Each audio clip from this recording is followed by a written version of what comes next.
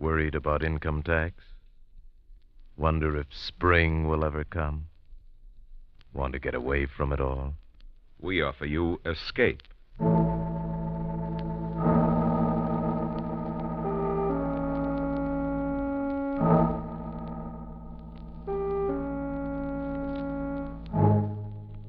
You were alone in your book-lined study, listening to the idiot gibberings of a parrot, and beside you, caressing you, is an invisible thing, a loathsome thing, from which you must escape.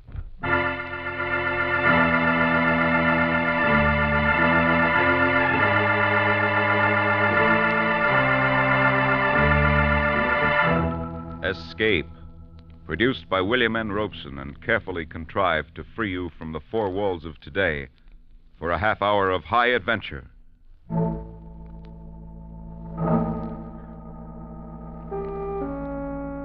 Today, we escape to the West End of London, to a little house just off Hyde Park, where lived a man who didn't like people.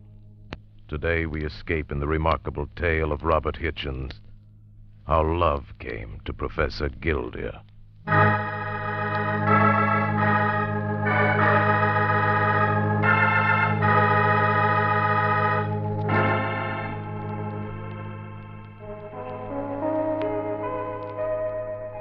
It has been said that no night ever passes over London town that sees not some strange and curious event, some occurrence too incredible to bear repeating in the light of day. How horribly true are those words.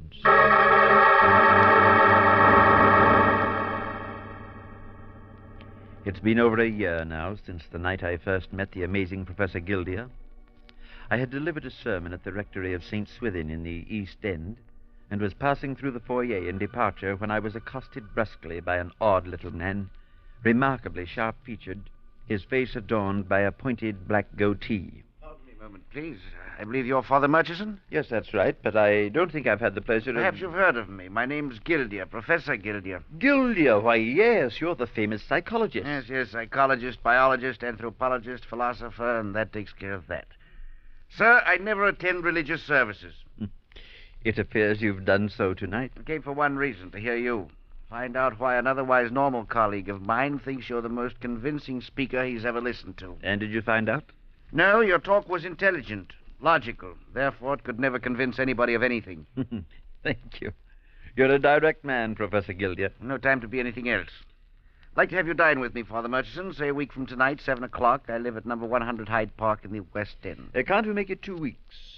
I'm preaching at St. Saviour's that night, just round the corner from the park. And I'm afraid it'll have to be nearer 8:30 than 7. The service isn't over so early. We can't even agree on a time for dinner. Very well, 8:30, 2 weeks. Good night, sir.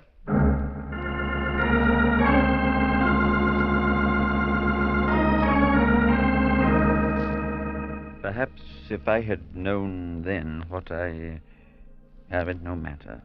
I kept the appointment, of course.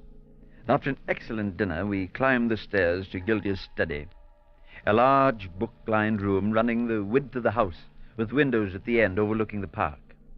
In front of those windows stood the one incongruous thing in the room, a cage holding a large gray parrot. In fact, as I recall, it was the parrot that was responsible for my first becoming aware of what exact opposites Guildea and I really were. The same parrot that was responsible for so many other things that happened later. Quiet, Napoleon. One day that infernal squawking of yours will drive me to wring your neck. Somehow it surprises me, Guildea. I mean, you're keeping a pet. I possess a parrot, Father Murchison, that's all. Made a study of the imitative faculties of animals some months ago. Bought the bird then, never got rid of it. I see. Started the bad habit of scratching the fool thing's head. It loves it, you see. In 5 minutes, he'll be screaming for more of it. Why would it surprise you so much if I kept a pet? Because I believe you're the most self-sufficient man I ever met. More than that, actually. I detest affection, any display of sentimentality. But you do feel the need of close human sympathy in your life. None whatsoever. A reasonable amount of companionship, naturally, but that's all. Father Murchison, I'm one person who does not love his fellow men. Nonetheless, Some of your discoveries have been of great benefit to mankind. Entirely accidental. I thought you would be liking your coffee now, sir. Yes, Pitting. Put it down on the table, please. Thank you, sir. Will there be anything else? No, that's all, Pitting. Yes, sir. An excellent servant there. I know nothing of Pitting's thoughts or feelings, nor he of mine. Perfect relationship. And if a crisis occurred, if you needed to call on him as a friend. It would take a considerable crisis. What about the parrot? Surely you must regard it with some affection, otherwise you'd get rid of it. Napoleon? Merely a specimen. Bird's as devoid of sentimentality as I am. He can only imitate whatever he sees and hears. Guildea, have you ever been in love? Neither with anyone in particular, nor with love itself. Being in love, as you put it, or having someone in love with me, would be the most monstrous and horrible situation I could possibly imagine. All of a sudden, I feel a very great sense of pity. For whom? For you. Yet, as different as we were, my life dedicated to all humanity, and Guildea's life stripped of its own humanity, I called again at the house at Hyde Park many times, and we became friends. We talked away many evening hours in the months that followed, sitting by the book-covered table in the long study, the grey parrot chattering away in the background, with the lamplight barely reaching the farther corners.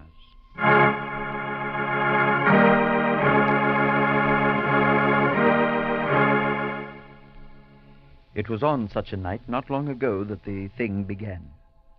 Guildea had seemed uncommonly nervous since dinner, and had spent much of the time pacing in front of the windows that faced the park. Found it, Murchison. I can't seem to relax tonight. I ever feel a completely unaccountable presentiment, a sense that something remarkable was about to happen. Oh, yes. Usually it never did. Turned out to be the effect of too much coffee. Oh, it's not that. Coffee doesn't bother me. Nothing does. Well, then suppose you stop pacing the floor and sit down. You're wearing me out. You noticed how well Napoleon's learned to imitate your voice? Yes, I have, and it's almost insulting at times. The worst thing is feeling such a strong compulsion to do something which I know to be ridiculous. Exactly what is it you're talking about, Guildea? Well, it's foolish even to mention it, but I wonder if you'd pardon me for a few minutes. Of course. Help yourself to more coffee. I'll be right back. I walked over and stood stroking the feathers of the parrot through the bars of his cage. I'd grown rather fond of the ugly bird, but it always startled me to hear him mimic some phrase of mine or Guildea's. Napoleon, you're a true creature of the devil. Creature devil, creature devil. I happened to glance out of the window toward the park across the street. The arc lamp at the corner threw a dim gleam across a bench set just inside the paling. And I was surprised to see Professor Guildea moving about the bench, peering under it, behind it, staring into the shadows nearby. He kept this up for some minutes, then crossed the street and came back toward the house.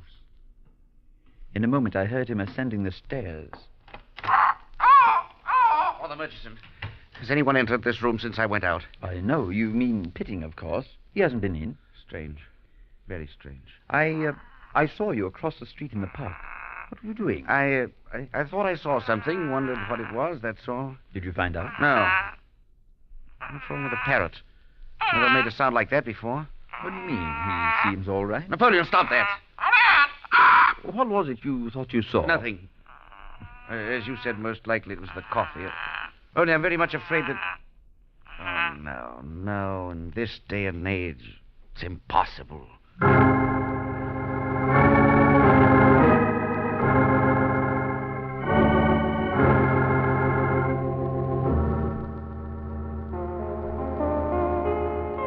It was nearly a week later that I received a phone call in my quarters at the rectory. Father Murchison here. This is Pitting, sir. Professor Guildea's man. Oh, yes, Pitting. How are you? Very well, thank you, sir. The master would greatly appreciate your calling at the house this evening, if it's convenient, sir. Oh, anything wrong? I could not say, sir. But why didn't he phone himself? He isn't ill. I think not. He suggested 8 o'clock, sir. May I tell him you'll come? Yes. Yes, by all means. Tell him I'll be there at 8.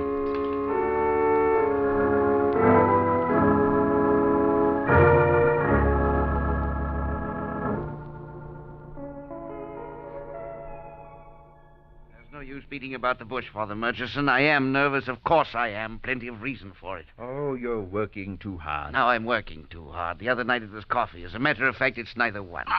Be quiet, Napoleon. Maybe you'd better tell me just what is the matter, Guildea. Do you feel the presence in this room of anyone beside the two of us? Well, there's Napoleon, of course. No, I don't mean the parrot. He senses it too, though. Senses what? When you were here last week, I left the house for a few minutes, you remember? Yes. I'd been watching someone sitting on that bench across in the park, a shadowy sort of figure. I had to find out what it was. But you found nothing. You told me when you came back. That's right. But I left the front door open. When I came back in, I felt suddenly that someone or something had entered ahead of me. Oh, come now, really, Guildea. I knew also that they'd found their way to this room. But I was here all the time. No one came in. Father Murchison, whoever or whatever came into the house that night, came into this room, is still here right now. You, Guildea, a scientist. Yes. Ridiculous, isn't it? But it's true. I'm only able to feel its presence. Napoleon can see it. Look at him now. Now, wouldn't you say he was watching something over there in the far corner of the room? No, I'd say he's just being as foolish as a parrot usually is. You, a skeptic? About this, yes. You've been working too hard. You need a vacation. I haven't told you the worst part of it. Would you say that I'm an attractive man? Frankly, no.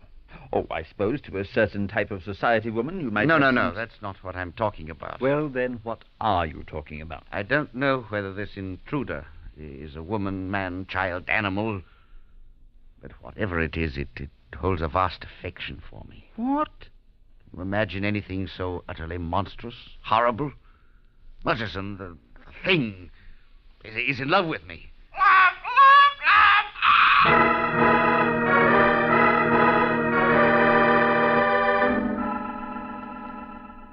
I could not, would not accept Guildea's belief.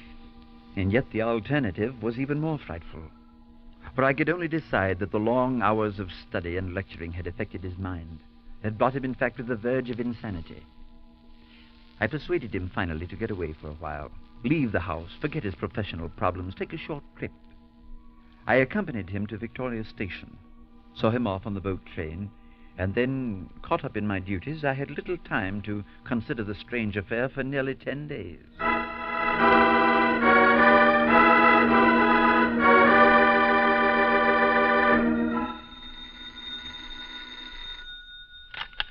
Father Murchison here. I hope I haven't disturbed you. Professor Guildea, then you're back in London. Yes, I've been back for 3 days. Well, you should have called me. How was the trip? Quite pleasant. I took passage on a channel coaster. The sea air was wonderful. You weren't troubled on the trip? Oh, no, not at all. It waited here for me. What? Then you mean to Could tell you me... come over here tonight? You mean now? Yes, if you could. You see, I can prove it to you now. Very well. I shall come right over. I stood there by the phone and shivered. The thing had become so real to him now that he felt he could go away and leave it, then come back and find it waiting for him.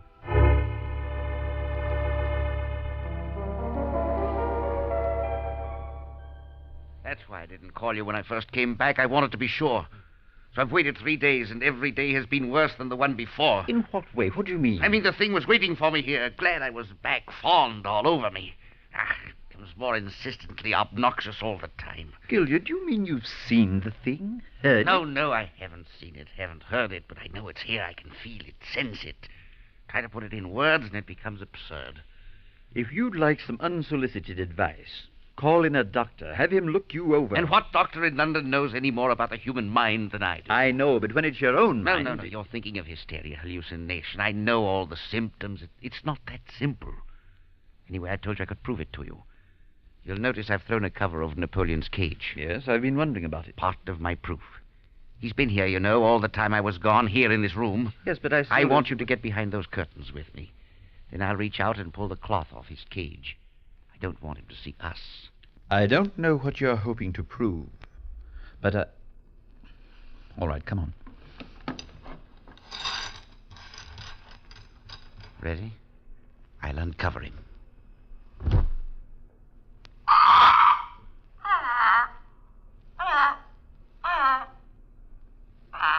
We crouched there behind the curtains, watching the parrot. He protested a while at being so rudely disturbed by some unseen agency. Climbed about the cage with claws and beak, pecked at crumbs, appeared entirely normal.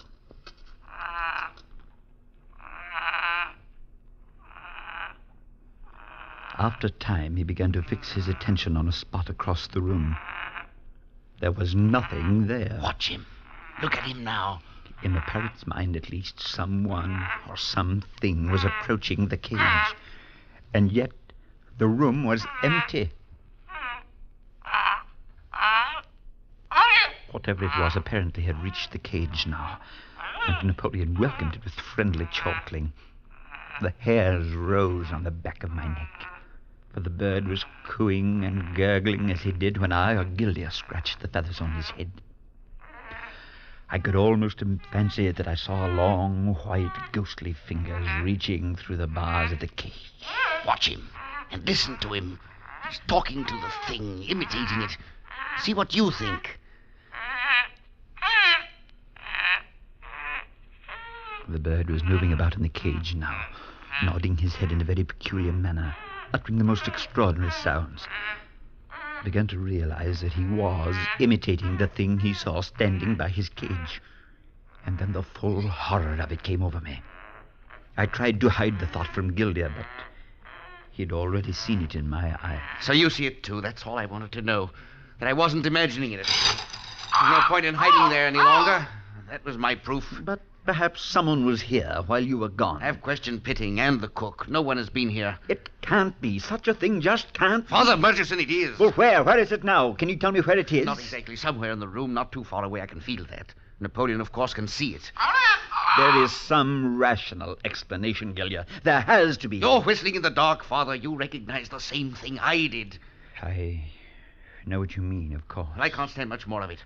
If it were only something I could fight, strike out at. I'm not a coward, but I can't see it, hear it. I can only feel it trying to touch me somehow, trying to get close to me, drooling with desire and affection, fondness for me, and I can't keep it away. It gets closer all the time. Guildea, you've got to get hold of yourself. Get hold of myself! You saw the way that parrot imitated the thing, those mannerisms, that gibberish. You know what it means as well as I do. I saw it, but it can't possibly... Can't you feel how hideous it is for me? I can't stop it. The thing makes love to me, caresses me, and whatever it is, it has no mind. You saw that.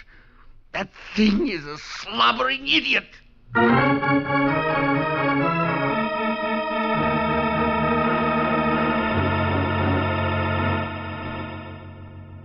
I walked home at a late hour, trying desperately to think of some reasonable answer to the whole strange affair. I could not accept Guildea's explanation of the actions of the parrot, though the bird had produced an extraordinary illusion of an invisible presence in that room. In a day gone by, perhaps I might have been called in to deal with an evil spirit. I thought of retribution. Guildea had always borne an unnatural distaste for human love. Was he now being forced to endure the unnatural love of some monstrous being as punishment? I cast such thoughts away from me, yet I could not quite accept the only other reasonable solution, that my friend was insane. It was very late when I fell asleep.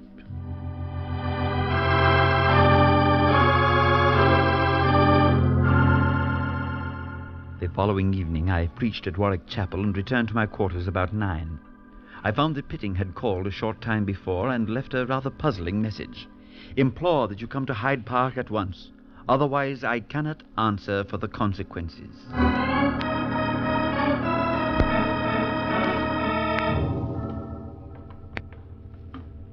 But what is it you're trying to say, Pitting? He's not himself. In what way is he not himself? I can only suggest, sir, that you talk to him yourself. Here we are. Yes, come in, come in. I'll leave you now, sir. Oh, Murchison, come in. Guildea, what in the name of heaven is wrong? Pitting said you'd been upset, but he didn't say Pitting, anything. inhuman machine. What happened? What did he do? Nothing. That's just it. Nothing. But I don't see then what you... Oh, you warned me about it once. You said I'd meet a crisis, need him as a friend, and he wouldn't be there. Well, it happened. Look here. I'm going to call a doctor. I've never seen you in a state like this before. No. I don't need a doctor. I'm all right now. For a little while, anyway. At least I think I am. Then what was it? What happened? That thing touched me. Really touched me, I mean, for the first time. It's only been trying to before.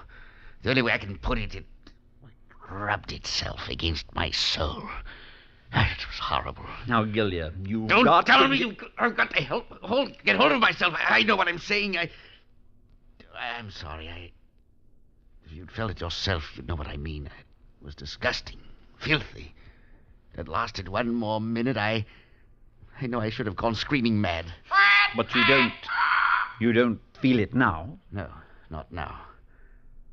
I lost my head, I guess. I struck out with my fists. I tore at myself, screamed for help. Pitting came and thought I was drunk. But I could feel it touching me, sickening, soft, tender, inside of me. But it left you then. You forced it away. Yes, it's still here in the room somewhere, but it hasn't tried to touch me again. Well, that settles it. Guildea, you're leaving here tonight. It didn't follow you when you took the trip before. It stayed here. That's one way you can be free of it. Then you believe in the thing, too. Believe it's real. It's real for you, and that's enough. Now, if I remember it, you're giving a lecture at Oxford the last of the week. You're going on up there now. I'll help you pack. I could do that. I could stay at the Grosvenor tonight, take a train in the morning. It's right near the station. Then it's all agreed. I'll get at it. Wait. Look at Napoleon. Standing there by his cage. He's talking to it. Imitating it. Can you imagine what that thing must look like? Never mind. Let me help you start packing. But I didn't tell you what it really did this evening. What came closest to driving me insane. It doesn't matter. The thing kissed me, Murchison, but not from the outside. What? I could feel it, warm and wet, kissing my lips from the inside.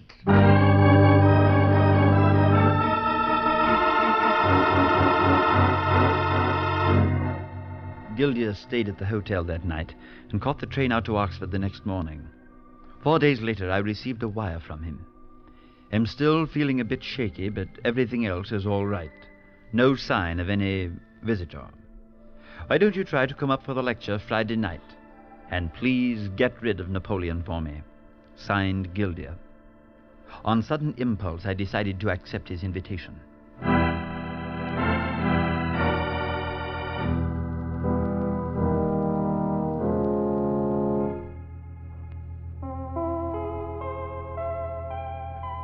My train was late, and I arrived at Oxford with only time enough to go directly to the seminar.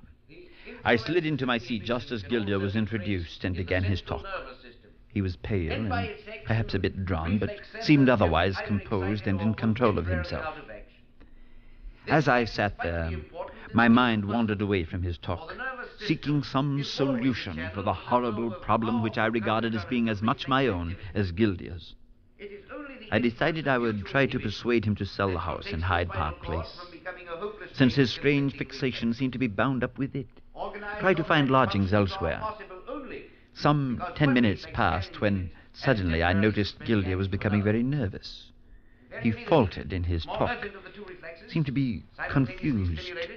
He stood there on the platform, deathly pale, his hands out as though pushing something away from him. Please don't! I knew what was wrong. Pardon me, please. Could I get through? Pardon me, let me to him, please. Pardon me, I'm his friend. Guildea, can you hear me? Father Murchison. Yes. Everything's all right. It came here. Found me out. It rubbed up against me on the platform. It's no use. Take me back to London.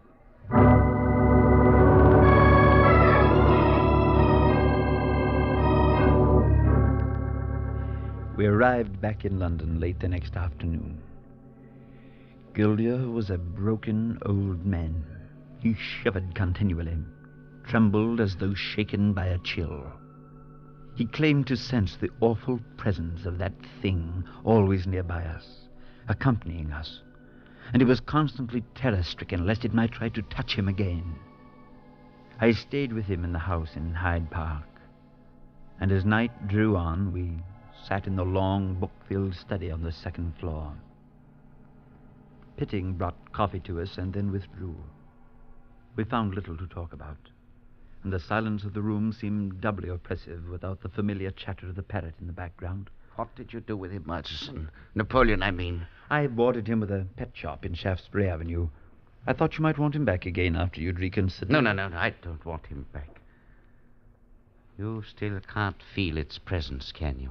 No, Guildea, I'm afraid I can't. Wish to heaven I couldn't. It's in here with us now, you know. Now, please. It doesn't matter. That's no use. I can't fight it any longer. There's no way to fight it. Perhaps that may be the answer, to stop fighting it. You said yourself that you felt it was fond of you, meant you no harm. Then why not stop fighting? Try to return its fondness, its love, if you will. You don't know what you're asking. Even the thought of it sickens me. Fondness, love for that thing? Perhaps it may be the only way out. Then there's no way out. I tell you, Murchison, I've only one feeling for that creature, and that's hatred. Hatred, disgust, and hatred. Please, try to be calm. Wait. What is it? Perhaps that's it. Listen. Whatever you are, beast or devil, I hate you, do you hear? I hate you. Murchison, that's doing it. It's recoiling, withdrawing, I can feel it. Guildea, please. I hate you. I hate you. Murchison, it wants to leave. It's beginning to hate me, too, but it wants to leave now. Open the door. Go downstairs and open the front door. Open the front door and let it out. All right, Guildea, if you'll feel better about it. It wants me to go along, but I know how to fight it now. Go, Murchison, hurry. I hate you. I hate you. I hate you. I ran down the stairs and threw open the front door. I stood there, breathing in the night air. It was clear and cold, and the stars hung overhead. I looked across to the park, saw the glow from the street lamp falling on the empty bench directly opposite. And at that moment came a sound that froze my blood with horror. I stood there, paralyzed, unable to move. Seconds passed, perhaps minutes, I don't know. I don't know how long I stood there. I glanced across at the empty bench, and for one moment thought I saw a shadow sitting on it. A vague shadow as Guildea saw it one night weeks before. And then the bench was empty, and I heard Pitting running down the stairs. Oh, Murchison, come quickly. Professor Guildea, it was his heart, I think. Yes, I believe it was his heart. But Father Murchison, he's lying up there now, sir. He's dead. Dead? Dead, Pitting? I hope so. I sincerely hope so.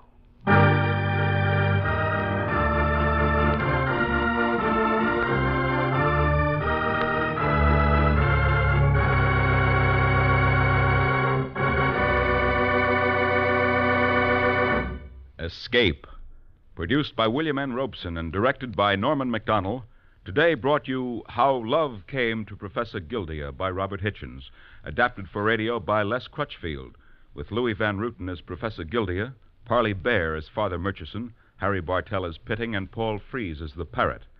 Music was conceived by Cy Fewer with Richard Orant at the console. Next week,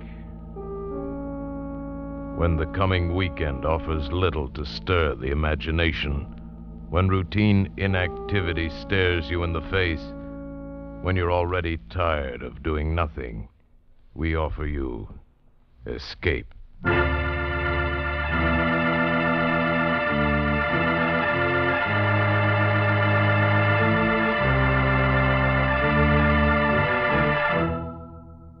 Next week, we bring you another exciting story of high adventure.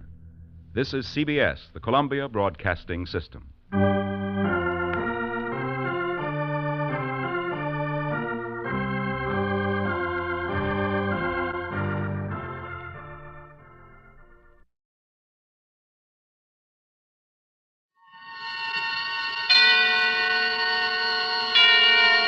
Suspense.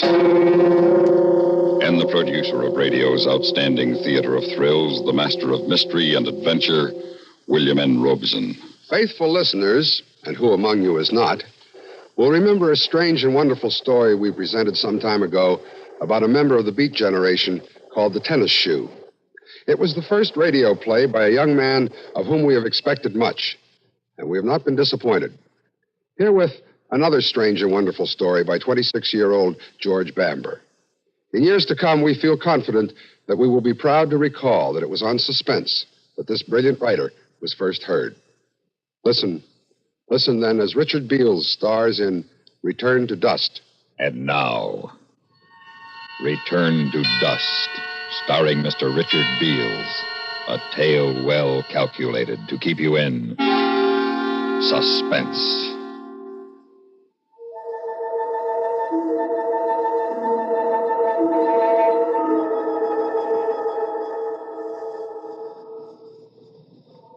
Testing. 1, 2, 3. Testing. Testing. Attention, Dr. Warren Bader, Department of Pathology, School of Medicine, State University. This is James Howard, Research Fellow in Pathology, speaking. At the moment, I am seated on the tape recorder that is recording this message to you.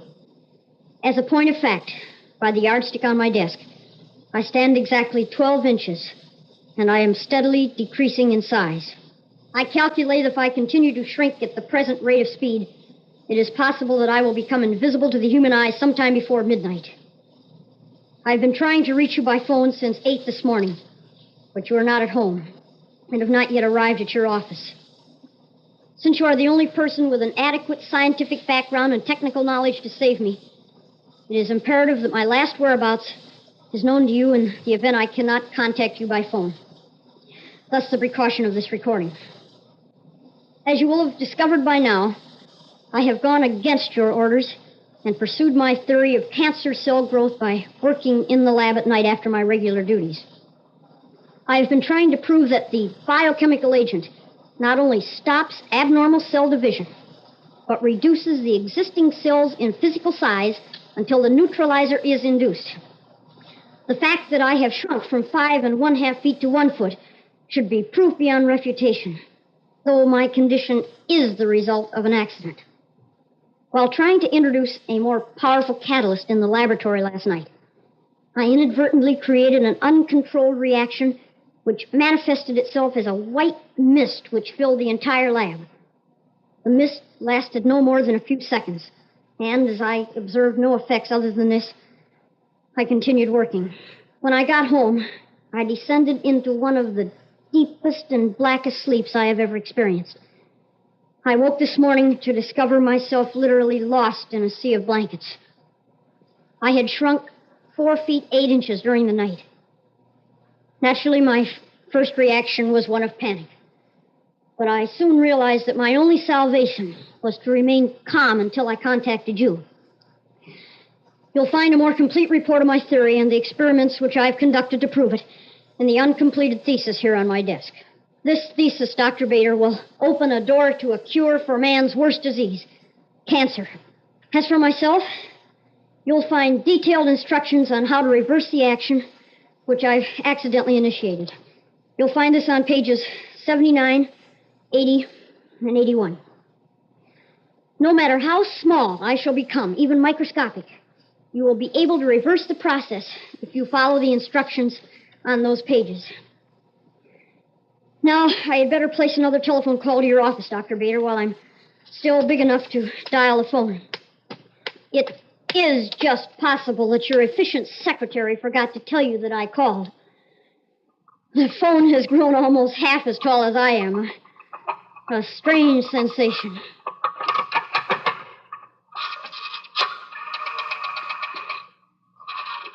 Who would think the tensor springs on these dials would be so strong? And who would think I would have to use both hands to dial the telephone?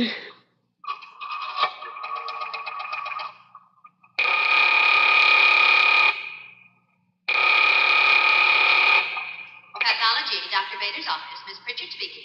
Miss Pritchard, has Dr. Bader come in yet? Whom shall I say is calling?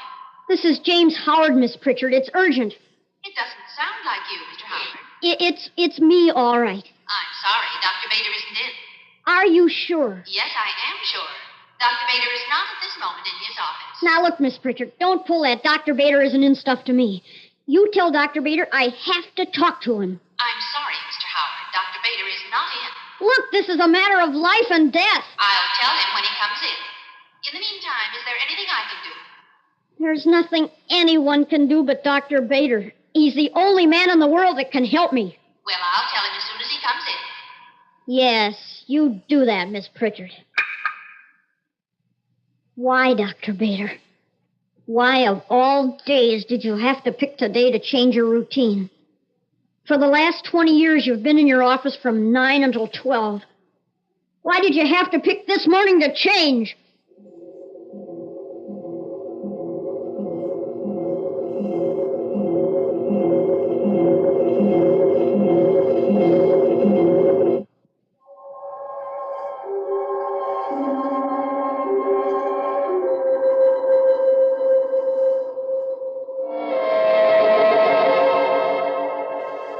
Yes, self-preservation is the most powerful instinct.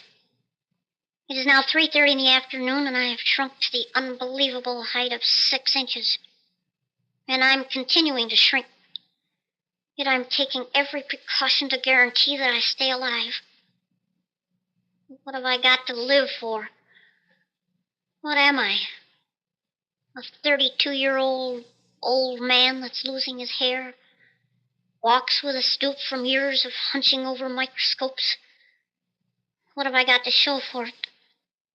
A cheap, furnished room, a meager position as a research fellow, which doesn't pay enough to live like other people. Not enough to have a wife or children. And no dignity, certainly. All that I can call mine is in this room. A couple of suits, some socks with holes in them, piles of heavy books, a microscope on my desk, and a tape recorder to record my notes on.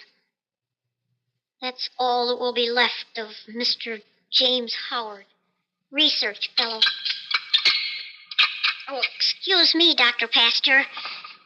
And one green and gold parakeet with the name of Pasteur.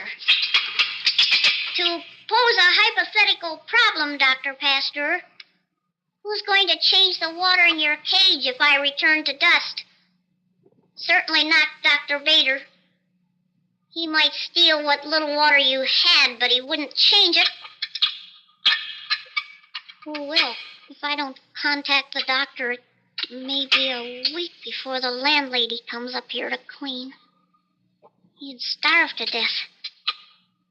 I've got to open that cage and let him loose. But how? The yardstick. I can push the latch open with that. Yes. Yes, I can just reach it. There. You're free, Dr. Pasteur. You're free. The window is open across the room. There's a whole world. Fly away and make a name for yourself. The whole world. I've got the whole world ahead of me, too, if I live. After I publish my thesis, I'll be famous. I'll have everything I ever dreamed of. But not unless Dr. Bader gets the instructions. So, we resume taping. But I can't reach the start button on the recorder. These books, they're like a grand staircase to the tape deck.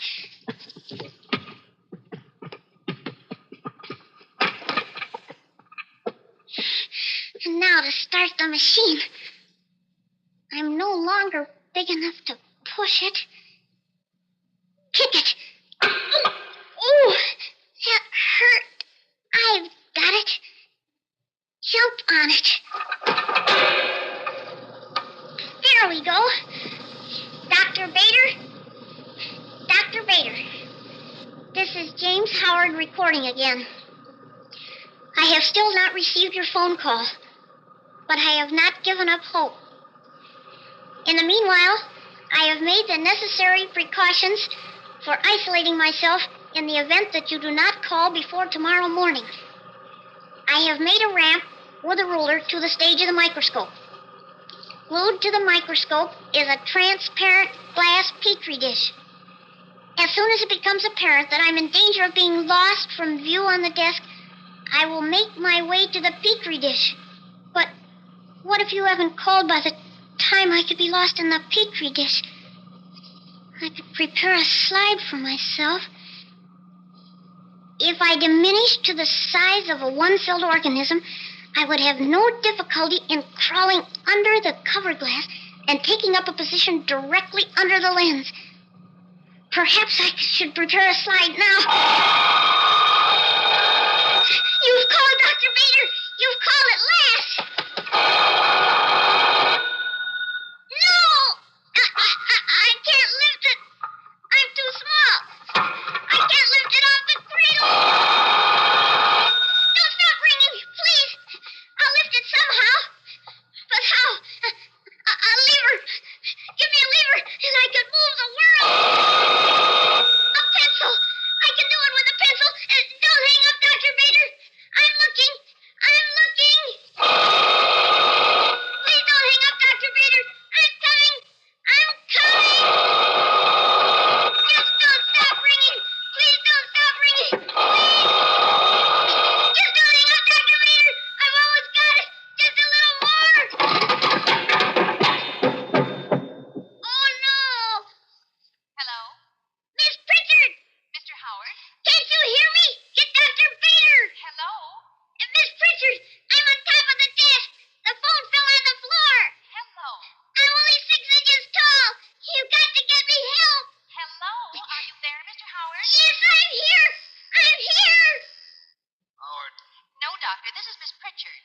I called Mr. Howard's room, but he doesn't answer or something. I'm here, Dr. Bader. I'm here. I mean he doesn't answer. Well, I rang, and then the phone just went dead. You can hear for yourself. Went dead. The phone didn't go dead. It fell on the floor. Well, call him back in about an hour, see if he answers. Don't hang up, Miss Pritchard. I can't put my phone back on the hook. Well, what if he doesn't answer then? All you'll get is a busy signal. What do you mean, what if he doesn't answer? He will.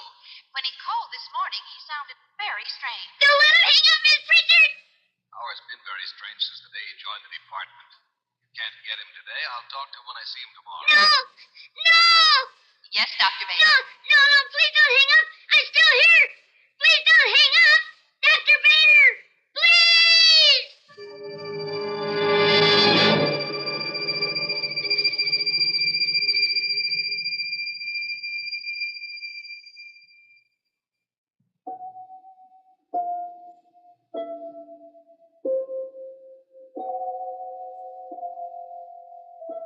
I almost gave up when you hung up, Dr. Bader.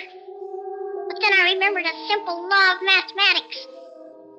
No matter how often you divide a thing, there's still something left. So I went ahead with the preparation for my survival. And a good thing, too. It's not yet 6 o'clock, and I am now only a half an inch tall. But everything is now arranged. In the center of the petri dish on the microscope stage is a prepared slide complete with slipcover and label. The only thing lacking is the specimen. And that is me. If I become so small that I am in danger of being lost in the petri dish, I will make my way to the exact center of the slide and take up a position there. You should be able to see me for some time to come because I focused the microscope. All you have to do, Dr. Bader, is look. Just look to see me. My world is such a different place now. Books are as huge as buildings, and pencils seem like telephone poles. I wonder what my world will look like if no one ever finds me. Oh, yes, Dr. Bader. The slide under the microscope is labeled carefully. Of all the slides I've labeled in my lifetime, I hardly thought the last one might become my epitaph. Specimen, James Howard. Species, Homo sapiens. Condition, excellent. Oh, Dr. Pasteur, haven't you flown the coop yet? Is your loyalty so great that you refuse to leave so long as the last particle of me remains? Or are you hungry? What an ugly monster you are from this perspective. Your feathers are like scales of armor, infested with lice, I see. And that beak. No! No, Dr. Pastor, no! Get away! I must back up slowly. Don't run. Slow. Back between the books and the microphone. Slowly. Now, I'm safe here until he loses interest. I should have let him starve to death in his cage. I wonder if the tape's still recording. I can see the spool still turning. High above me, the clear plastic reflecting the last rays of the sun setting outside my window. But I can't see if there's tape. Are you there? Am I recording, Dr. Bader? This is James Howard. As soon as the bird loses interest, I'm going to make a break for it. I'll make the microscope, Dr. Bader. Don't you worry. Treat that slide mark, James Howard, just like it was me. You understand? Even if you don't think I'm in it, if you can't bring me back, publish my thesis for me. You hear me, Dr. Bader? Publish my thesis.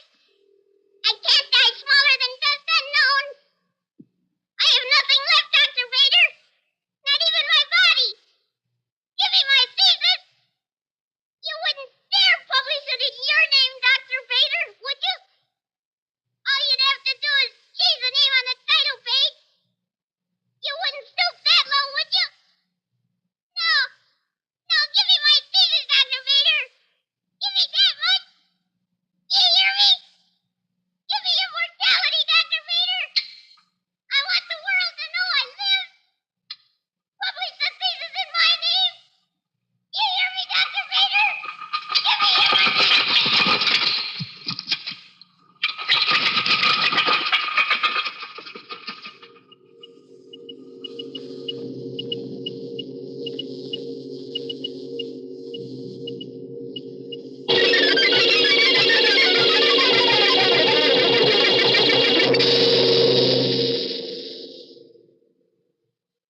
Suspense, in which Richard Beale starred in William N. Robeson's production of Return to Dust, written by George Bamber. Supporting Richard Beals in Return to Dust were Paula Winslow and Lawrence Dobkin. Sound patterns by Bill James and Tom Hanley. Listen. Listen again next week when we return with Victor Jory in Death Notice. Another tale well calculated to keep you in suspense.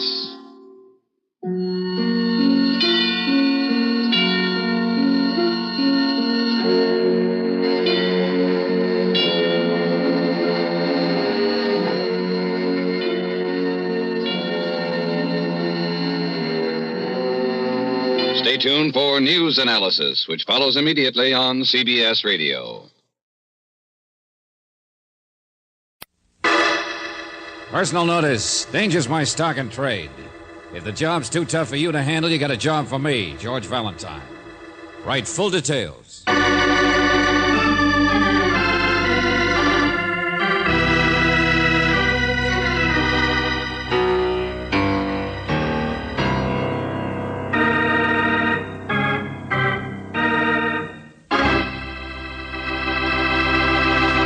A few years ago, a new slogan or slang expression was thrust on the vocabulary of the American public. You remember it. It came in very handy when the wife wanted you to clean out the attic, or your brother-in-law put the bite on you for a 10-spot. It was, quote, drop dead, unquote. Of course, it never did you any good, but it was better than 23 skidoo or go jump in the lake. If you listen carefully, you may get some tips on how to use the expression with more effective results. It all started with a phone call to George Valentine's office by a little fellow who was just full of questions.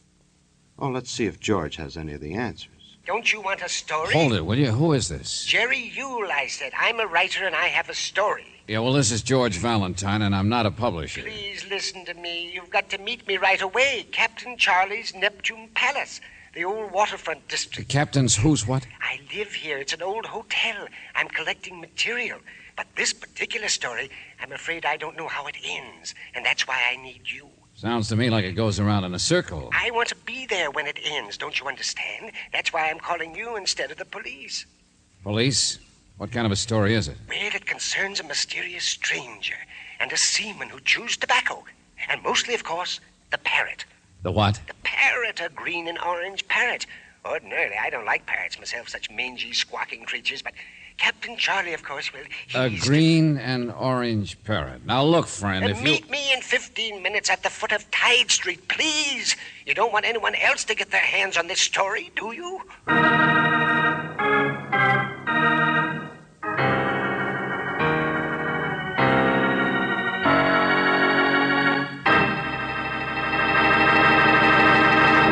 Well, I don't know, Mr. Yule. It all depends whether or not this story has a happy ending. And from where I sit, I'll bet you it hasn't. However, to keep things even, here's another kind of story that I know has a happy ending. Now, let's see. George and Brooksy were supposed to meet a Mr. Yule at the foot of Tide Street. Say, that's a pretty rough part of town. You better watch it, George. You might get in over your head. Is it always so foggy down here? Well, only in the summer. Captain Charlie's Neptune Palace. Quite an ornate old place, isn't it? Oh, the rooms are empty now, most of them, and half of it is locked off, of course. It tips like a one-legged man there where the pilings underneath are sinking. The commercial docks went away and left this district, you see, when they built the new piers farther down. I know. Beer and sandwiches. Step into the kitchen and make your own. Rooms 50 cents. Quite a come down from the kind of hotel it must have been once. Oh, but there's no transient trade, you understand, Miss Brooks. Just the ones Captain Charlie asked to stay permanently. Like writers who specialize in foggy stories. Now, just be patient, Mr. Valentine. I want you to understand this setting, that's all. Its mood, its character. It's strange Shut yet... the door. Oh, hello. You want some coffee? Pour your own. Oh, don't look at me, friend. Captain Charlie, I suppose. No, this is Morton. Sure, I'm not crazy. I just look that way. Business cards, menus, and wedding announcements. That's his line. What? Why, he used to do the menus on the Lusitania, no less. Been sunk ever since. He prints Charlie's stationery for him. Not that Charlie ever uses any, but that's how he took him in. Where's the draft coming from? Who opened the door? That's all right, Sadie. Go back to your knitting. Oh, that's Sadie. She used to own the place back in the gay days when it was Sadie's Neptune Palace. Sure, but Captain Charlie never had the heart to throw her out either. Who are your friends, Yule? Oh, never mind us. Who's down there? All we care about is a story. Not that we'll ever get it. Well, now, Morton here, he was in it. Oh, no, I'm not. Charlie gave me a check for the $25. Don't mix me up in your fiction. Parrots. Ha! Bird feathers. I said, who's down there? You, Captain? Look, Buster, for the last time, would you tell us what this is all about? Come on. Through here. The old bar room. I'll tell you all right. Well, and who might your friends be, Mr. Yule? No matter, the welcome's always out. But you know what I've been here sitting and thinking, me and Limey here? Right, Skipper and me been thinking. Be quiet. Right, Skipper. The next thing this hotel needs is a rubber plant. I remember in Bombay once, I seen the most lovely rubber plant. Hey, wait a minute, I wanted to tell these people about last night. Oh, that. Well, now, I don't blame you. Last night, young lady, I bought the most lovely green parrot that any man ever saw. Do you know this morning he Captain, would you mind sticking with last night? What is it? What happened last night? He told you, Governor, he bought a parrot. No. But a story should begin at the beginning. And, Mr. Valentine, the very first thing was $25. That's what woke me up. What? Right. I woke you all up to borrow it, see? Only he didn't have it, and neither did Sadie, so I had to break the lock on Morton's room and dig it out of his stuff. That's on account of the skipper here was a little short in the cash register. Made Morton sore, too. Made all of you sore. Oh, not me, Skipper. Nobody appreciates a good parrot, young lady, but I do, and I bought him. Had to scrape up a whole $100. That's the story. But I made it, and I bought him. Limey, run fetch the bird. Show the people. Right, Skipper, whatever you say. I'll give you a hand in case he talks back. Yule, is that all there is to it? Just that the captain bought a bird. Mr. Valentine, the stranger. Now, let me tell you about him. The man he bought the bird from. The mysterious stranger? Now, don't look at me that way. He was a foreigner of some sort. He was a Hindu or Sikh or something, one of those big fellas with a beard and a turban. But a sailor, and he and Charlie gibbered away at a great rate in some heathen tongue. Oh, now, look, friend. He wanted to get rid of that bird, the Sikh did. Act as if he was afraid of him. That's why all the fuss about the money. He was so anxious to get paid and get out. And when he left a running. Well? Here, now wait. Here he is. Aren't he a ducky, though? Careful there, Limey. Careful he don't slip off your shoulder. He's taking quite a fancy to Limey here, you know that? So that's the parrot. Isn't he the most lovely bird you ever saw? Well, I wouldn't exactly say... Oh, Limey's going to clean him up a bit. You know how it is. But here, let me show you. This is a piece of resistance. Now, come on, baby. Say it. Speak out for the people, baby. Fine bird. He talks you. That's a baby. That's a baby. Talk right up like you did to the heathen. Speak out, baby. Speak out. Drop dead. Drop dead? Isn't he the most lovely thing you ever heard? Drop dead. That does it. Valentine, wait. Wouldn't it interest you if I told you that I took a walk this morning just before I called you and that I found the Sikh, that heathen sailor who was so afraid and so anxious to get rid of the bird, and that the poor man was just lying there in an alley, dead.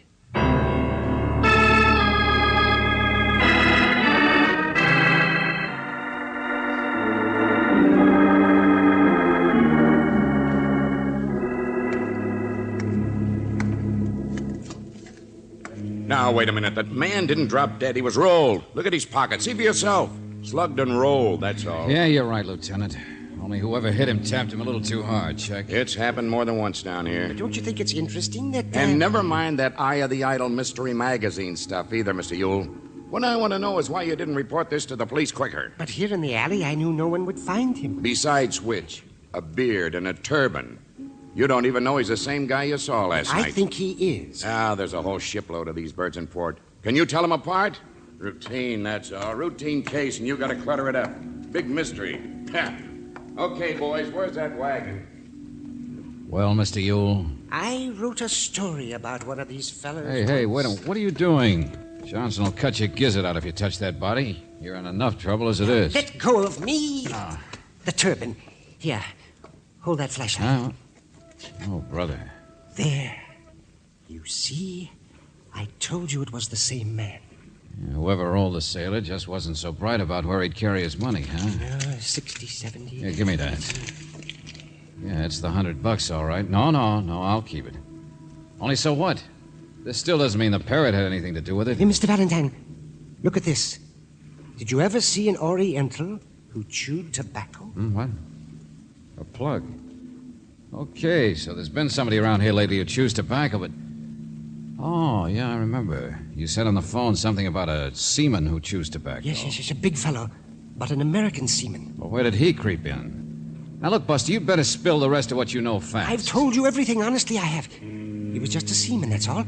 I didn't get much of a look at him, but this morning when I woke up, he was peering in my window. And when I shouted, he ran. I came out to look around. That's when I found the body. And then I ran. Well, that's a good idea. Mr. Valentine. All right, you too, Doc. Miss Brooks is still back in the car. You will out of the other way. Tell Johnson I went to get her, will you, or some other lie? What? But I... No, you stay there and hold hands with Johnson. Hey, Valentine. See you later. I'm going to write a story.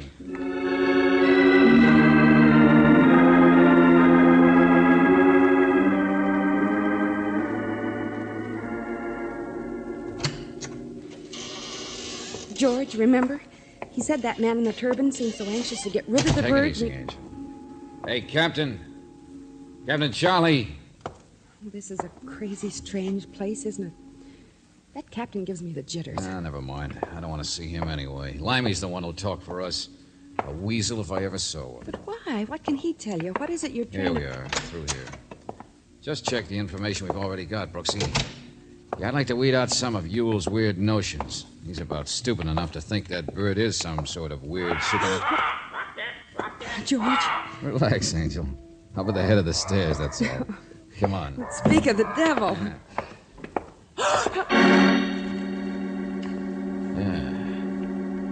Something at the bottom of the stairs, too. Limey. It's Limey. He's dead. Drop dead. Drop dead.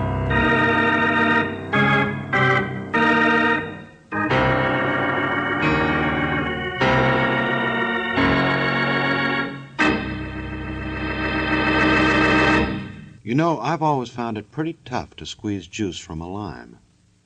Well, that can't be true with everyone, because here's a case where somebody squeezed a limey too hard. Couldn't have been the parrot, but he might have been the inspiration. Now, if you're in need of inspiration, why don't you give this a listen?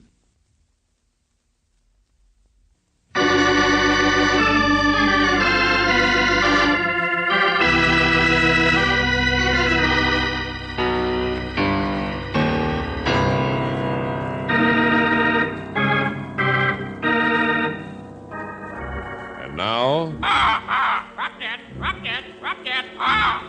if your name is George Valentine, you don't believe in the kind of story that has a parrot in it. When the parrot says drop dead, people drop dead. The only trouble is they do.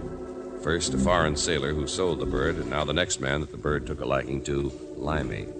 Yes, Limey is just about as dead as the sailor was. Who's going to be murdered next, George? Oh, Brooksy, cut it out, But will you? Limey didn't just fall down the stairs. It's a dark stairway. It could have happened. Only you doubt it. Yeah, I guess he was dead before he fell. But a guess isn't good enough, is it? It's also unbelievable, all these crazy characters. There's another explanation of some kind. You want to bet it's nice and simple? No. Okay, maybe not. But for instance, why is the parrot important? Why was that mangy captain so anxious to buy him in the first place? Why is Mr. Ewell so interested? I get the idea. So run out and get the police, will you? Well, what are you going to do? I want to see who's around, Angel. Mostly upstairs. Well, the bird is, for one. Yeah, I know. He hopped off down the hall. See you later. All right, George. You sure fell all right, Buster. Well, so who pushed you? Or slugged you first? Who? Get him off me! Help! What the? It's Sadie.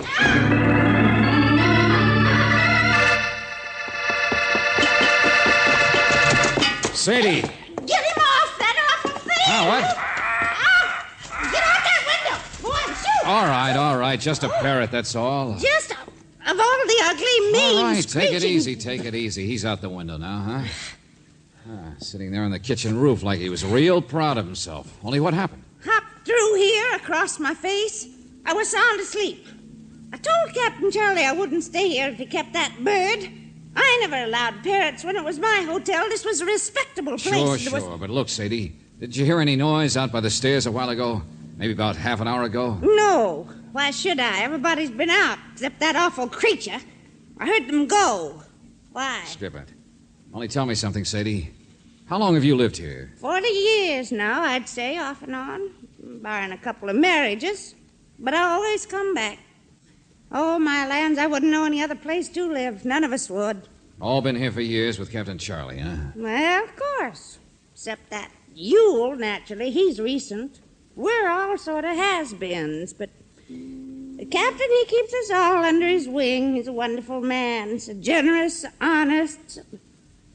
That was what you wanted to ask about, wasn't it? Yeah, Captain Charlie. Ask anybody in the district about Captain Charlie. He's Okay. nothing bad about anybody here, except for that bird. Yeah. Well, I better get him off that roof. Well, don't you bring him back in here. Won't have that thing screaming at me. Oh, be quiet, Sadie. Somebody else trying to get him off that roof, too. Very popular bird. No, stay there. I can make it around the ledge. Just stay in your room. Easy does it, boy. I'll be up there and get you in just a minute now. Keep the big trap shut, will you? Less noise now, that's the stuff. Don't you know? A seaman. Now we got you, baby. Would have been easier to climb up with a ladder. What? Birdwatching society. You always chew tobacco when you go parrot hunting? Beat it, will you, buddy? I don't want no trouble. I don't blame you. Not on a slippery roof. Stay out of it, Mac. Hey, don't reach for that bird. I want to talk to you. I ain't the type. Stay where you are, I said. Hold still, you blast. Yeah, now look what you did. That's the kitchen flue he's climbing into. Now we can all have fun getting him out. Yeah, well, let him stay there. Forget him. You're the one I want. There's a little matter of people dropping Oh, dead. no, that's you all. don't, Mac. I had enough. I don't want no trouble. This is where I came Now, in. don't try that. Hey, you. So long, sucker. Look out. You'll slip.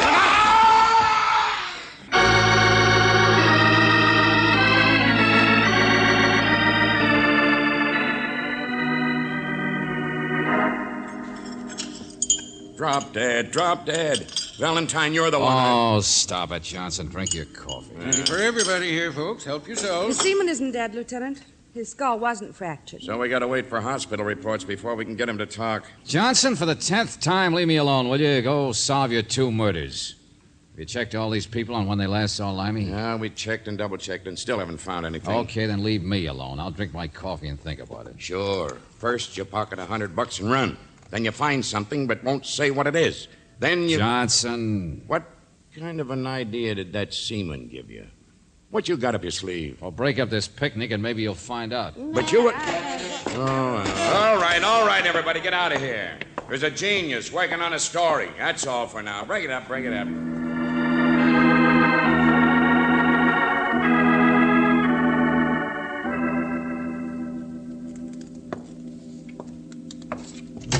George. All right, they've gone now. So come here, brace me, Angel. Then you can beat it, too. Brace you? What in the name...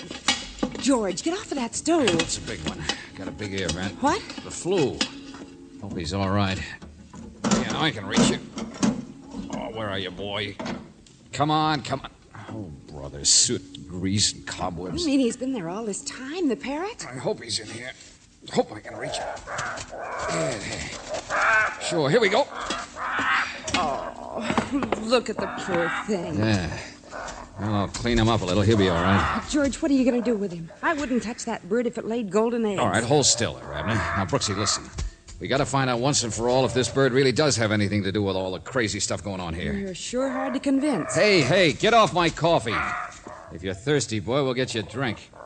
Now, Brooksy, you go in the bar where Johnson is. Give me 5 minutes head start, then tell people I found the parrot and took off down the alley. Well, of all the Well, this is the only way to find out, isn't it? To see who comes after me.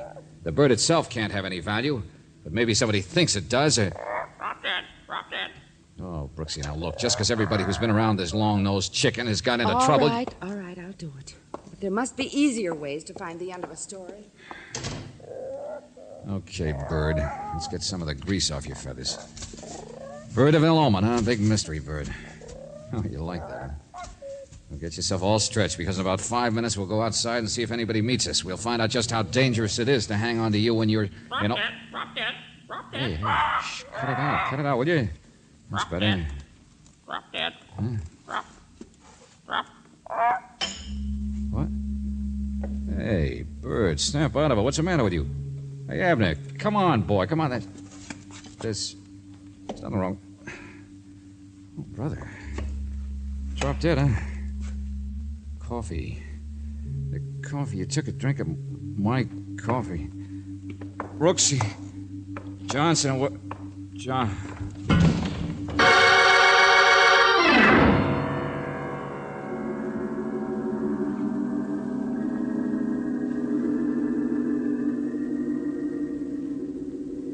George, listen to me. Can't you hear me? Here, slap him with the wet towel some more. I'll do it, Captain. That stuff can't hurt him any. Get you and your crazy joint.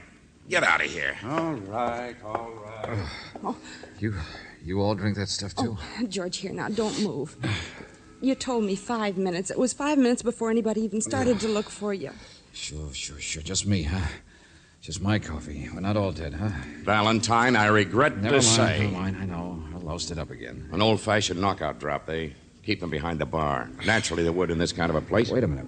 The bird. He's all right, George. And making a lot more sense than you are. Okay, Johnson, somebody doped my coffee. Everybody had a chance. Everybody knew I was going to be here alone. But at least it proves it's somebody right here, doesn't it? Eliminate the seaman? Yes, but why did this happen, George? We found you and the bird hadn't been touched. Hey, did you move me? What? Here, I'll help you. No, get up. don't touch me. If it wasn't the bird they were after, it was me. Only why me? What have I got that they That want? $100. Look in your pocket. See what was taken. Yeah. I thought I had it in this pocket. Oh, the wallet's okay. Everything else? 60, 70, 80, 90. No, it's all there. Well, nobody'd commit crimes just for that amount of money anyway. No, of course not. So get on your feet. We start all over at the beginning. Johnson, I think better on the floor. You know, all this business could be awfully simple. Sure, Hindus and parrots and sea captains. This thing with me could be a mistake. Limey could just have fallen down the stairs. The first guy we already know was just slugged and rolled. I think you'd better stand up, George. Okay. Too far-fetched, huh? But a desperate man might hope that's the way it'd go down. Like what, man? Like why? What are you talking about? Captain Charlie's respectable, isn't he, Johnson? Honest and good with the police. That's right, for years. The same goes for the people he's kept under his wing. Morton, Limey, Sadie. Sure. Charlie keeps the place clean, all right, only... What's that got to do All right, with... now listen. A foreign sailor comes in with a parrot last night, and all blazes breaks loose. Everybody's imagination dives off in 7 directions. It isn't imagination that the bird was involved in every crime, though, is it? Here with you? With Limey who took care of him? With the sailor who brought him in? Sure, and you get so wound up you don't notice something else that was involved with everyone. What, George? The money that paid for the parrot. Huh? But you just said that dough in your pocket hadn't been touched. I thought I had it in the other pocket, that's all. But suppose while I was out, suppose the reason I was dope was to get at that money and do something with it. Now, look, if it's there, it's there. And that something was the last crime that needed to be done. From here on, the mysteries could stop. George, for heaven's sake, tell us... Okay, Angel, okay, words of one syllable. Suppose in this place one person isn't so respectable, fooling Charlie along with everybody else for years. And last night, Limey broke a door, a lock. Why would anybody lock a door around here, incidentally? But who are you... Because Charlie needed $25 more to make up the 100 the sailor wanted for his bird, remember? Well, Limey got it, all right. He found it in Morton's room. Well? Well, Johnson, from there on, 1, 2, 3. Morton was mad, remember? But the sailor had already gone. Then the sailor was slugged and rolled. But if it was Morton, he couldn't find the money he wanted to get back. George, Limey didn't have any money, Limey was a weasel. Suppose he got to asking Morton about that money he took. Suppose he caught on to what I'm catching on to. So Morton killed him, scared to death of discovery now, with one accidental murder already to his credit. All right, then came me. Do you want to bet I was doped so that 25 of that 100 could be replaced with a different 25? Holy smoke. Sure, that's right. Replaced with genuine money. George, Morton's a printer, isn't he? You got it. His press must be in the locked room. He printed menus, remember? Green ones with pictures of Lincoln and Washington and people like that on them. That's the idea. And it explains everything. A counterfeiter. Trying to keep from being discovered. Well, come on. Don't just stand there.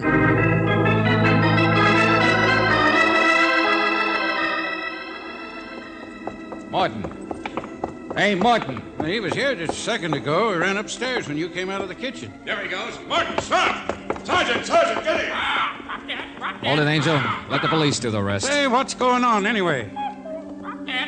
Look, ma'am, ain't this a lovely bird? You know, someday I'm going to get me a rubber plant and then...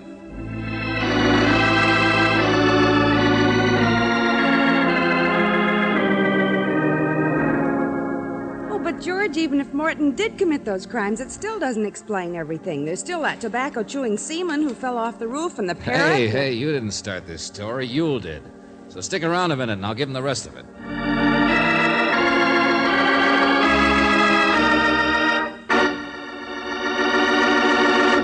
You're right, Brooksy. There are a lot of questions that still need answering. So, while George is getting his story straight, suppose we all give this story a listen.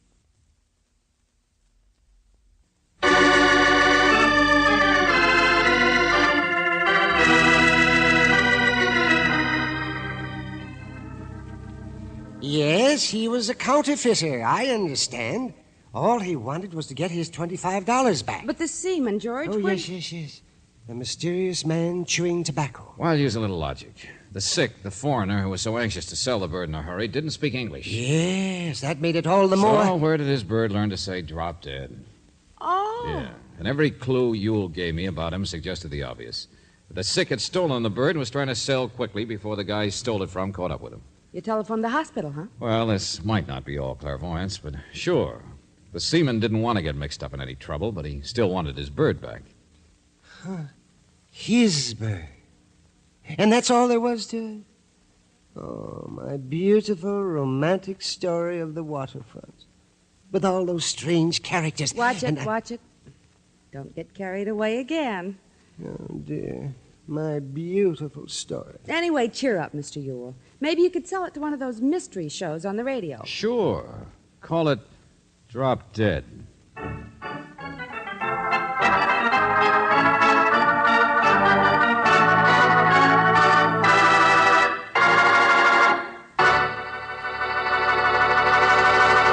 Just in case we lost you somewhere along the way, George Valentine was played by Robert Bailey, and Brooksy, played by Virginia Gregg. David Victor and Jackson Gillis wrote the tale, and Eddie Dunstetter played the music. Now, this is yours truly inviting you to our next visit with Valentine, when you will again hear what happens when you let George do it.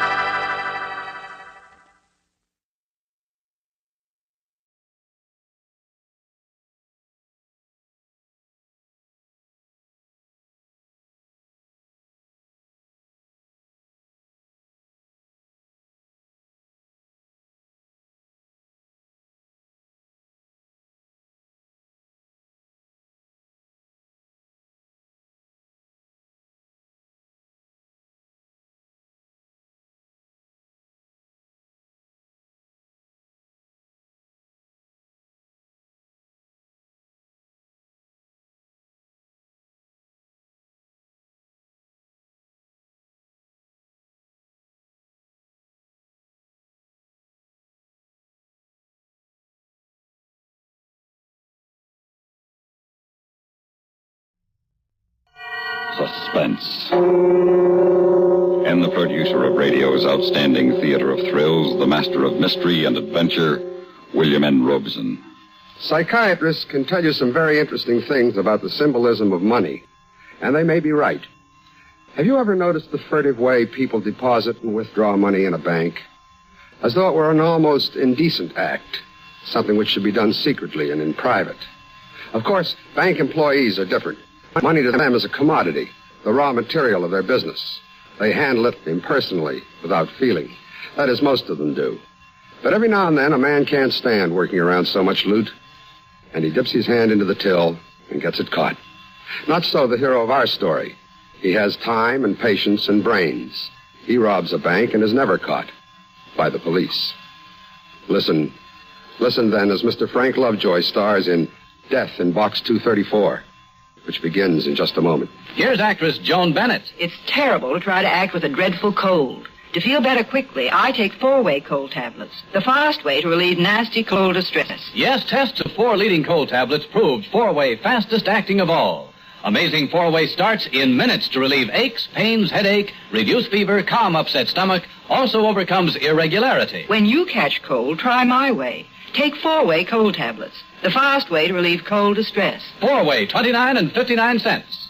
Here's a word about another fine product of Grove Laboratories. Had dandruff for years? Now get rid of it in 3 minutes with Fitch Dandruff Remover Shampoo. 3 minutes with Fitch regularly is guaranteed to keep unsightly dandruff away forever. Apply Fitch before wetting hair. Rub in 1 minute. Add water. Lather 1 minute. Then rinse 1 minute.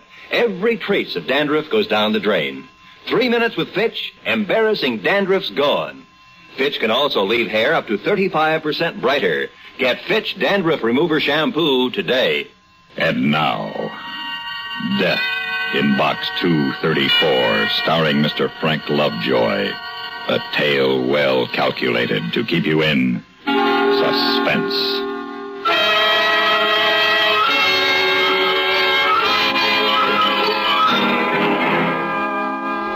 I'm sure you'll agree the best way to rob a bank is from the inside. Well, I was on the inside. I was the guy you had to sign in with before you could get into your safe deposit box. It sort of gave me a sense of importance and power. Made me a little dizzy, too, thinking of all the loot in those 2,000 boxes. Jewelry, bonds, and cash. And it taught me patience. I had to wait a long, long time before I could put my plan to work. But finally, one day, a little old man walked into the bank carrying a covered birdcage. Is this where I can get a safety draw, young fella? If you mean a safety deposit box, this is the right place. Bank, ever been robbed? No, sir. Don't trust banks. But I got to unload this cage somewhere. You want to put a bird in a safe deposit box? No, I got my money in the cage. Always keep it there, have for years. I own a pet store. Lots of bird cages, some covered, some uncovered. You want to hide something, hide it in the open. But now, I don't know. There's been so many stick-ups lately. Tell you what, I'll take one of the safety drawers. Very well. If you'll just sign here, I'll get you a key. I turned to the key chart, my heart pounding. This was the kind of a customer I'd been waiting for. I searched the chart until I found 2 empty boxes, one above the other. I gave Mr. Jensen 234, and I mentally reserved box 233 for myself. After the old man had left with the empty bird cage, George, the guard, confirmed my suspicions. Man, you know what that old guy had in that bird cage? He told me it was money. All I said was that cage was stuffed with dough, and not a bill less than a C-note. George, I'm amazed that anyone who worked in a bank as long as you would be impressed by $100 bills. In a bird cage? George, you know it's against the bank's policy to discuss the contents of the customers' safe deposit boxes. What are you bucking for, a vice presidency? Merely reminding you, George. It would never do for me to betray my excitement to George. Just as it would never do for me to take out the box above Mr. Jensen's in my own name. For this, I needed someone else. Someone who needed money desperately. Someone with larceny in his heart. But not grand larceny, just petty larceny. I began to search the classified ads, and a couple of days later I found one that sounded just right. Young man wants work, it said. Will do anything for money. Phone UL 23742. Hello? Are you the man who placed the ad in the paper? That's right, Dan. You got a job for me? If I told you that for just 3 hours a week you could earn $30, would you be interested? Crazy. What's the gimmick? Well, it might involve a little risk. I've taken risks before. What do you want me to do? I can't discuss it over the phone. If you'll meet me at the sandwich mill on the corner of Van Buren and Gilbert Streets tomorrow at 1:30, there's a $10 bill in it for you, whether you take the job or not. I'll be at the table by the door. I'll be there. I hadn't been in the sandwich mill for more than 5 minutes when he showed up. His name was Gil. He looked like he could use a buck, so I didn't waste any time putting my cards on the table. 3 times a week, I'll meet you here. I'll give you $20. You'll come to the bank, you'll put $10 in a deposit box and keep 10 for yourself. It's too easy. What's in it for you? Well, that's beside the point. If you do as I say, you'll have $30 a week. If you don't, you'll have nothing. First time you don't show up, the deal will be off. Have you got that straight? Yeah. How long will this go on? Well, that depends when I no longer need your services. All the money you leave in the deposit box will be yours, plus a $1,000 bonus. Still interested? Are you kidding? What have I got to lose? Nothing. He couldn't lose. I couldn't lose. Nobody could lose but Mr. Jensen. And any old man who carries his dough around in a bird cage deserves to lose it.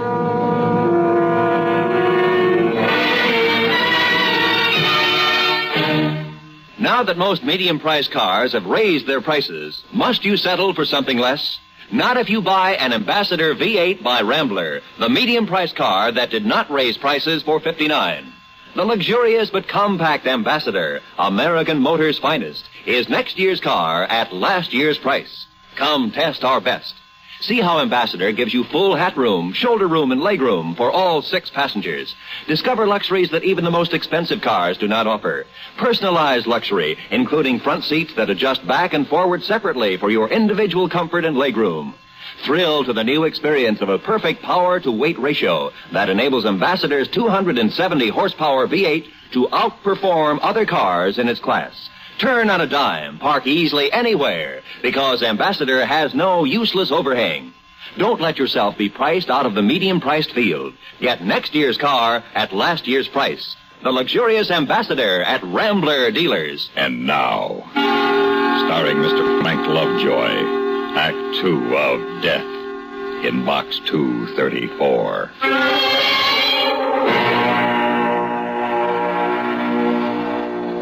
Like I said, robbing a bank takes a good plan and lots of patience. I had both. 3 times a week, Gil, my hired stooge, deposited $10 in his safe deposit box. And once a week, Mr. Jensen deposited a bird cage full of $100 bills in his. There was only one hitch in the whole beautiful setup. I began to like the old man. Everything under lock and key, young fella? Safe and sound, Mr. Jensen. That's the kind of talk I like to hear. How's it with you? Well, not so good. Oh? What's the matter? I'm having trouble with Priscilla. Somehow I didn't think you were married. I'm not. Oh? Then Priscilla's your girlfriend? At my age? Thanks, young fella. No, Priscilla's a parrot. A lady parrot? I think so. Never been sure, though. Had her for 10 years, and I'm still not sure. Hard to tell with parrots. What kind of trouble has Priscilla been giving you? Well, I worry about her. She's been off her feed. Hasn't had a single seed for nearly a week now. Usually eats right out of my hand. Now she just sits in a cage and droops. Well, I don't like it. I don't like it at all. Well, if I were you, I wouldn't worry about it. If you were me, you would worry about it. What do you suppose I run that pet shop for? Ain't the money. I got more than I'll ever need. It's for friends. Friends? Sure. Priscilla and the other birds and the puppies, even the goldfish. Friends. They're all the friends I got. But it's more friends than most fellas my age has got left. You see what I mean? He's a nice old guy. As George the guard escorted him and his birdcage into the vault, I couldn't help feeling like a heel. But only for a moment. On his way out, Mr. Jensen stopped at my desk again. Well, young fella, I won't be seeing you so often anymore. Oh, you're going away? No. No, but you got all my money here now, so I'll just drop by every month or so to check up on you. Now you take good care of it, young fella. Don't you worry, Mr. Jensen. I'll take care of your money as if it were my own. Now only one thing stood between me and Mr. Jensen's money. My friend George, the guard. George knew Mr. Jensen. George would blow the whistle if he saw Gil emptying Mr. Jensen's box. So George had to be put out of action during our action. But how? Well, in order to get anywhere in this world, you've got to use the other fellow's weakness. Gil's weakness, like mine, was that root of all evil, the love of money. And George's weakness was alcohol. He kept a pint stashed in the glove compartment of his car, and every day after lunch, he sneaked out to the parking lot for a quick belt. And a Mickey in George's pint would put him in the emergency hospital for the afternoon. That night, I called Gil to make sure he'd meet me at the usual time and place. And the next morning, on my way into the bank, I doctored George's booze. I'd by slowly. 10:30, 11, 11:30. Everything was set for the big heist, the perfect bank robbery. I'd covered every detail. Nothing could go wrong now. I'd thought of everything.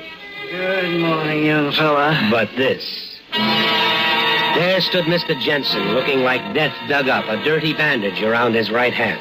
I come in to look at my money. Of course, Mr. Jensen. What happened to your hand? It's that Priscilla. She bit me. Finally got her appetite back and had a piece of my hand for breakfast. Have you seen a doctor? No, but don't believe in doctors.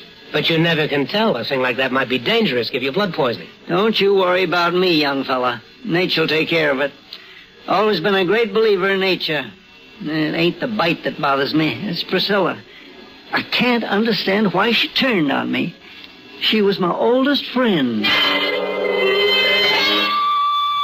Mr. Jensen was in the vault for a long, long time, and I began to wonder if I'd miss my date with Gil. I couldn't leave, of course, until I was sure he was out of the bank.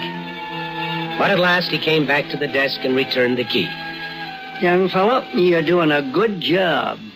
A real good job. Thank you, Mr. Jensen. Yes, sir. I just counted every single penny of my money, and it's all there. Just as safe as if I was minding it myself.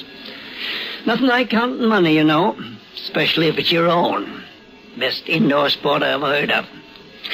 Well, keep up the good work, Si. I will, Mr. Jensen. You better get that hand looked at. Now, look after my hands. You look after my money.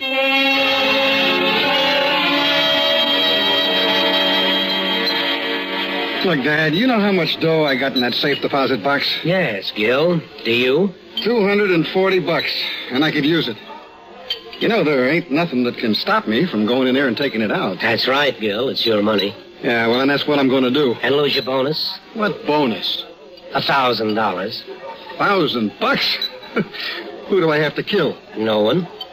I don't dig you, man, but I learned a long time ago you don't get something for nothing. That's right. Now, here's what you have to do for your $1,000. Go, man. Come into the bank at 2:30. I'll give you a large manila envelope and the key to box 234. That's just below yours. There'll be a different guard, so don't worry about being recognized. Take all the money out of the box and put it in the envelope. When you come back to my counter, return the key, give me the envelope. I'll give you an identical one with $1,000 in it. Just like that. I'm reading your mind, Gil. Don't try to walk out of the bank with the money. All I have to do is push one little button and you'll be shot before you reach the door. Remember that. What about my $240? Well, you come back tomorrow. You get it out of box 233, and that's the last time I want to see you. Have you got everything straight? I got it straight. I'm reading your mind again. Stop thinking about $10,000 reward leading to the arrest and conviction. You couldn't prove a thing. It's your word against mine, not a shred of proof or evidence. So just take your $1,240 and go quietly. When I got back to the bank, George was nowhere to be seen. And Big Joe, the guard who works the front door, was back at the vault. Right on the dot of 2:30, Gil came into the bank, took the manila envelope and the key to box 234, and disappeared into the vault, followed by Big Joe. 5 minutes later, he was back. He shoved the key across the counter, but he held onto the manila envelope full of money. I held onto the envelope containing the $1,000 bonus. How do I know there's $1,000 in that envelope? You don't? Yeah, but I know what's in this envelope, and it's plenty. I know. More than $1,000. Lots more. Don't be greedy, Gil. I got a right to some of it. All right, go ahead. Take it all. But you'd better hurry. The guard is looking this way. Now remember, there's the little button under the counter. My finger is on it, Gil. Shall I push it now? Here's the envelope. Give me the grand. I thought the day would never end, but of course it finally did. And I rushed home to my apartment, double-locked the doors, ripped open the envelope, dumped the money onto a coffee table in a beautiful green pile, and began counting. I was only up to $50,000 when I noticed there was blood on the money. Fresh, wet blood. And I discovered I'd cut my finger when I'd torn open the envelope. One of those deep paper cuts that don't hurt at first, but only bleed. I wrapped my handkerchief around it and went on counting.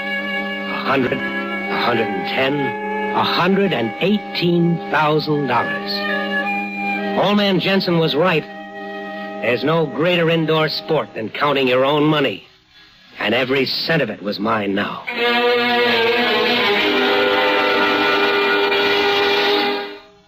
Now here is where the story should end. With a bank robber skipping the country with his ill-gotten gains to spend the rest of his life in luxurious ease in some Central American banana republic. But this was no ordinary bank job, and I was too smart a bank robber. I didn't need to make a getaway. I went back to work the next morning.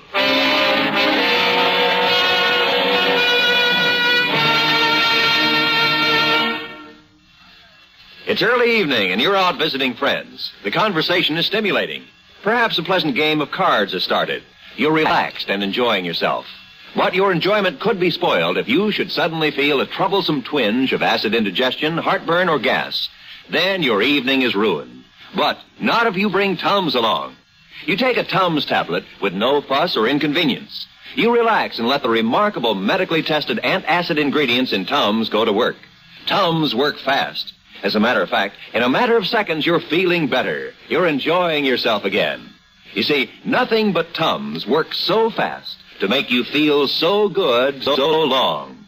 So wherever you are, always carry Tums for quick relief from acid indigestion, heartburn, gas. T-U-M-S, Tums, 10 cents. 3-roll pack, a quarter. Or get the new 6-roll Tums pack, just 49 cents. And now, starring Mr. Frank Lovejoy, Act 3 of Death in Box 234.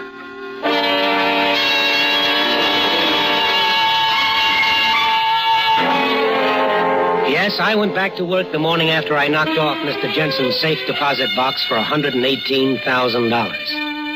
I went back to work as though nothing had happened, and nothing did. George was back, too, looking peaked and blaming his illness on the lousy luncheon meat his wife put in his sandwiches. Gil came in and emptied box 233 and left without a word. And days went by without a sign of old Mr. Jensen. I gave my notice to the bank and made my plans to move out to the West Coast. But I began to feel lousy. And then I began to look like I felt. George noticed it first. Hey, Harry, you look bad. I mean, real sick. Gee, thanks. I mean, bad. Like old man Jensen last time he was in here. George, you say the nicest things. But I knew he was right. I had looked at myself in the mirror. I was flushed. There was a hollow look I'd never seen in my eyes before. I got scared. I couldn't figure it out. Somehow counting the money wasn't fun anymore.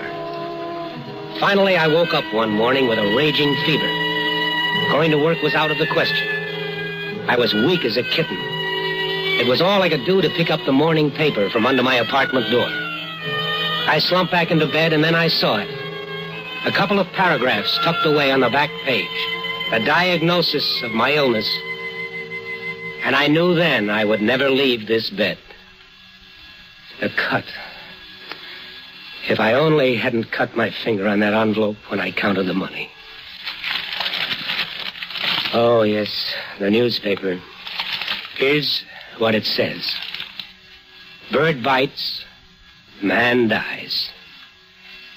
Mr. A.J. Jensen, 75, was found dead last night in the back of his pet shop at 8957 Tulane Avenue. Cause of death was determined after examining a serious wound on his right hand. The wound had been inflicted by a parrot which was infected by psittacosis, a deadly disease for which no cure is known. Every article of Mr. Jensen's clothing and personal belongings had to be destroyed as they were highly contaminated. Mr. Jensen died without any living relations or close friends, and apparently without any estate. By the way, I've got Mr. Jensen's money right here under my mattress, if you'd like to have it.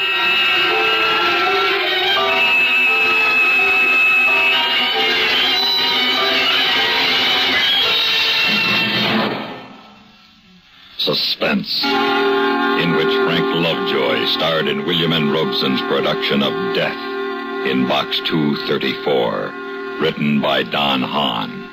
In a moment, the names of the supporting players and a word about next week's story of Suspense. Hi there, Frank.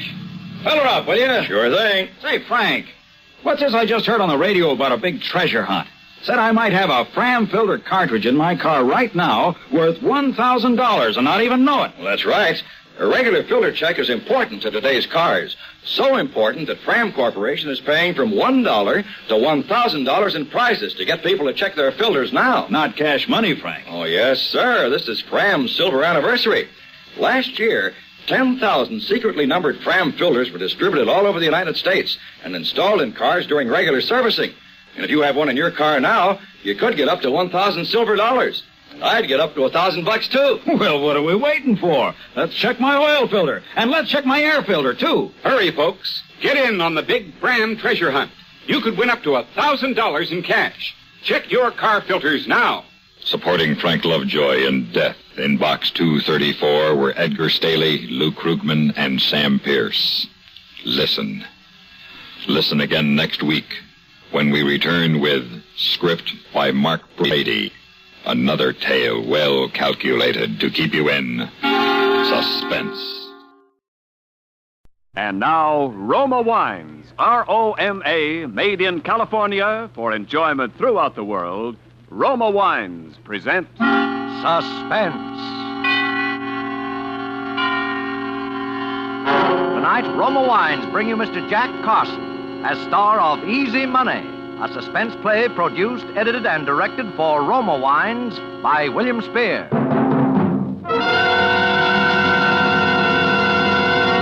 Suspense, radio's outstanding theater of thrills, is presented for your enjoyment by Roma Wines. That's R-O-M-A, Roma Wines. Those excellent California wines that can add so much pleasantness to the way you live, to your happiness in entertaining guests, to your enjoyment of everyday meals.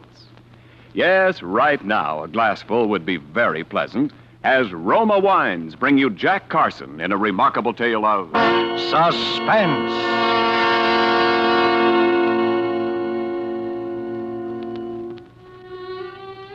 The night I'm telling about, that easy money was hanging up there somewhere just waiting to fall right into my lap. I didn't even know it. All I knew was I had business elsewhere. I was playing the piano at Mario's over in Brooklyn, but that night I slipped out early. I didn't even tell Ellen. I just left. Because for the first time in 14 years, I had a purpose in life, a plan, an objective, and I wanted to think. I was sitting in Gus's grill over a cup of coffee, still thinking, when I looked up suddenly, and there was Ellen. Where'd you come from? I followed you. I think I'll have something to eat, too. Girl can sure work up an appetite chasing a man. Look, go away, will you? I'm depressed. That's all the more reason you need me, darling. The food here is terrible. Some of Gus's customers have to be treated for shock. Let's go somewhere else. This is the only place where my credit's still good. I stopped at your rooming house yesterday. Somebody said you had to move. If you need money, Paul, why didn't you tell me? Because I'm through taking money from you. You're only borrowing it. Look, this is a terrible blow to my pride, darling, but for the 10th time, will you marry me? Nope. Why not? It'd make me terribly happy. You'd be happy for a month and miserable for the rest of your life. Is this a kind way of telling me that you don't love me? You're never out of my mind. Why, just walking in the street, I get lonely for you. Then marry me, Paul. I'd be good for you. I'd always be nagging you and driving you to work harder and get someplace. I'm just exactly where I belong, mauling a piano at Mario's for those lecherous leg breakers. Oh, I know better. You know, a couple of times I was there when you stayed after closing. You thought you were all alone. I heard you playing. How did you ever get like this? You're imagining things. Well, you never tell me anything about yourself. Paul. When I stopped at your room yesterday, I saw something on the floor that kind of puzzled me. You did? A page torn out of last week's Destiny magazine. What's so puzzling about that? It was all carefully folded. It, don't look like something you'd been carrying in your pocket. I thought maybe you dropped it, so I brought it along. What would I want that for? I don't know. It's just a full-page ad about the Diary of Martha Lathrop that's starting next week. It says, after 10 years abroad, Martha Lathrop has just come back to America. Her authoritative books have opened the secret doors of politics. Her keen mind has alerted America on world affairs and punctured the stuffed shirts of important men. Now read the sensational story behind all her stories. Extraordinary woman. Yeah. Oh, well. You didn't answer my question yet. Which question? The only one that really interests a woman. Are you going to marry me? I'm already married. You're married? That happens to men, you know. Well, why didn't you ever tell me, Paul? Well, because it's something that happened a long time ago. It's 14 years since I last saw her. 14 years? And you never did anything about it? Well, there was nothing I could do until now. Until Martha came back to this country. Martha? You mean this woman in Yeah, she's my wife. Martha Lathrop? Your wife? I'm going to see her tonight. But why? In all these years, why didn't you ever... Because sometimes marriage really seems to mean what it says. Till death do us part.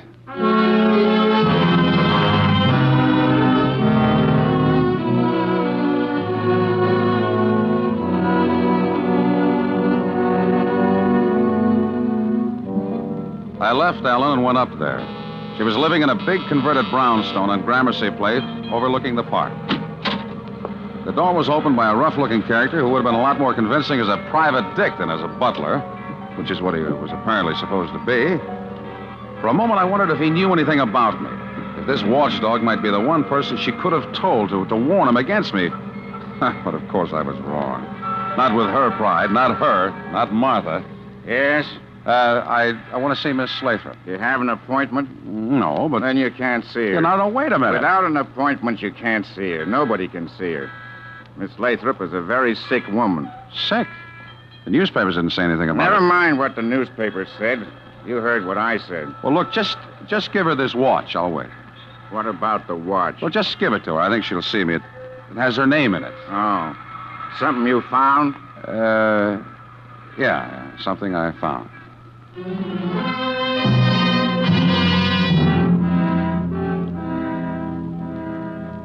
He took the watch and went upstairs. I knew the watch would work because Martha herself had given it to me as a wedding present. I knew exactly how it would work, up to a point. And if she still wouldn't give me what I wanted, I was ready for that, too. But there was something about the whole setup that I didn't get. The house itself, dark and somber as a prison. The pug-ugly butler. The part about her being sick. It didn't fit. It just didn't fit with what I knew about Martha Lathrop. I sat down in the living room to wait. It almost jumped out of my skin. It was a big bird like a parrot, a macaw or macaw, whatever it's called, peering at me through the bars of a cage. I remembered now reading about how some big game hunter had given it to her. It was big and bright-colored and mean-looking, with a green stripe between its eyes, which gave a really quite startling impression that the thing was wearing spectacles. I was still staring at it when I turned and I saw Martha. For the first time in 14 years. She was pale, thinner than I remembered, but with the same hard, intense blue eyes, the same air of cold condescension, but there was something else. Suddenly I knew what it was. It was fear. A look of hidden fear that was almost shocking to me, who had always known Martha as utterly, even cruelly fearless. I was in for another shock. She didn't speak to me. She spoke to the butler. Robert, have you searched him? Not yet, Miss Lathrop. Please do. Turn around. Hey, what's the idea? I said turn around. Well, he's all right, Miss Lathrop. Very well. You may go now, Robert. Yes, Miss Lathrop. May I ask what that was all about? I've had some very trying experiences since I last saw you, Paul. You must have if you have to search all the callers for concealed weapons. What are you afraid of, Martha? I'd rather not discuss it if you don't mind. What do you want? You're not exactly overjoyed to see me, are you? I said, what do you want? Well, I read about your diary. I came to congratulate you. Then congratulate me and get out. Look, Martha, that bird seems to be as bad-tempered as you are. Can you keep him out of this conversation? This conversation is over. Not my end of it, no. What did you come here for? Money? Because the answer's no. No, not this time. This time I want something money can't buy. One of the very few things it can't. What's that? To be free, Martha. Why? So that I can marry again. Did I happen to say something funny? I suppose to some people love isn't funny, is it? Wasn't to me when I married you. That was the one bad miscalculation I made in my life. I know.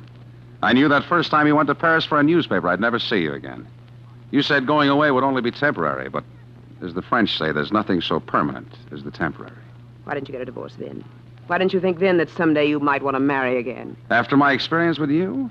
My dear Martha, what I thought of women after that isn't fit language even for your ears. But you weren't above taking money from a woman, were you? You weren't above forging checks with my name, were you?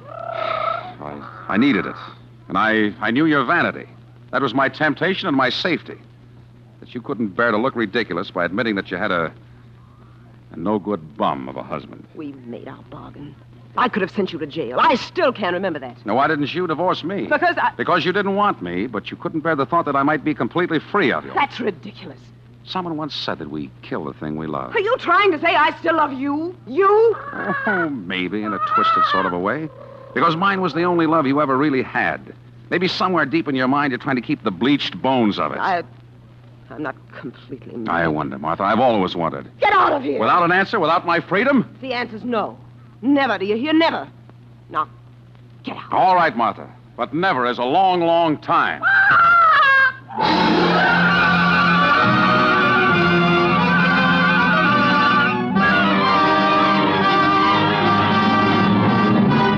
For Suspense, Roma Wines are bringing you Jack Carson in Easy Money, a radio play by Sidney Renthal. Roma Wines' presentation tonight in radio's outstanding theater of thrills, Suspense.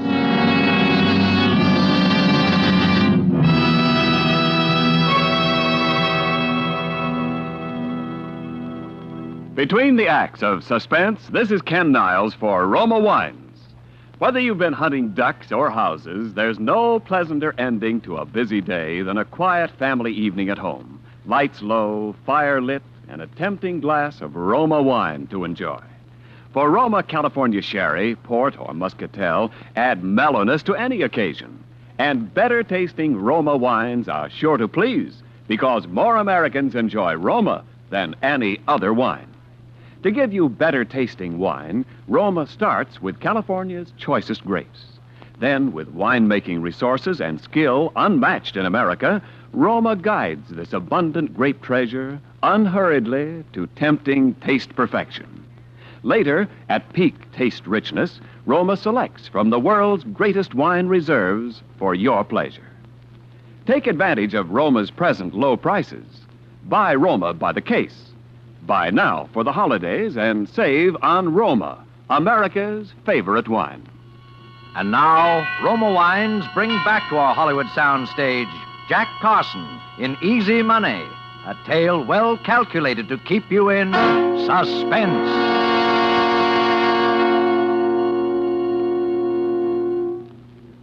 So, Martha wouldn't give me a divorce. All right, I could have stood that.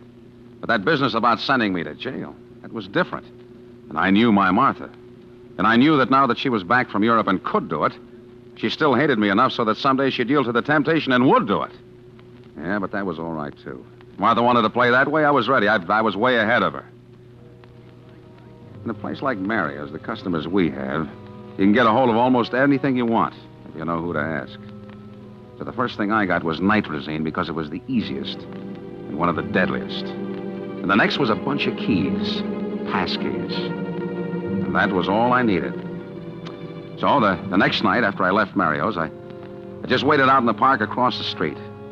I was prepared to wait there every night for a week if I had to. But it was less than an hour. A taxi drove up in front of the house. A well-dressed, well-heeled looking gent got out and went in. The taxi waited. In about 10 minutes, he came out again with Martha and they drove off. A little time after that, the butler left. I walked across the street. And the third key I tried let me in the door.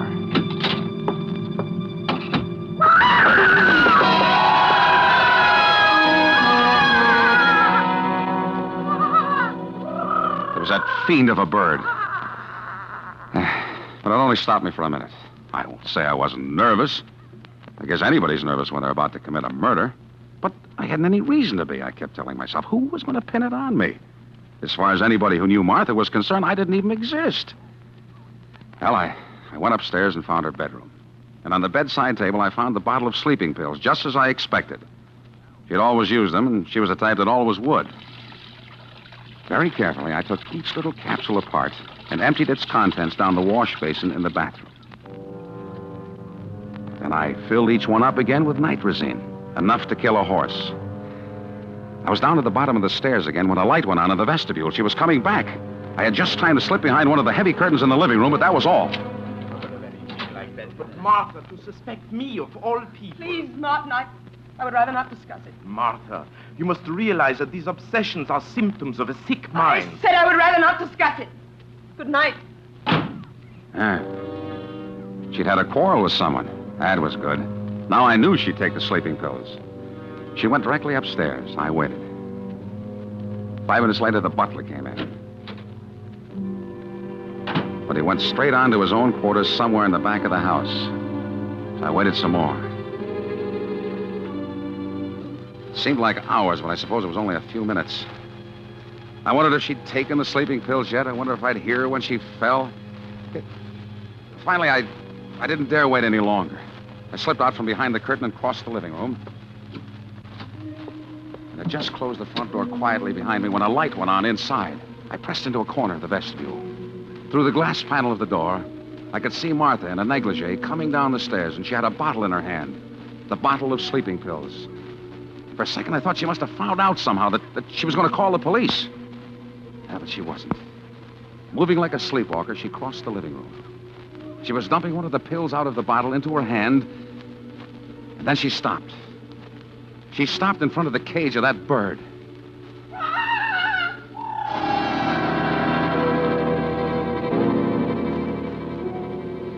Suddenly, I saw the whole thing. The tough butler who said she was sick and searched people for weapons, the fear behind her eyes, the man she just quarreled with about obsessions and symptoms of a sick mind. Martha was insane. I watched while she took the sleeping pill in her fingers and held it through the bars of the cage for the bird. I saw the bird grab it in his beak, but I didn't wait for the rest. Softly as I could, I opened the outer door and went down to the street. Martha was insane. And because she was insane, because she thought people were trying to kill her, I couldn't kill her. Nobody could ever kill her.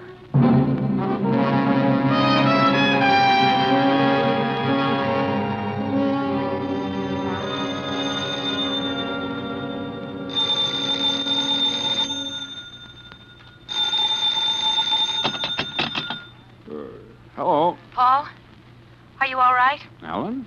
Yeah, sure, I'm all right. What time is it? 11 o'clock. I just saw the papers Saw the papers? about Martha Lathrop. What? What about her? She's dead. Poisoned. Poisoned? They found nitrazine. But that's impossible. It couldn't be. I'm afraid it's true, Paul. Ellen, where are you? At Gus's. Wait there.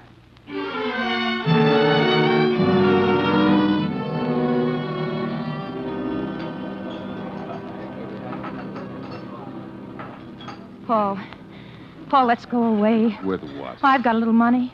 Enough to get us to Chicago, maybe Los Angeles. We could change our names and start over again. Why, Ellen? Oh, you think I killed her, don't you? Paul, if you did, I know why you did. And I don't care.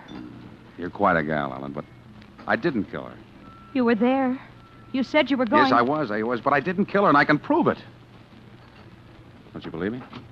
Okay, paper. Paper, here you are. Read all about it. Extra paper. Wait a minute. Give me a couple of those. Yes, sir, here you are. All about the big murder. Murder? Yes, sir, you... Okay, pal, thanks. Paper, All right, now, beat it. Okay, take it easy, will you? I gotta make a living, too. Paul, Yeah. it wasn't you. Oh, Paul. Dr. Martin Osterman. That must have been the guy she went out with last night. And they've got him cold. They quarreled publicly, big restaurant. She said he was trying to poison her. He'd given her the prescription for the sleeping pills that killed her. Ellen, how would you like to have some real money and earn it? Easy money. Money? This Osterman is rich, filthy rich. But, Paul... If I can prove I didn't do it, I can prove that he didn't do it.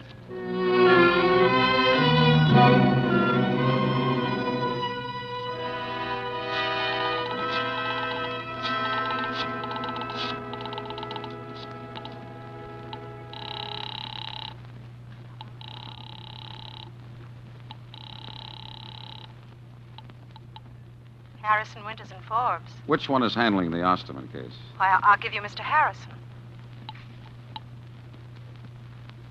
Hello? Mr. Harrison? Yes? The papers say that you're Dr. Martin Osterman's lawyer, is that right? Well, yes, that's right. Who is this? Your client's in a pretty bad way, isn't he? Look here, I'm not in the habit of speaking over the phone to people You'll speak to me, because I can prove he's innocent. You can what? That's what I said. I can prove it. Well, Mr. whatever your name is, if you have any evidence, I'd certainly be glad if you'd come down to my office and Well, talk. I'll send somebody else down, my secretary. She'll want money. Well, $50,000. $50,000? You get in touch with Dr. Osterman and see if he doesn't think his life is worth that. What you're suggesting is not only against the law, but I don't care about the law, and I don't think Osterman will either. I'll have somebody down there in an hour. Can you arrange it by then? Well, possibly. All right. And we'll want the money in cash.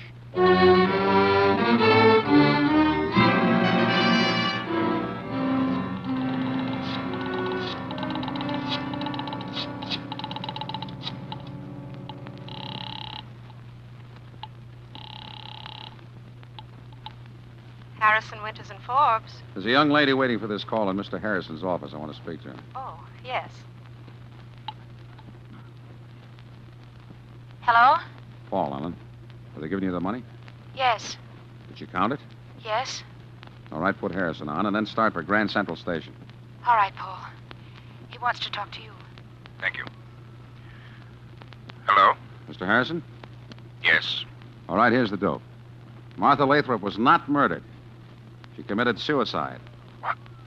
Suicide? And here's the proof. She was suffering from delusions. She thought people were trying to kill her, poison her, and so on. Dr. Osserman confirms that, of course. Yes, What he doesn't know is that it had gone so far she was trying out things she ate on that big parrot she had. The macaw? Yeah, the butler will confirm that. Anyway, she tried out those sleeping pills on the bird before she took them. And you'll find a dead bird in the house to confirm that. Good heavens. So she knew those pills were poisoned before she took them. Martha Lathrop killed herself.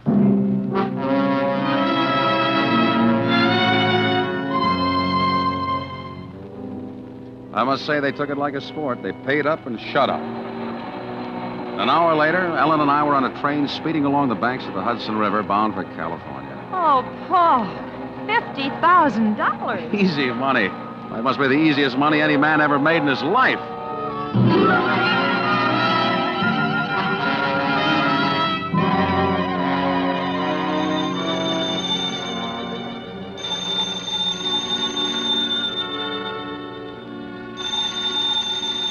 Must have been about 2 weeks after we got to California that I got the phone call.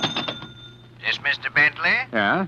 My name's McNulty. I run a pet shop downtown. You must have the wrong number. Oh, no, I don't think so. I got something down here you might be interested in. A bird. A bird? Yeah, a macaw. Real beauty. Got a green stripe between his eyes. Makes him look exactly as though he's wearing glasses.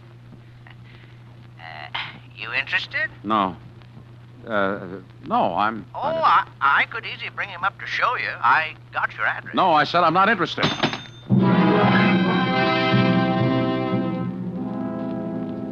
That night, I told Helen I'd found bugs in the place, so we moved. 2 nights later, I was alone, and there was a knock on the door.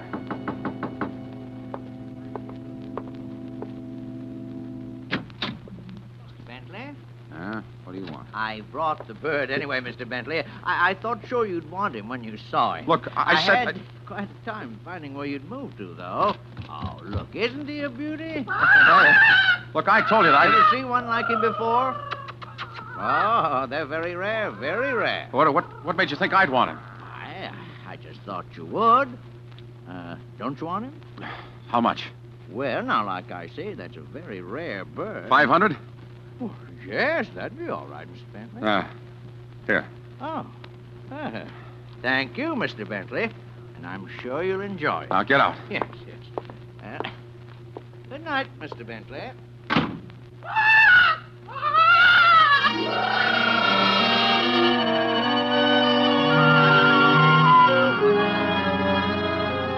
There could be no doubt about it. It was the same bird. I opened the cage and roughed his feathers to see if the markings might have been painted on. Hey! He bit me. But it was the same bird. He sat there staring evilly at me through those spectacles of his, laughing at me. I reached in the cage again and wrang his neck.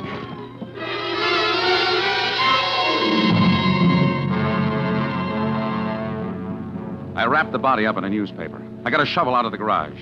I drove about 5 miles up Topanga Canyon and parked in a side road with my lights out. I went down into the canyon and started digging. I dug like a madman. The sweat was running into my eyes, and I was gasping for air, and suddenly a light was shining full in my face. All right, Bentley. Wait, the bird is dead. I couldn't have done it. I couldn't have killed her. The bird is dead!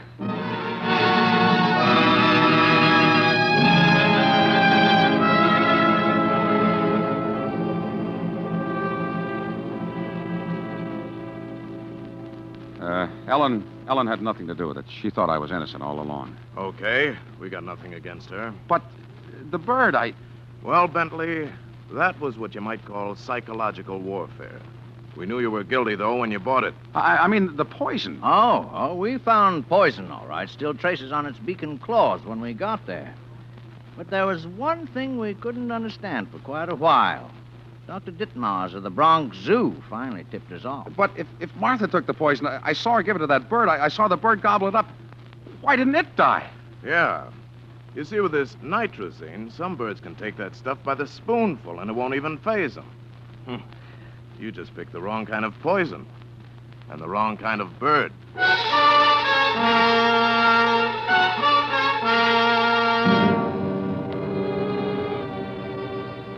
And so, being of sound mind and somewhat relieved to know it, I do hereby bequeath in this, my last will and testament, witnessed here in the death house at Ossining, New York, on this 7th day of November, to my wife, Ellen, the sum of $48,700, the remainder of that easy money, hoping that the facts herein set forth will assure her that she has a right to it, since I will shortly, to my regret, have earned every nickel of it.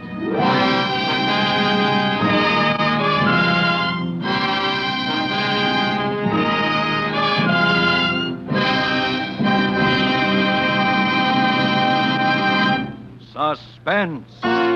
Presented by Roma Wines, R-O-M-A, made in California for enjoyment throughout the world. This is Ken Niles presenting our suspense star of the evening, the handsomest man in Hollywood, Jack Carson. Jack, you can stop twisting my arm now. I said it. Oh, I suppose I'm not really the handsomest, just one of the best looking. Well, Jack, when it comes to looks, I'll take Hedy Lamarr. But as an actor, believe me, Jack Carson ranks with the best. Gee, thanks, Ken. I'm sorry about your arm. Oh, that's all right, Jack. My arm is still in good enough shape to give you this gift basket of fine Roma wines with the compliments of Roma, your host tonight. Wonderful. That's a grand present, Ken. Why, thanks to Roma. So you folks really make me feel at home. Well, Roma wine has a way of doing that, Jack. That's why your Roma gift basket includes Roma California Sherry. When friends drop in, share with them golden amber, fragrant Roma Sherry. Roma Sherry's tempting nut-like taste is the favorite of hosts and guests for afternoon or evening entertaining.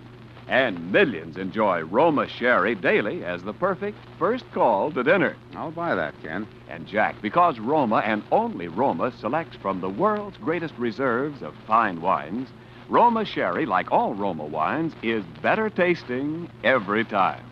Yes, no other vintner selects for your pleasure from so vast a treasure of good taste. No other vintner can equal Roma in winemaking skills and resources. No wonder more Americans enjoy Roma than any other wine. Makes sense to me, Ken.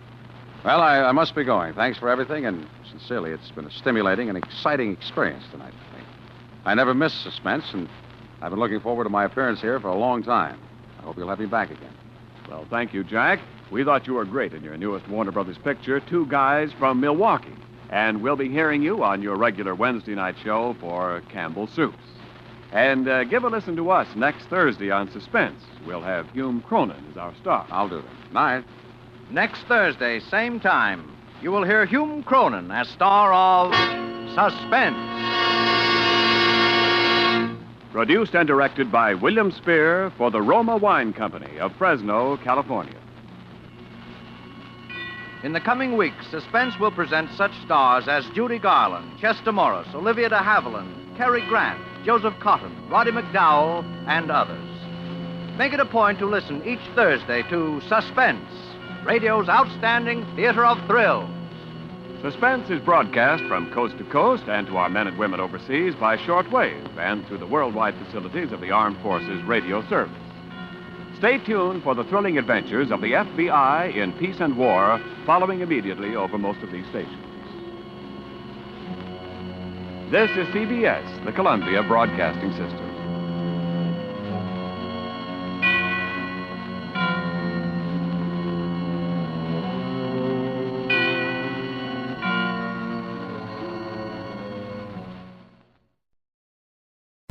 Strange Adventure. Old Don Diego Aguilera sat in the shade of the large cottonwood tree. He was contemplating the cruel fate that was settling upon him. Years ago, the Spanish grandee had been very rich with a great rancho under his command, but the neighboring ranchers had been envious of him. They stole his cattle and burned his crops. But his courage and his hope never diminished. he still held a greater treasure than all the others, his dear wife Raquel. Don Diego and his wife Raquel had one other companion in all their loneliness. It was Lorita, an aged green parrot. She had a great affection for her master and mistress, and showed it in many ways. When the rancher took his siesta under the cottonwood, Lorita had her favorite spot, too. She perched a few yards away on a little bluff near the tree. Dona Raquel often said that Lorita chose this spot so she could watch over her master while he slept. The parrot sat in her accustomed perch in a small bush now. Then she detected a slight movement in the grass a few feet from the old man's chair. A huge rattlesnake came into sight, crawling straight toward her unwary master. The bird's ruff went erect, and she began flapping her wings and screaming in terror and warning. Don Diego leaped to his feet. Lorita, mia, what is wrong? Then he saw the snake and sprang aside. He picked up a large stone and smashed it down upon the coiling reptile. Lorita looked down at the dead snake and tried to fly to her master, but she found herself entangled in the thorny branches of the bush. Each frantic movement only increased her plight. Don Diego spoke to her reassuringly. Don't worry, little one. I shall free you. By using protruding stones and bushes as handholds, the old ranchero climbed up the bluff and freed his imprisoned pet. He began to retrace his steps down the face of the bluff into the dry creek bottom, when suddenly a half-embedded rock came loose, and he clutched frantically at a nearby bush to stop his fall. But the roots failed to hold, and he half slid, half scrambled down the bluff, with stones and loose dirt cascading about him. Something gleamed among the stones and rubble that piled into the creek. Don Diego picked up a small stone. It was streaked with gold.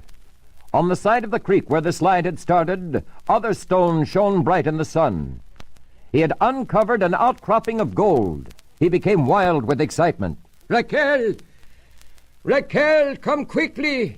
Don Diego placed an arm around his wife's shoulder. Querida mia, we are rich again. Now we can live once more in comfort and without worry. The rancher nodded toward the parrot perched upon the chair. Lorita saved my life, and now she has given us a fortune. Here, querida mia, will be our gold mine, and I want to name it for our pet. We shall call it the Mine of the Parrot. This is Pat McGeehan in Hollywood, California, saying goodbye from my writer, Charles Crowder, and inviting you to listen to The Haunted Treasure, our next tale of strange adventure.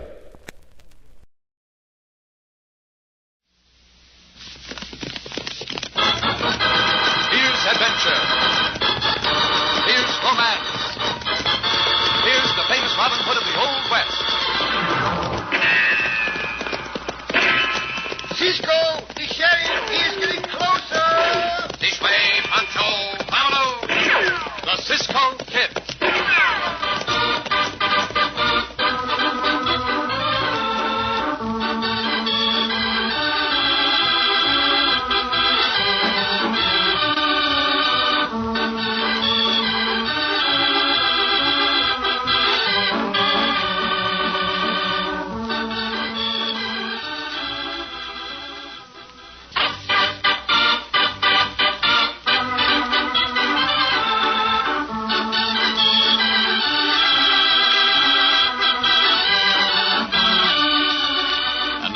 Exciting story of the Cisco Kid, Pancho, and the Parrot. When the railroad came to the Old Southwest, land swindles increased. Struck by the fever for gold or for new land and new opportunities, men would buy anything, sometimes sight unseen, and the results were often tragic, now and then hilarious. Our story opens in the tiny railroad station and post office in the town of Dixon Flats. Cisco and the faithful Pancho are just entering. Buenos dias, Senor Matthews. Morning, Cisco. Howdy, Pancho. Buenos dias, senor. Well, you two been camping around Dixon Flats for quite some time now. Si, we have, senor. We like this little town. It's very nice. I'm told you have a letter for me, Senor Matthews. Your son came to our camp last evening. Yep, I have, Cisco. I'd have given it to the boy to take out to you, but I didn't know if you were there. Here she is. Ah, gracias, senor. I beg your pardon. Watch where you're going, stranger. Next time I will. What time does the train get in, Matthews? If she's on time, she'll be here in 5 minutes. Meeting somebody, Mr. Patterson? That's none of your blame business, whether I am or not. Who is that hombre, Senor Matthews? Pancho not like him neither. Pancho think he look like a coyote. Yeah, I figure he is a coyote, too, Pancho. His name's Patterson. Ed Patterson. He lives over in Adobe City. Comes over here once in a while, look over his property. Owns a sight of land around here. He owns it outright, senor? I believe he does, Cisco. They say he's got lots of influence back in Washington. Well, his manners could be better. Come, Pancho, we'll sit down and read this letter. Cisco read it to Pancho, huh? You know Pancho not can read. Si. Oh, it's from our old friend, Senor Sampson. Oh, Senor Sampson. He go back east a long time ago, huh? He's left a large amount of money and went back to get it and never returned. What he say? Just a moment, Pancho. Wait. When I read it. Uh-huh. Say some good friends of his named Morris. His father and daughter are coming here to Dixon Flats very soon. What is this voice say there? Those two. Get your big finger off the letter so I can see. That word I can see that what he say. Says Senor Morris has bought land here. Says he thinks Senor Morris may have been swindled. He not think we swindle Senor Morris, Cisco? No, Pancho. He knows we do not swindle people. No, we don't swindle people. He merely asked that we do all we can to help Senor Morris. And... What? He suspects that the hombre Patterson is the man who may have swindled them. Oh. Pancho, I am sure we are going to have trouble with that hombre.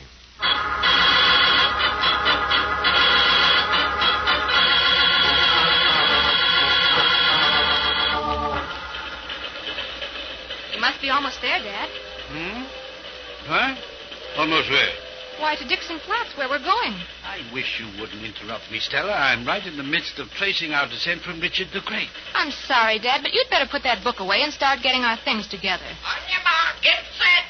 My bunny lies over the ocean. For heaven's sake, cover up that parrot. That squawking's getting on my nerves. But it's so hot if I cover him. Really, Dad, you're awfully impatient. I don't mean to be, daughter, but I'm anxious to get there and get settled and return to my genealogical studies. It doesn't help to growl and grumble. I just hope we find everything the way Mr. Patterson represented it. It should be fun living in a town of 3,000 after living in Chicago so long. Your health should be better out here, too, Dad. Well, what did I do with the deed to that property? It's in your suitcase. I'm dying to see the house.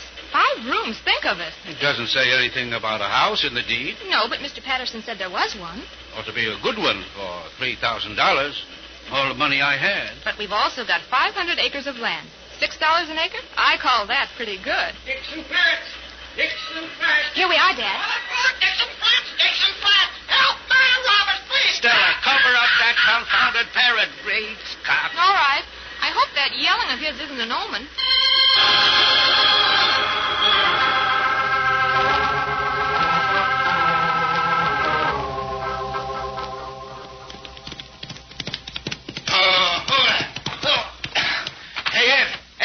What do you want, Gus?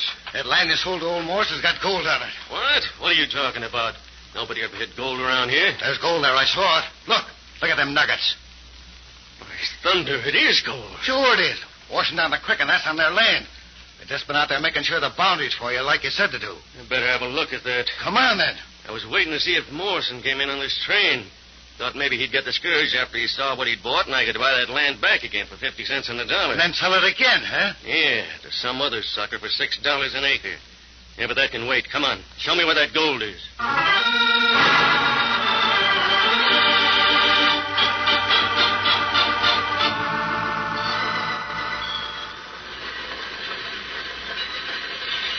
Let us keep an eye out for the senor and the senorita, Pancho.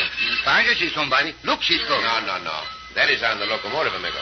They're not right there, Cisco. No. Just the engineer and the fireman ride on the locomotive. Locomotive. Pancho think that motive loco, all right. Big, black, dirty thing. There. Where? Might be Senor Morris and his daughter. They're standing there looking around. Oh, see. What the senorita got in her hand, Cisco? Oh, might be a parrot cage, Pancho. Parrot cage? Pancho never heard of it. Parrot. What a parrot? It's a bird, amigo. I'll tell you more about it later. Come, let us make ourselves known to them. I beg your pardon. You are Senor Morris? That's who I am, mister. You are a friend of Senor Sampson? Walter Sampson? See? Why, yes, we know Walter Sampson well. I have here a letter from Senor Sampson asking us to be of help to you in any way possible. Oh, how nice. I am known as the Cisco Kid, and this is mi compañero, Pancho. Well, how do you do? This is my daughter, Stella. I hope you will like it here. I think we will, only where's the town? You are looking at the town. 4 houses, 1 barn, 2 chicken house, 1 store, 1 depot, too many people. You mean that's all there is of it? Si, senorita. You were expecting it to be bigger? We were told it was a town of 3,000 people. It begins to look as if we were taken in, Stella. Dear, this isn't even a crossroads. Well, we will see what we can do. You have a map of your property, senor? Yes, right here in my pocket. The deed's in my suitcase. Can we go and look at the property right now, Cisco? I want to know the worst as soon as possible. Very well, senorita. Although it may turn out to be better than you think. Pancho, take the birdcage from the senorita. Thank you, Pancho. Also, take that suitcase. I will take the others. Let's leave the baggage in the depot. Cisco say a bird in here, senorita. It's my parrot, Pancho. Huh? His name is Oswald. My father bought him from a sailor. He's got quite a vocabulary, too. Quite a vocabulary? But he just won't use it when anybody's looking at him. Vocabulary. That must mean his beak, huh? Put the things down here, Pancho. You'll be all right. Will they not, Senor Mathis? Yes, so, Cisco. But I'm going home to dinner in a minute. Well, will it be all right if Pancho stays here while you are gone? Yeah, sure thing. Then you stay here, Pancho, and keep an eye on the baggage. Yeah. Senorita, you can ride with me on Diablo, and you, Senor Morris, can ride on Loco if Pancho does not mind. Pancho not mind. Pancho stay here and take a little siesta. You are ready, senorita? Yes, just as soon as I uncover the parrot. There, Oswald. Now it'll be cooler for you. And Pancho's here to keep you company.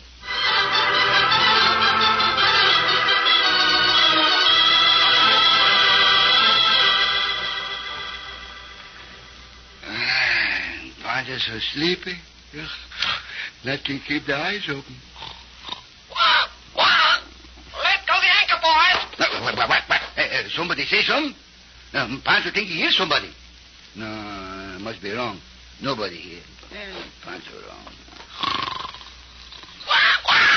Stand by to repel boarders. What you say? Pancho help. Pancho help. Santo. Pancho hears somebody call for help. Did you hear that, Oswald? Pancho not could be dreaming. Pancho might be dreaming. Pancho trying to go to sleep again. Hold on, boys. Heavy seat. Pancho hears somebody then, see somebody right in this room. But nobody here. Pancho look under these benches. Burn your sail, mate. She's splitting in the middle. Madre mia, where'd that come from? Atwell, tell Pancho, where'd you hear that voice, huh? Where'd it come from? Pancho not know how anybody speak when nobody here. Huh? Behind the counter. Pancho sneak up on him. What? Pancho not stay where there goes. And Pancho got enough. Pancho, the place is haunted. Pancho wait for Cisco somewhere else.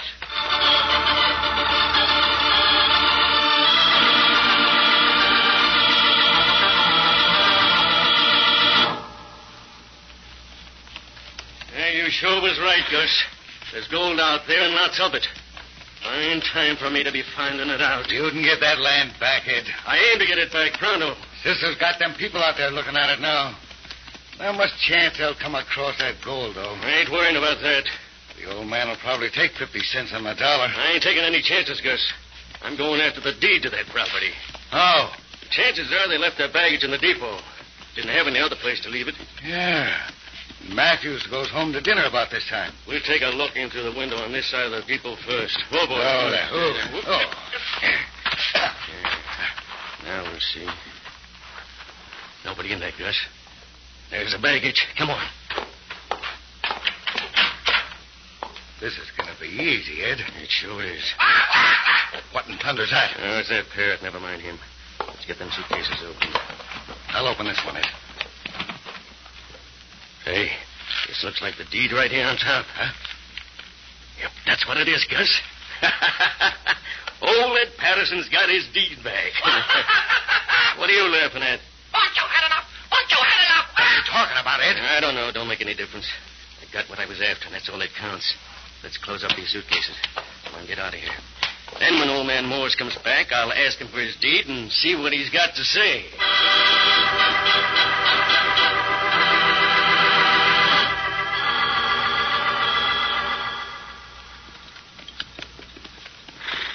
So, the land is not so bad as you thought it would be, senorita. No, I rather like it, Cisco. How about you, Dad? Oh, one place is as good as another to me. No question, though, but what we got swindled. That is unfortunately true, senor. You say it was Senor Patterson who sold you the land? That's his name, Cisco. Did he misrepresent the property through the mails? No, he called to see us on a trip back east. Well, how did he know of you? He advertised some land in the eastern papers, and I answered the ad. Then you have no way of proving it to be a swindle. I'm afraid not, Cisco. We'll just have to make the best of it. If only there was a house on it, some place to live. Oh, I'm sure we can find a place for you to live until such time as you build.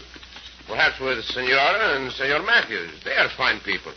I would like to have a look at your deed, senor. We'll look at it right now, Cisco. Here's the depot. Oh, there. Oh. Here, I'll have it down, senorita. Thank you, Cisco. There you are. Something in your deed might prove this to be a swindle. Come on. Where's Pancho? Pancho! Pancho had enough! Pancho had enough? What does that mean? Probably Pancho was talking to Oswald. Say, possibly. Also, Pancho may have got hungry and got to get something to eat. Stella, this deed's gone. What? It's gone. Look, it was right there. Yes, it was. I packed that suitcase myself. Dad, that Pancho. Oh, now, senorita, Pancho would not open the suitcase. I'm not so sure. We don't know him. We don't know you either. Dad, these men are in league with Patterson. I'm sure they are.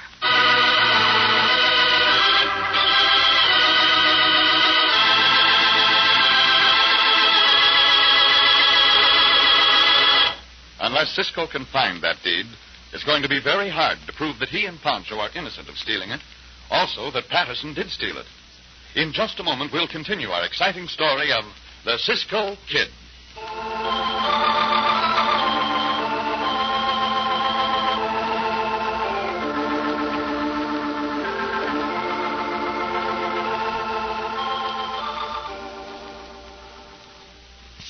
And now, back to the Cisco Kid and the story of Pancho and the Parrot.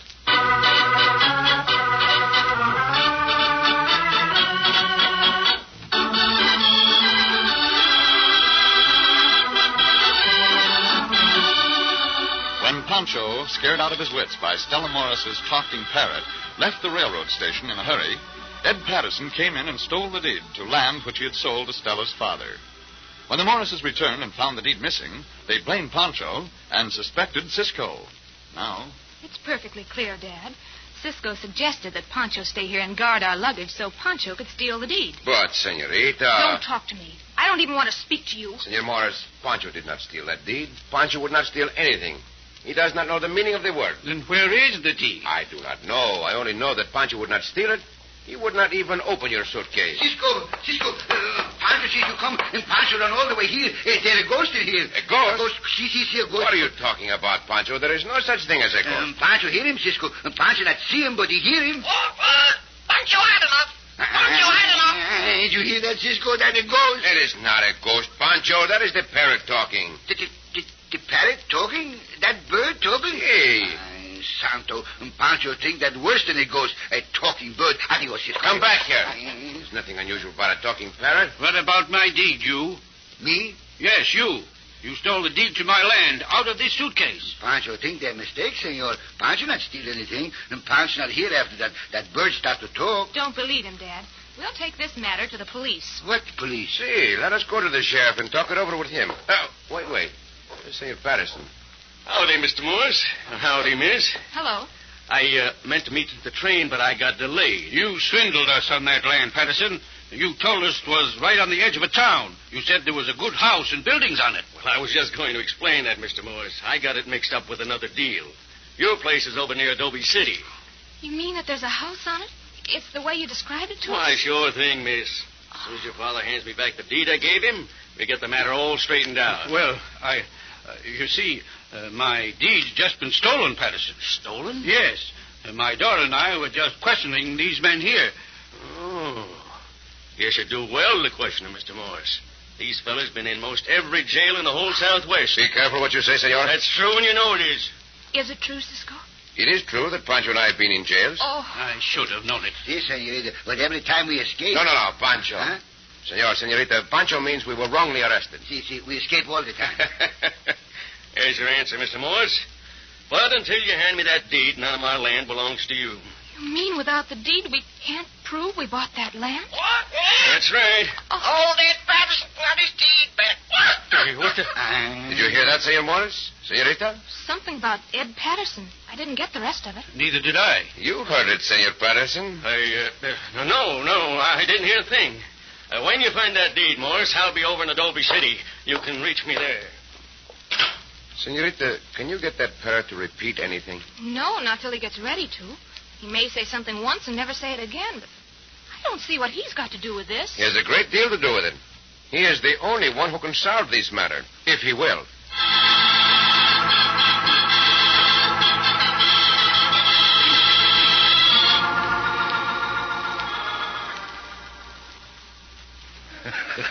That was done pretty easy, Ed.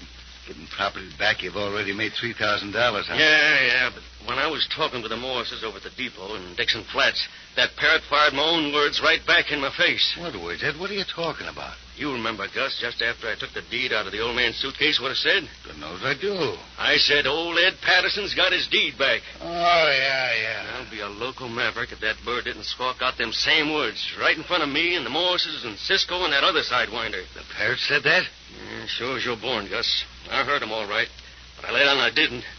Worst of all, Cisco heard him. Then the only thing to do is kill the parrot. That's what I gotta do. The Morrises are staying at Matthew's place. As soon as I get these papers filled out, we'll ride over and buy that parrot.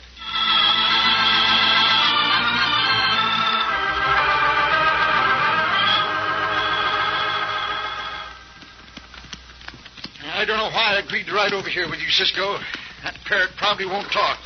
They never do when you want him to. But, Sheriff, even if the parrot does not talk, the fact that Senor Patterson comes to buy that bird will mean something, will it not? How would it? Might mean that he has a very guilty conscience. Got to be more than just a guilty conscience to hold water in court, Cisco. You know that. Nevertheless, I think you will not be sorry you came. Here. And there's the senorita. Buenos dias, senorita. Buenos dias, senorita. Oh, it's you two. And who's the gentleman with you? This is Sheriff Dobbs, Senorita Morris. How do you do, Miss Morris? I'm very sorry, Sheriff, that I haven't proof enough to ask you to arrest these men. Well, now, ma'am, I don't know. I've known these two hombres a long, long time, and I've never yet known them to steal anything. You know our story, then? I know what Cisco's told me. That's one side of it. If Dad was here, he might help me tell our side of it. But he rode out with the Matthews to look again at that property we thought was ours. We are here to try to help you believe we did not take that deed, Senorita. You are going to have visitors very shortly, and... Oh, there is dust in the distance. See, Cisco. Maybe these are two hombres. Senorita, when these men get here, take them into the room where the parrot is. I don't see why I should... Well, you've got a nerve... Senorita, please. There is no time to waste words. The sheriff and Pancho and I will be in the next room listening. Yeah, I'd string along with Cisco if I was you, ma'am. He most always knows what he's doing. Well, if you say so, Sheriff, all right, but I don't understand this at all. Gracias, senorita. Keep them in the room talking as long as you can. Come, Sheriff. Come, Pancho. We will go in the house.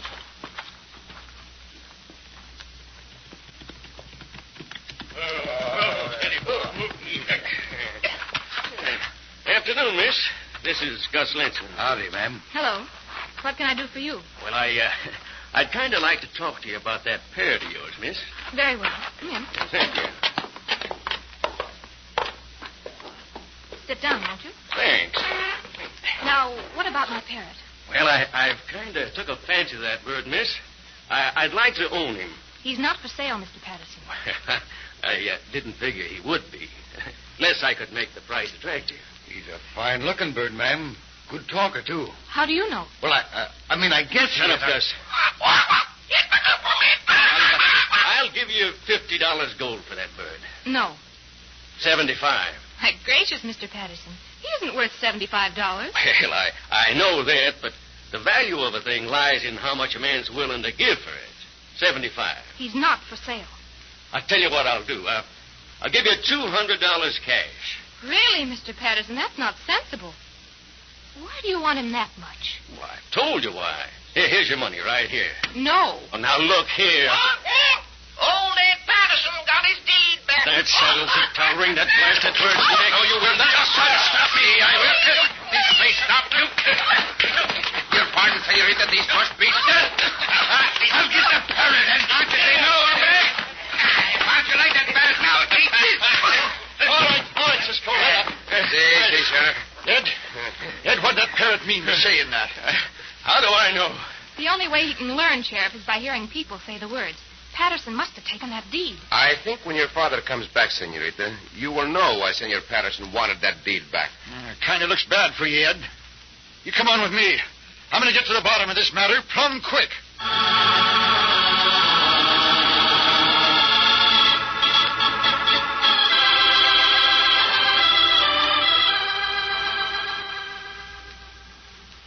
You won't blame me too much, will you, Cisco? Blame you, Senorita?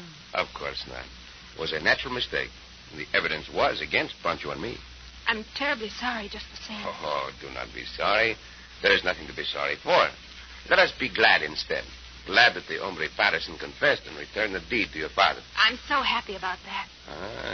You are now rich, Senorita, with all that gold your father found on your land. You and Pancho should have a share of that, Cisco. Gracias, but Pancho and I have no need for gold.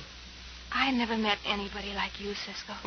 Everyone is different. Even Oswald. Yes, Oswald, bless his heart. I wouldn't sell him for $1 million. I mean that. I believe you, Senorita. There are many things that gold cannot buy. Yes, Cisco. The sunrise in the morning, the sunset at night. Yes. The smile on a senorita's lips and in her eyes. Yes, Cisco. And perhaps... Perhaps what? The touch of a senorita's lips. Well? Like this.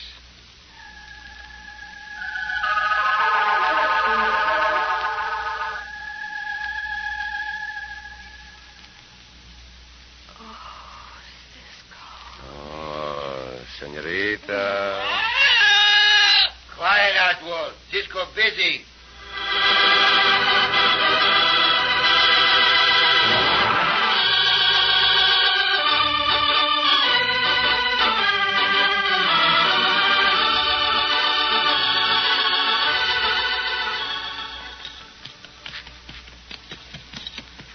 Cisco. Si, Pancho.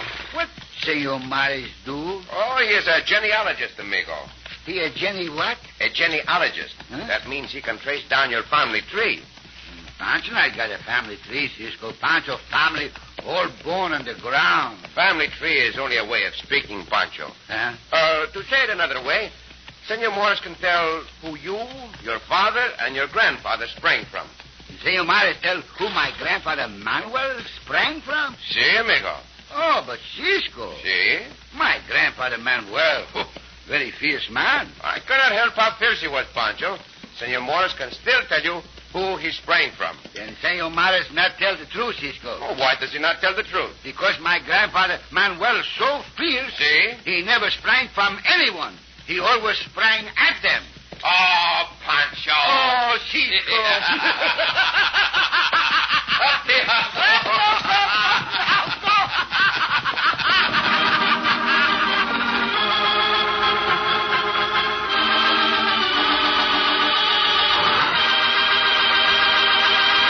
And so ends another exciting adventure with O. Henry's famous Robin Hood of the West, the Cisco Kid.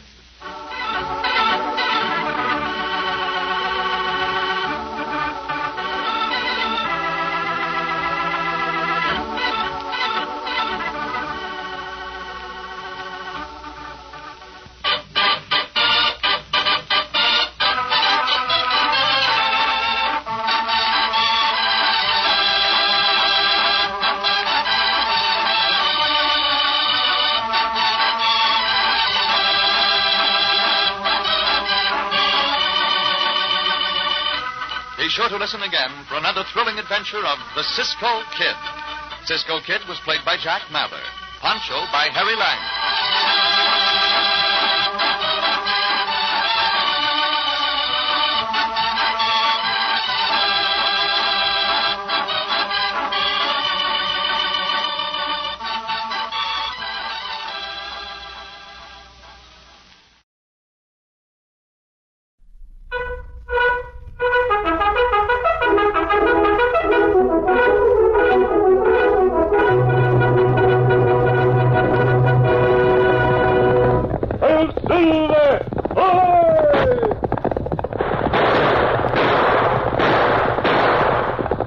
Fiery horse with the speed of light, a cloud of dust, and a hearty hi-yo, Silver, the Lone Ranger.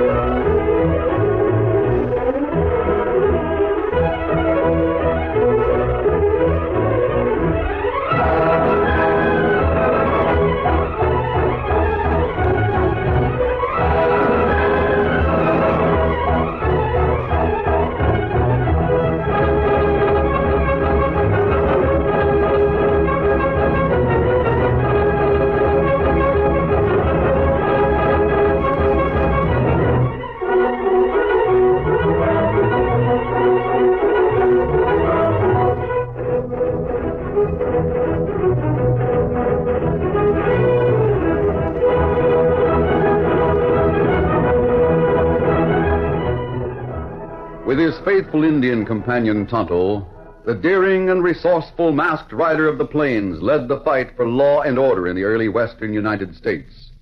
Nowhere in the pages of history can one find a greater champion of justice. Return with us now to those thrilling days of yesteryear. From out of the past come the thundering hoofbeats of the great horse Silver. The Lone Ranger rides again. Come on, Silver! Let's go, big fellow! I'm Silver! Away!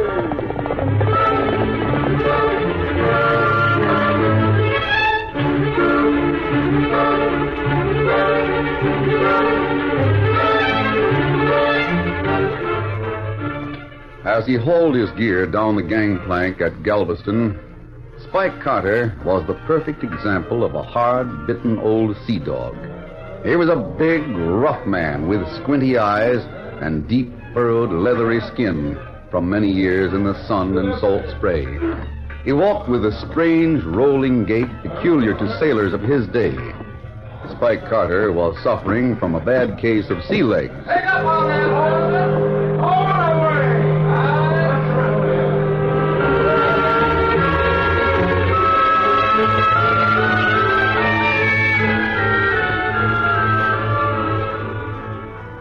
He stopped in Galveston just long enough to buy a horse and provisions for a long trip across dry, hot country. The old salt was a strange sight as he mounted his newly purchased Pinto and rode out of town. Get up,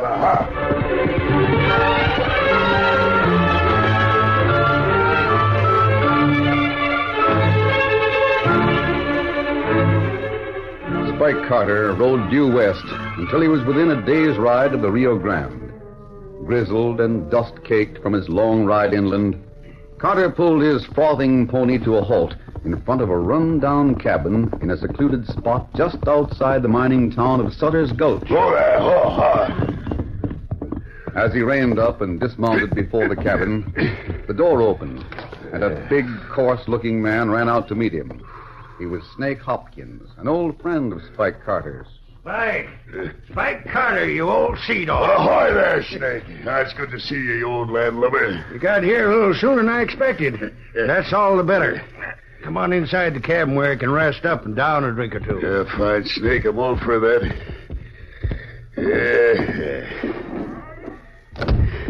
Just set yourself anywhere, Spike. I'll be pouring a couple of drinks.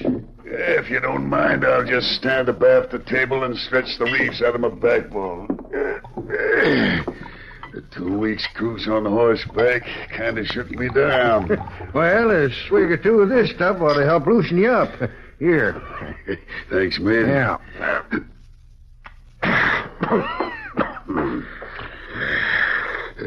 The warmth of the stuff goes right to my keel. Spike, I suppose you're wondering why I sent for you in such a hurry. Well, you said in your letter you come on a sure thing. Wanted me to join up and lend a hand. That's right, Spike. Well, Snake, just what is a sure thing you got in mind? Remember that time a few years back when you saved me from the law and I promised I'd give you notice when I found a way to square things with you? I remember. Well, believe me, this is it. About a mile to the east of this hut, there's a little mining town called Sutter's Gulch. It's a right nice little place for them that likes it. Store the gaff and set your course. You've got a nice business-like bank sitting along the south end of the main street, and it's just bulging with gold. I see. Most generally, there's only the banker and the teller in the place. And during the day, most of these gold-fevered fools is out panning for dust. That means the town's pretty well cleared out. Your talk's getting very interesting. Yep, very interesting. I knew you'd like the deal. It's a two-man job. With the loot, we can head over the border and live like kings for the rest of our lives. I'm for that, mate. You can lay to that. Yeah, these old bones of mine ain't good for many more voyages. I've been wanting to hit it lucky and settle down to a nice, quiet landlubber's life for quite a spell now. And you'll work with me on the deal? Snake, you don't think I'd risk my life by riding back to the Gulf on that ornery razorback critter I got sitting outside, do you? By golly, Spike, I'm mighty proud. Now, come on. Let's dig up some grub and I'll give you the lay of the land. Fine, mate, fine. I think by tomorrow we should be able to go to work.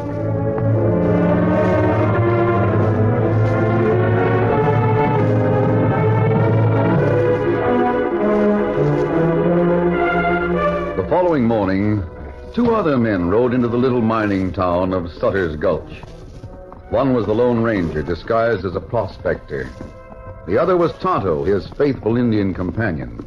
Tonto, this is quite a community. Ah, this heap new town. Glad I wore this disguise. Sort of give me a chance to look the place over. Ah, you go with me to get supplies? Yes, Tonto. Right up here. We'll tie up the bank's hitch rail. Oh, Silver, oh, boy. Oh, Scout. Oh, Scout. Tonto, someone's mocking us. Kimasari. That's not man. No, it isn't. No. It's Parrot over there, Mexican fella. Sure enough. Parrot. Let's have a look at it. I've always enjoyed those birds. Buenos dias, senor. Buenos dias, amigo. You must not take offense at my little Chiquita, senor.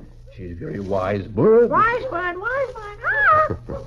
Chiquita seems to pick things up very rapidly. Oh, si, senor. That is why I say Chiquita. She's a very wise bird. Chiquita, talk to the nice man. Oh, Scout.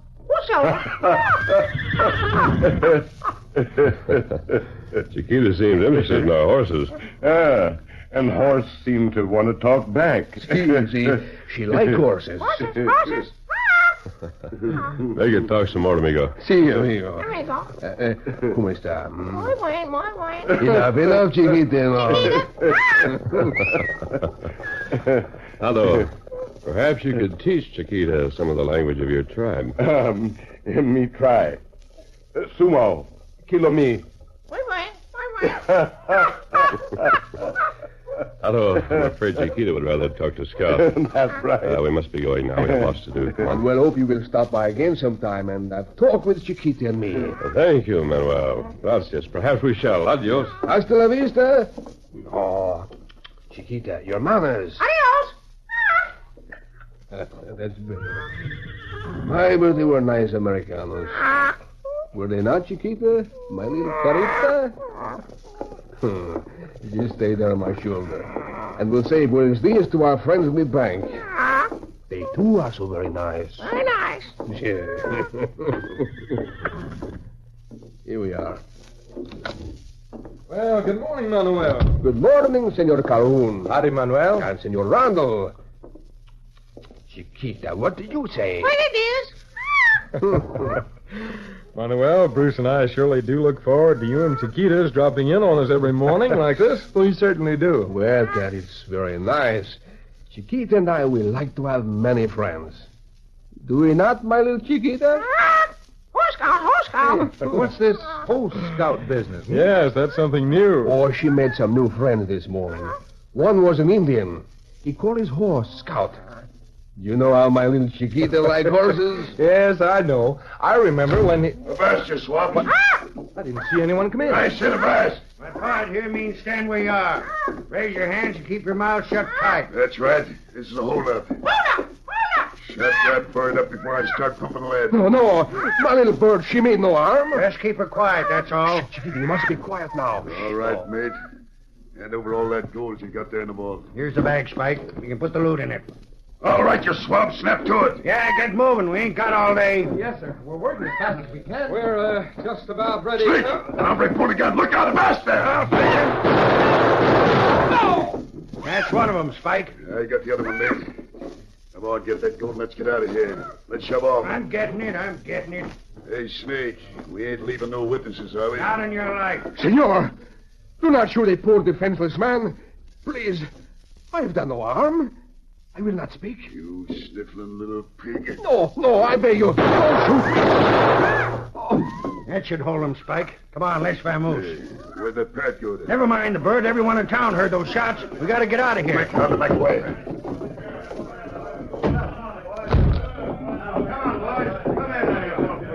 Jumping Jupiter. The whole bank's turned upside down. Hey, Sheriff, look. It's Manuel lying here. Manuel? Why, this is terrible. Look on the other side of the corner. Jed Calhoun is teller Bruce Randall. Oh. Hey, the Mexican's still alive. He just groaned. Yeah, but he's been hit bad. Look at him. As the sheriff and the townsman looked over the scene of the holdup, the Lone Ranger and Tonto, also attracted by the shooting, moved up through the crowd to the side of the little Mexican who lay dying on the floor of the bank. Pardon me. Sheriff, I see Manuel. Sure, stranger. Go right ahead. Amigo. Yes, Manuel. Amigo. 2 men. Easy, old fellow, easy. Paro, give me your canteen. Here. Your water, Kimosabe. Here, Manuel. Take some of this water. Amigo, Steady. I'm so very weak. Easy. I... Easy, fella.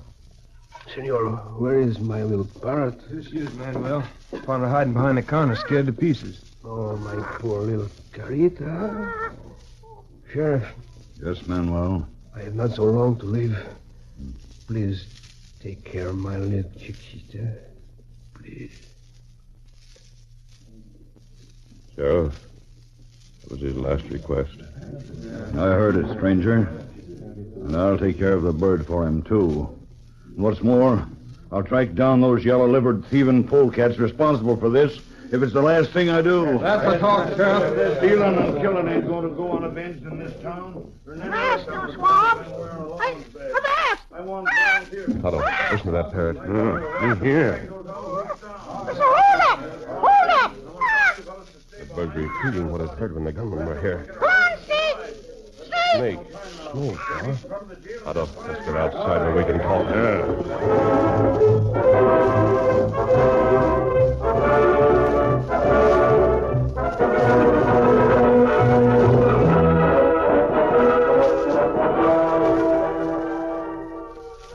Paro, that parrot was speaking sea jargon. Me no. It also said, come on, Snake. That means the name of one of the bandits was Snake. That's right. Paro, the bird gave us 2 leads. One is a man who talks like a seaman, and the other, a man named Snake.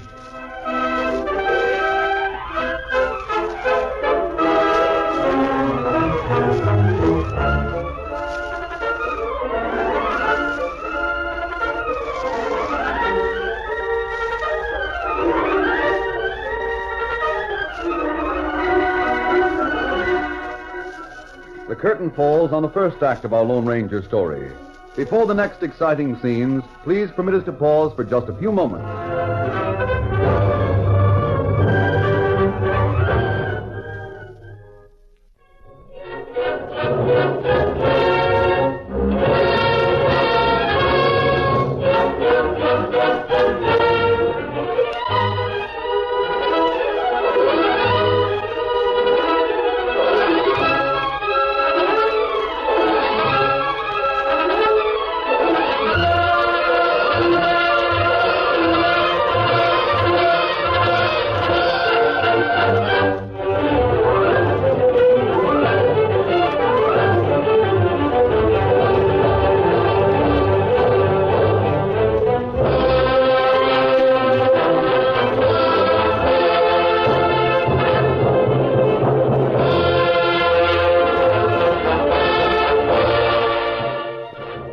Now to continue our story. Despite the fact they had no lead to follow, the Sutter's Gulch Sheriff and his posse rode out in an effort to find the men who robbed the bank and killed the banker, the teller, and Manuel, the friendly little Mexican who had owned the Parrot. Still disguised as a prospector, the Lone Ranger and Tonto stayed behind to ponder the lead given them by the jabbering of the Parrot. Tonto, the town is pretty upset about this robbery and triple killing. Me know. That Parrot gave us a little lead. We know one of the crooks was named Snake, and one talked like a seaman. We should be able to do something with that. Not more than sheriff know. Crook feller leave no sign. Tonto, I have an idea. Come with me. What we do, Kimosabe? We're paying the postmaster a visit.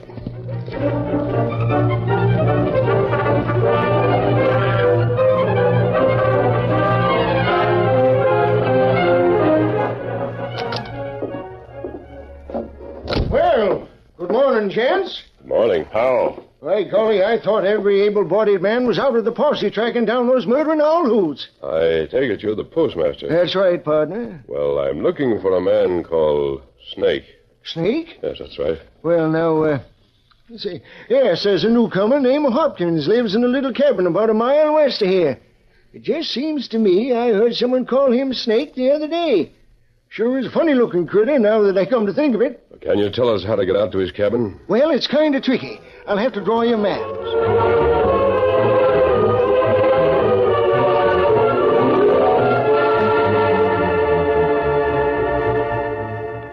It was some time later. With the help of Tonto, the Lone Ranger removed his disguise and donned his familiar mask. Following the makeshift map drawn by the inquisitive postmaster, they pulled up at the cabin occupied by Snake Hopkins and his partner, Spike Carter. Oh, fella. Right there, fella. Tonto, this looks like the right place. That's right. It looks as if we're too late. No fella here. This coffee pot is still warm. Food's still on table. They must have eaten and run. We'll look outside. Yes, there are some tracks. There have been 2 horses here just recently. That right? Tonto, let's get our horses and see where this trail leads.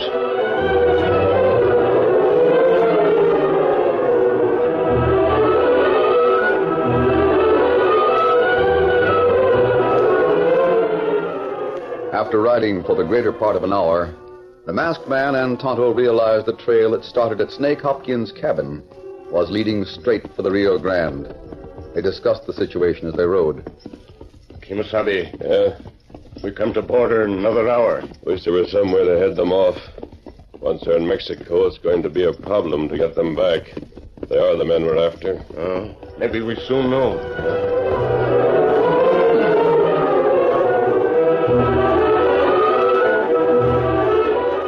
As the Lone Ranger and Tonto followed the trail, hoping it would lead to the men responsible for the robbery and killing earlier in the day, the men making that trail rode hard about a mile ahead. They were Spike Carter and Snake Hopkins. Yeah, it's nearly dark now, Snake. Yeah, I was hoping we'd make the border by dark. We ain't got far to go now. Spike, what do you think of my little scheme? It's working out just fine. We got plenty of gold in that haul. Left no witnesses. We're almost to Mexico. They ain't been bothered so far. I told you it'd be easy going, didn't I? I gotta give you credit, mate. You sure picked a good one. Look up there ahead. That's the Rio Grande now. We better cross over to Mexico before we camp for the night. Sure. Once we get across, we got nothing to worry about. Even if the law found us, they couldn't lay a hand on us over there. Right you are. Let's get over there fast. Yeah, come on. Get up there.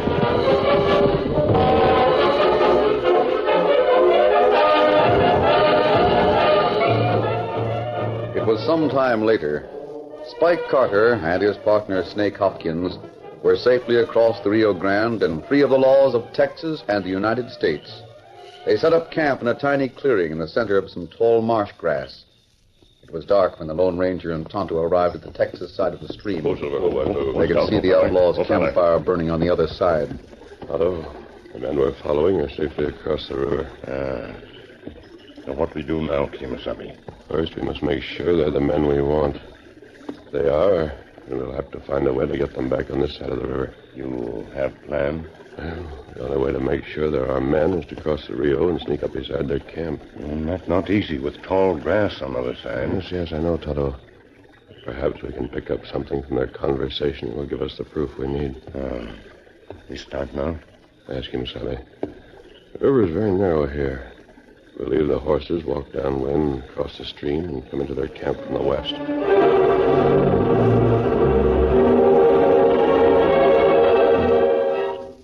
It was a few minutes later. On the Mexican bank of the Rio Grande, the 2 crooks had just finished eating and were preparing to bed down for the night. Spike, I'm mighty tired. Yeah, I could sleep right through a heavy squall myself. Yeah, we can turn in now and get an early start in the morning. Say, what about this bag of gold? We ain't gonna just let it lay, are we? Oh, wouldn't be such a good idea, would it? Can't we store it somewhere? Well, in that split rock over there, we can put the bag in there. Right you are, Spike. We can pull up some of that grass and cover it over. That way, if anyone should happen along, we'd have nothing to fear. Sounds good to me. Well, let's snap to it and root up some of this tall stuff.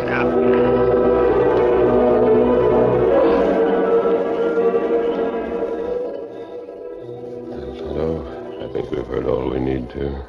Those are the men we want. And what we do, Kimasabi? I have a plan that should get them back across the river. That's good. Notice how dry this marsh grass is. Otto, as soon as those crooks are asleep, we're going to set fire to the grass on 3 sides of the clearing and burn them out. Maybe fire driving across river, huh? The wind's coming from the southeast. That's in our favor. We'll start the fire back well enough so there'll be a big wall to their east, south, and west. They'll be forced across the Rio in order to be clear of the blaze. That's a heap good idea. We'll be waiting for them on the other side when they get across. And what about gold? No, we won't touch it. That way they'll think the fire an accident, grab the gold themselves, and carry it across. Oh. All we have to do is wait for them to fall asleep so we can get to work.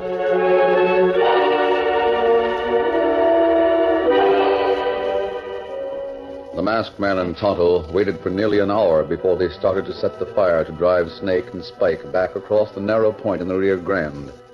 Finally, they set the blaze and rushed across the river to await results. Meanwhile, the horses, smelling smoke and seeing the wall of flame creeping toward them, began to fuss and fret. Hey, what's going on here? Snake, get to that! Snake! Spike, what the thunder? Look, Snake. There's a fire creeping in from 3 sides. The horses woke me up. Come on. We got to clear out of here. Unhitch the horses quick. They're crazy from fear now. That's your mate. Yes, I better give you a hand with these critters. Yeah, steady there. Steady, boy. Steady there. Oh, Thunder, we're going to get out of here. We're walled in on 3 sides. The only thing to do is cross the Rio. That puts us back in the state. Would you rather burn alive in Mexico? The Rio's narrow here, but the fire should play itself out when it hits the water. We'll follow the Texas side until we find a clear spot in the fire, then recross into Mexico. All right, mate. It's getting too close to waste time talking. Right, Spike. Just wait till I get that bag of gold. Snap to it, mate. I'll hold the horses. All right. I'm going. You all right, Snake? Yes, Spike. I'm getting the gold. There. I got it. Let's vamoose. Right. Let's shove off. Better lead the horses. Pretty scared. Come on, man. Come on. Come on, Bill. Come on, boy. Come on. Take it easy, boys. Easy. Come on. Come on. Easy. Steady. Spike, here's a Rio. We made it just in time. Let's get across here. We'd have burned alive if it hadn't been for the horses. Sure would. This Texas bank looks mighty good right now. It looks good, all right, but we can't take chances. You got to get back across the river. There's no need to hurry. Snake. It's a trap. We've been tricked. And where you are? You're masked. What are you up to? What's your game? I'm taking you 2 back to Sutter's Gulch. Sutter's Gulch? What do you mean? There's a little matter of a bank robbery and a triple killing. The Parrot tells me you're responsible for. Parrot? Otto, take their guns and that gold. No, you don't, Redskin. Up that gun, Snake. You all right, Toto? You all right? Get up, you 2. All right, Toto. All right. Tie them tight. We have a long ride ahead of us.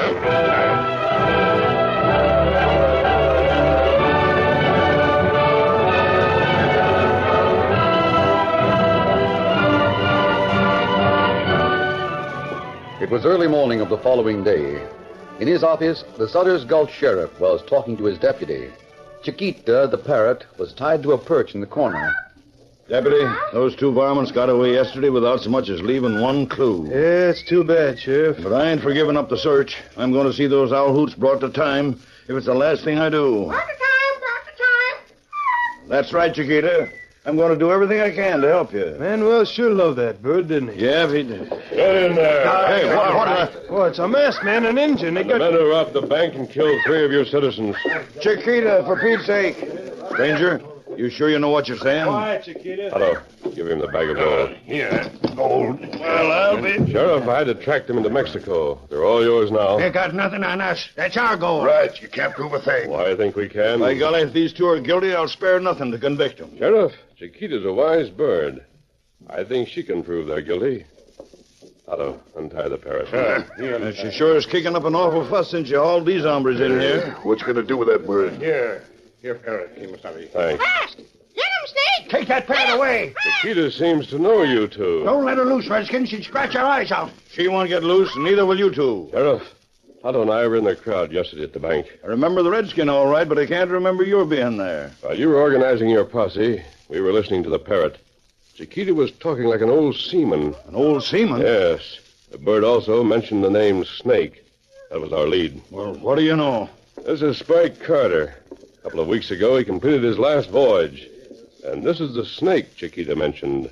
Snake Hopkins. Hey! By golly, you sure done us a great favor. He hasn't given you any real proof. Court won't listen to a masked man in a parrot.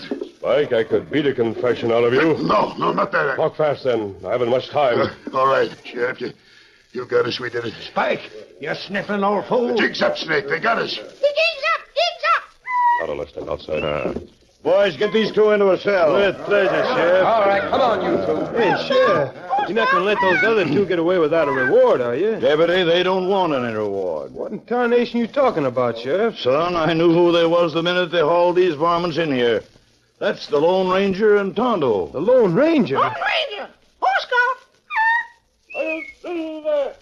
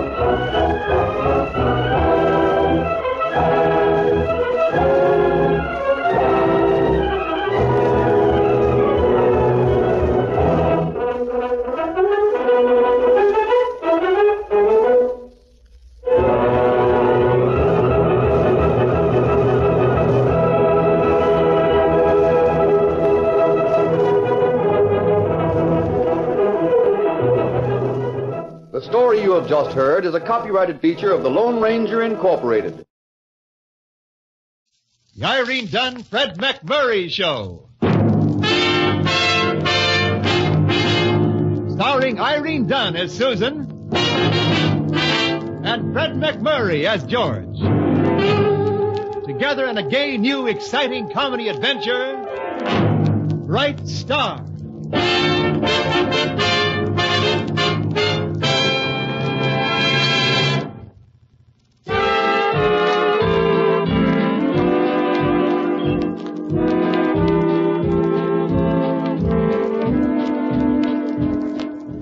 It's the Irene Dunne, Fred MacMurray Show, starring Irene Dunne as Susan Armstrong, editor of the Hillsdale Morning Star, and Fred MacMurray as George Harvey, her ace reporter. Susan is holding down the office today with Sammy, the demon copy boy, while George is out somewhere, probably getting involved. Whenever George gets involved enough, Susan develops a severe case of tinnitus, or ringing in the ears. That gives you an idea of how close these two characters are.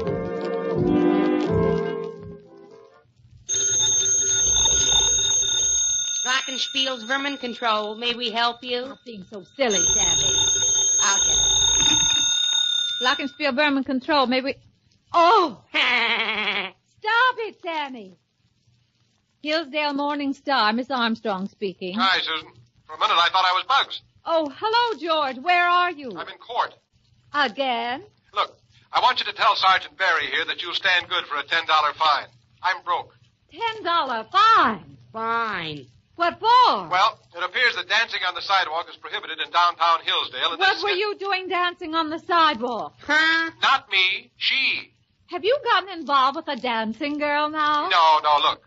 Zoli didn't know there was an ordinance against it, Who is Zoli? That woman? He's her grandfather. Did he drag you into court? George, what on earth have you done? Now, if that scheming dancing girl... Look, Susan, wait a minute. Slick figure and a flashing eye and you're dead, it never fails. Susan, this dancing girl happens to be 9 years old. She's a little gypsy girl. 9 years old? Gypsy girl? I hear they grow up very rapidly. Yes, how about that? How about what? The fine. Zoli has to pay a fine because his little granddaughter was caught dancing in the street and collecting dimes. $10, please. Well, why do I have to pay the fine? Because he's broke. Now be a doll and tell the sergeant here you'll foot Zoli's fine. Like I told you, I'm broke, too. But, George... So, here is smiling Sergeant Barry. Now just tell Dreamboat Barry that you'll bail Zoli out. And here he is, your friendly cop, a smiling Sergeant Barry. Hello, Sergeant. This is Susan Armstrong. Dignified personal financing. A perfect stranger, name of Zoli.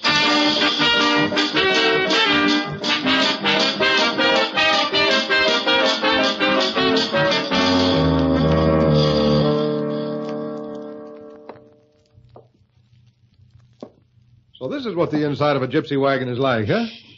Mr. Harvey, the girl sleeps. Oh, I'm sorry. Yeah. Let me put her in her bed, then we will talk. Good night, Kislani.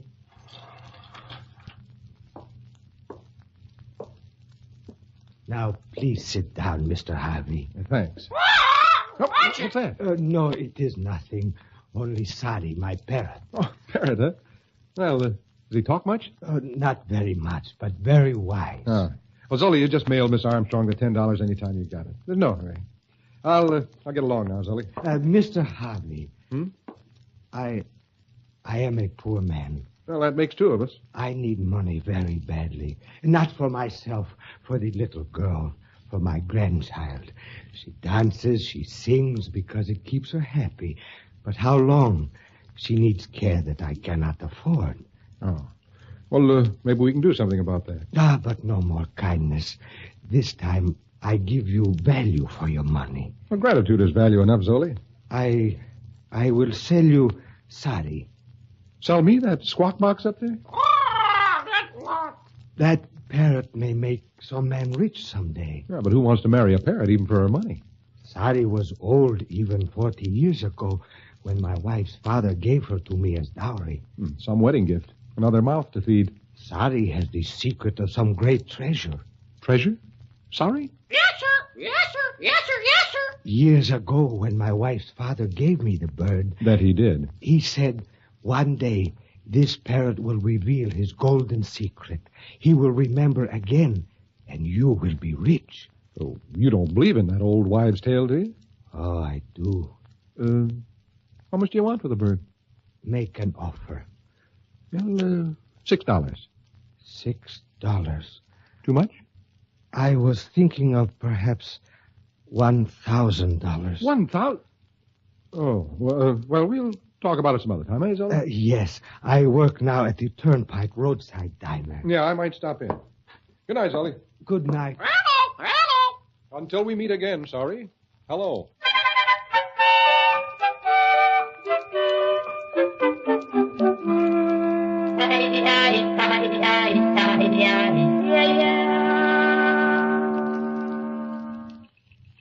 And that's all Zoli wanted for the bird? A mere $1,000? Well, I suppose you could get him for $500 a pound.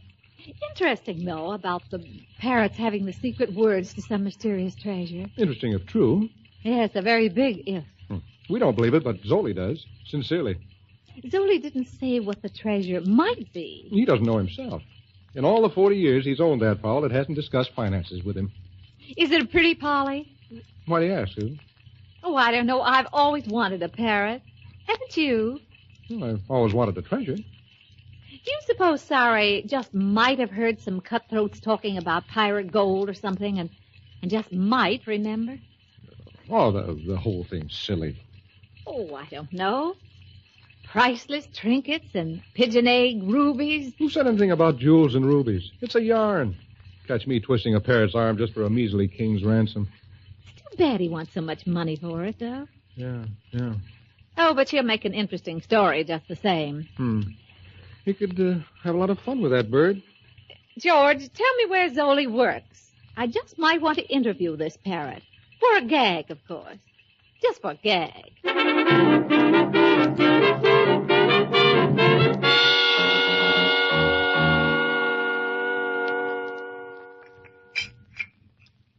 Interview a parrot, Miss Susan? Will you pass the marmalade, please, patient?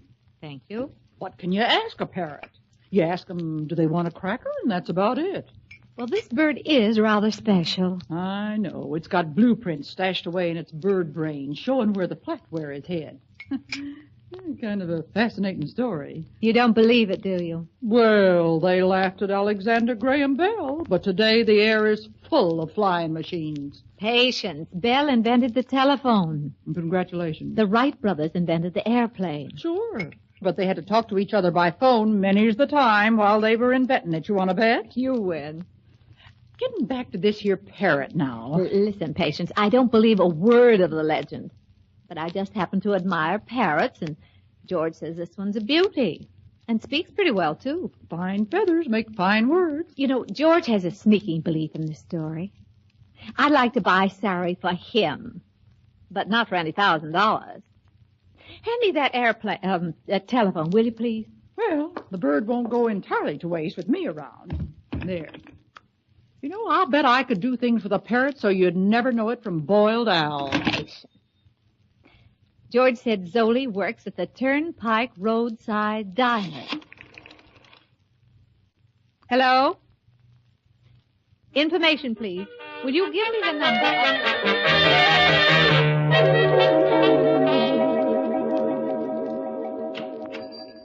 Good morning, Zoli. Good morning. Mr. Harvey, good morning. Nice to see you. Big hello. Sit down on stool. Thanks. You busy? Too late for breakfast, too early for lunch. Nothing. Say, Zoli, you haven't sold that parrot yet, have you? No. Well, I was just thinking I'd like to buy it for a good friend. Oh, but not for $6. Well, how about $50? For such a fine, well-spoken parrot. Well, frankly, her conversation chills me. $300. Your conversation chills me. $250. It may make you rich. Well, that's not why I'm buying the squab. Anyhow, the bird must have given out with the magic words in your father-in-law's time. Why didn't he cash in on it? He was a very wise man, rest his soul. He never cherished the material things of the world. Very wise. Oh, boy, I must be stupid because I love the material things, especially money. All right. $225. $52.50. $210, including the perch. $55 tops. Rock bottom, $205.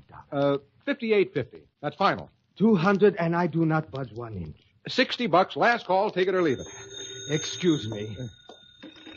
Turnpike Roadside Diner. I'd like to speak to Zoli, please. This is Zoli. Oh, I understand you have a parrot for sale. Yes? Well, I'm thinking of buying it as a gift for a friend, but I can't pay too much. Well, I have an offer for $60. What's that? Well, I'll give you $65. Excuse me.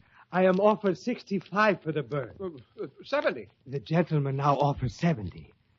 Well, $75. Excuse me. I have $75. You have $85. I have $85 from the gentleman. A quick death at $100. I have $100. And 10. And 10. And 15 more. I have $125. Just a minute. How do I know you don't have a shill on the phone there bidding up the price on me? How could I know you would be back just at this moment to bid for Sari? Well, you got me there. All right, wrap it up at $150. 1 parrot to go. The gentleman bids $150. The gentleman bleeds, too. Oh, dear. Well, $175. $175. $190. $190 I have. Well, $195. $195. I wouldn't pay that for a bird of paradise if paradise came with them. $195 going once. All that dough for a parrot? $195 going twice. I always thought talk was cheap. $195 going... $200. My life's blood. The gentleman bids $200. Well, he's crazy. That must be crazy. All right, I give up. Tell the gentleman he can have the bird, and I hope they'll be very happy together. Goodbye.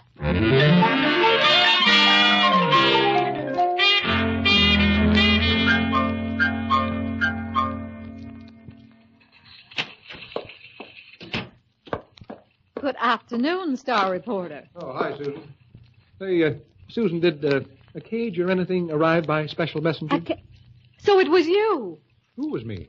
What are we talking about? Where did you get $200 for that parrot? It skinned me to the bone, but I had it in the bank. Oh, there you are. Didn't want to carry her through the streets, and how do you know how much I paid for Sari? You were bidding against me. You mean you were on the telephone this morning? Who else? Oh, no. Yonder is your purchase. Go talk to your feathered friend. Hi, Polly. Well, go on, talk. This would be a nice time to find out that your friend Zoli is a crack ventriloquist and sells more darn parrots that way. Look, Parrot. I never choked a parrot, but I could learn to choke a parrot. Now talk. I never even threatened a jabberwock. The next line is, come to my arms, my beamish boy. Or in other words, hello, sucker. Hello, sucker. Yes, sir. Yes, sir. Yes, sir. Yes, sir.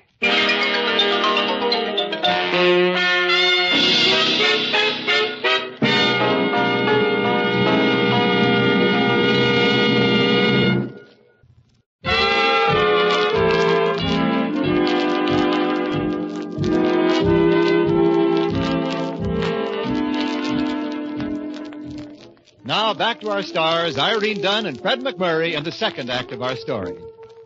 For the past 2 days, Sorry, the parrot with a past, has been quartered in Susan's office, while Susan and George, feeling extremely idiotic, have been trying to get the bird to talk about the treasure. Here they are at it again, just on the outside chance that maybe the critter does know something that will help George recover the money he sunk in her.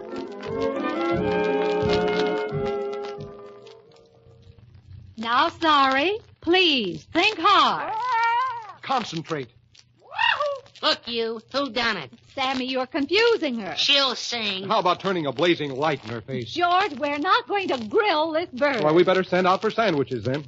No, we must use psychological approach. Psychological approach. Into the rigging it. Rigging. Pirate ships. Look, Birdie. Ship. Cutlasses. Pistols. Night. A chest being lowered into a captain's longboat. Uh-huh. Tropical island. Dig. Got a match? A blank. Hello. Yes, sir. Super Yes, sir. pain. Yes, sir. Abel was I saw Elba. Yes, sir. Hey, listen. What'd you say? Abel was I ere I saw Elba. Oh, who was Elba? Elba's the island where Napoleon was exiled. Hey, that's it. Napoleon. The loot of Europe. Abel was I... Say it backwards. Yes, sir. How do you say Abel was I ere I saw Elba backwards? Abel was I ere I saw Elba. Yeah. So what? Say it backwards. Abel was I ere I saw Elba. Yeah, I know. Say it backwards. Abel was I ere I saw Elba is just the same both ways. Elba, E-L-B-A, spelled backwards is Abel, A-B-L-E. And saw spelled backwards is was. So, hey, I get it. Yes, it's a palindrome. I must say this word bird knows a few tricks. Bertie, was the pirate Lafitte? Lafitte. Sorry. Huh? Talk. Was it Morgan? Was it? Kidd. Was it Captain Kidd? No, it's no use. We're just making perfect fools of ourselves. Hillsdale Morning Star, Miss Armstrong. You got that bird to talk yet? Oh, not yet, Patience. We really don't expect anything. Just a lark. No wonder it don't talk. I thought it was a parrot. Kind of a mixed-up bird, isn't it? Well, it's a kind of a mixed-up situation. Well, you bring Georgie boy and that parrot home for dinner. I've got everything fixed up for you. What have you got fixed up, Patience? A lovely roast and a whiz-bang psychiatrist. Goodbye. Psychiatrist? Patience. Oh, dear. Now what? Patience thinks we need psychiatric treatment, George. You know something, Susan? So do I.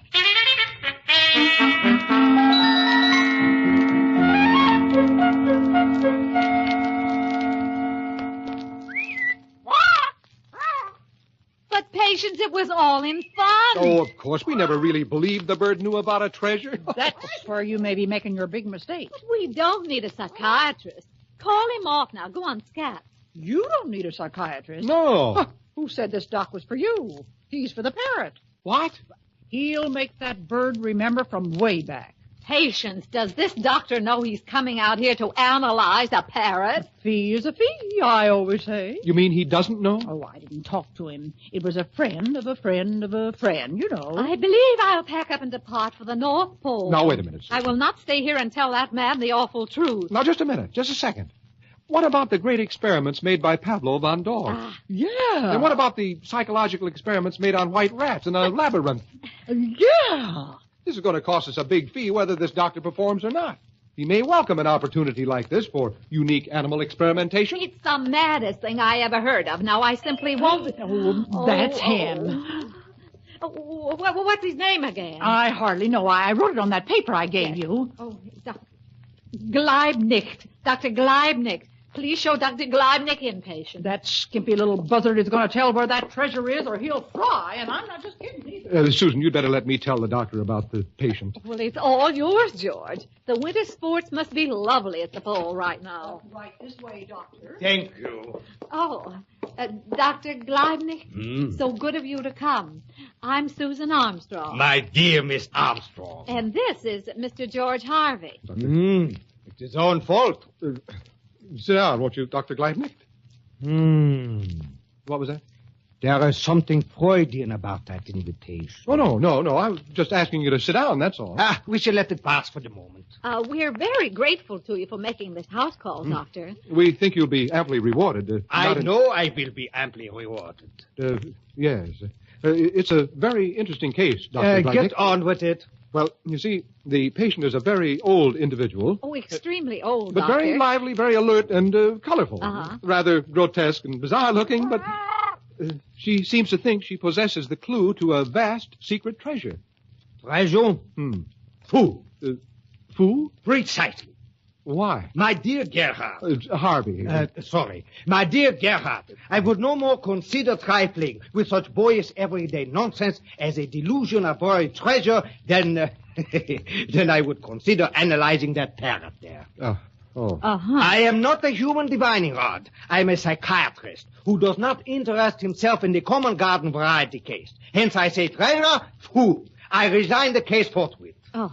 Well, I'm very sorry, Doctor. There's no charge, I suppose. No charge. Only my portal-to-portal time. $50. $50? Just for coming here and going back? You didn't even get out of second gear. You are lucky. What the charge might have been if you had thrust upon me some orophiliac psychotic who thinks she knows where pirate gold is hidden. It would have been necessary to find this fantastic treasure merely to repay me for the indignity of the situation. Hold it. What's so funny, Doctor? Who do you think you're snickering at? Patient, you're being very rude to the doctor. I heard this here brain diver sneering at you, too. I can't show him where the door is soon enough to Dr. me. Gleibnicht. Nobody needs gold that bad. Doctor, I'm terribly embarrassed. No need. I'm interested. You were going to go, so go. Patience. I don't have any with Leibnicht here. Gleibnicht. People have trouble with my name, too, Doctor. Patience. Perhaps you and I might have a nice chat, eh? Me and you and me? Oh, Doctor, I don't think you understand. Indeed I do, Miss Armstrong. But Doctor... Indeed you do, Susan. Come on. Let's leave them alone a bit. But George... Come on. But he seems to think that Patience... Seems to think. He does think. Great thinker, the professor. Amazing mind. If you think for a second that I'll quit here to go work for you, Blindheim... Leibnicht. George... The doctor thinks that Patience is the extremely aged, grotesque, bizarre patient we've been talking about. Yeah, I know. Well, then... Well, didn't you hear him? If he finds out we expected him to probe into a parrot's subconscious, I'll have to borrow on my insurance. Well, what do we do? We wait here. Something's bound to give. Yes, sir.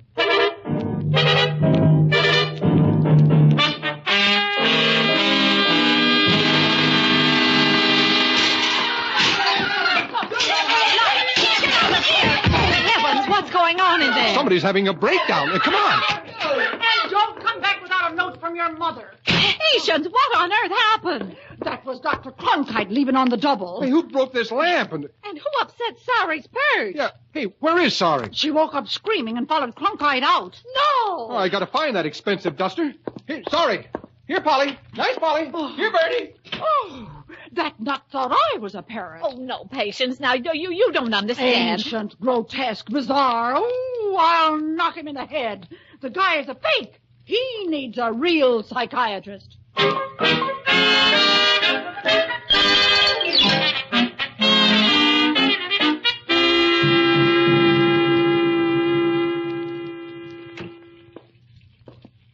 Well, George? Oh, it's no use. Not a sign of Sari in 2 days. Gypsy camp gone, huh? Yeah, Zoli and his little girl have pulled out. Oh, well. Come easy, go easy. 200 smackers. That comes easy? Huh. Well, it was my fault. I thought you wanted the parrot. That's why I bid on it. Yeah, and I got the parrot for you. Well, we got it for each other, okay? I thought I was getting you a gift that would last and last. And to the 16th generation? What? Oh, nothing. Well, you suggested a psychiatrist in the best of faith. I suggested a psychiatrist. Well, you distinctly said use the psychological approach. Well, I never suggested an analyst. Patients hauled in that phony. Yeah, but you agreed to it. You agreed to it. You named other famous experiments on dogs and chipmunks and albatrosses or albatroxen. Don't you dare stand there blaming me for it now. I am just saying... I'm glad the bird's gone. You don't deserve a family. Miss Armstrong, Mr. Harvey. Please, Abby, can't you see we're quarreling? There's a fella out here to see you. What? Yes, sir. Sorry. Zoli. It's good to see you again, Mr. Well, Harvey. boy, it's good to see you. Susan? Zoli. Zoli, it's Susan. Oh, how do you do, Mr. Zoli? How did you find Sorry? Oh, she found me. A long way she flies. Her wings are not clipped. I bring her back. She must have been crossed with a homing pigeon. How's your little girl, Zoli? She will be much better, thanks to you. Thanks to the $200 for this bird. Does she miss the parrot, Zoli? Does she? Oh, she does, doesn't she? The bird is yours now. Goodbye. Health and happiness be with you. Thank you. George, could the treasure be a child brought back to health? Could it? Well, I don't know. Maybe the gold is the golden rule. Do unto others, huh? Yes, sir. You and others. Yes, sir. We know there isn't any treasure now, don't we? Except maybe wisdom and the golden rule. Anyhow, let's think that. Hey, you don't want to get too near that window with Sorry. What do you bet? Go back, Sorry, to Zolly and his little girl. Go on, fly. Well, heading straight for Zoli's shoulder. Look. Zolly's waving to us. He understands. Bye. Bye. Thanks, Zoli. Thank you and goodbye. Thanks for making us rich. Oh, well. Come easy, go easy, I always say.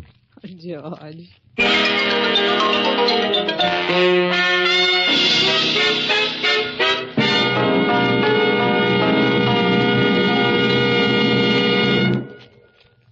Our two stars, Irene Dunne and Fred MacMurray, will be back with us in just a moment.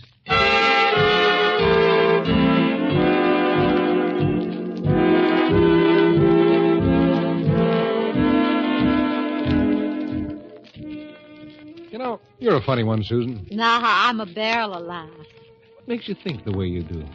Why? Well, about the meaning of the treasure, for example. How do you understand those things? Well, I'm a woman. Oh, well, this I could have told you. Well, Well, what? tell me. Oh. Yeah. You told? Well, as the parrot would say. Yes, sir.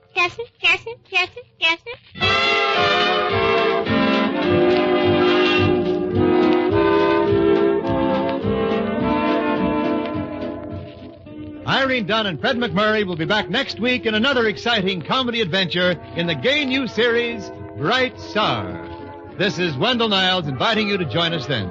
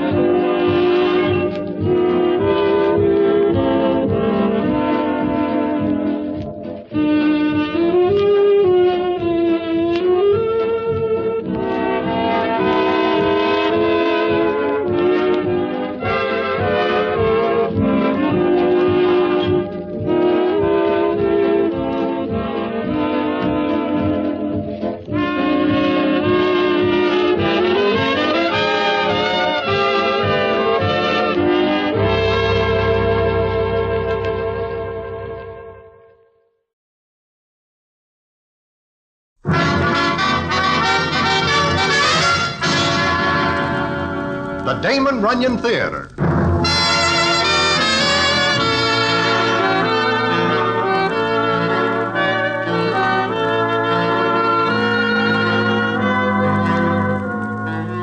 Once again, the Damon Runyon Theater brings you another story by the master storyteller, Damon Runyon. And this one, So You Won't Talk. And to tell it to you, here is Broadway. Thanks.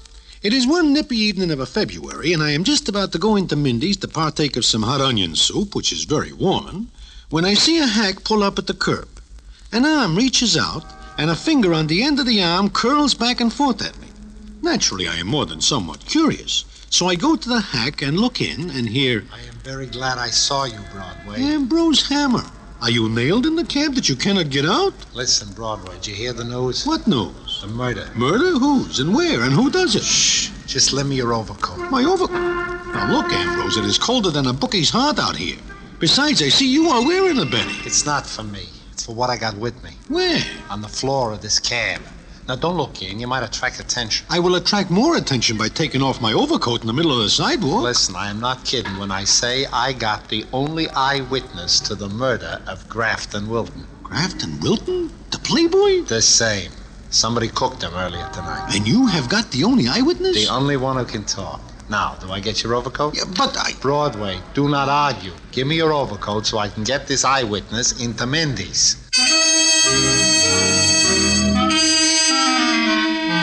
Well, I am more than a little curious indeed, because I know that Ambrose Hammer's hobby is following murder cases, although he is a dramatic critic by trade. Also, I wish to see this eyewitness myself, so I give Ambrose my overcoat. And what happens when we get into Mindy's is something I will tell you in a minute.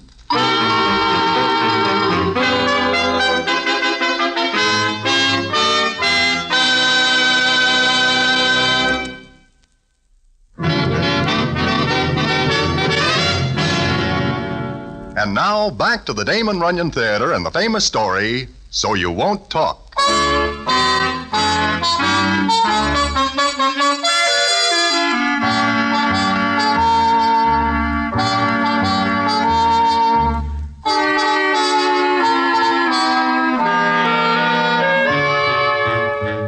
Like I am saying, I give Ambrose Hammer my overcoat, and he ducks down and wraps something up in it. I am not able to see what it is.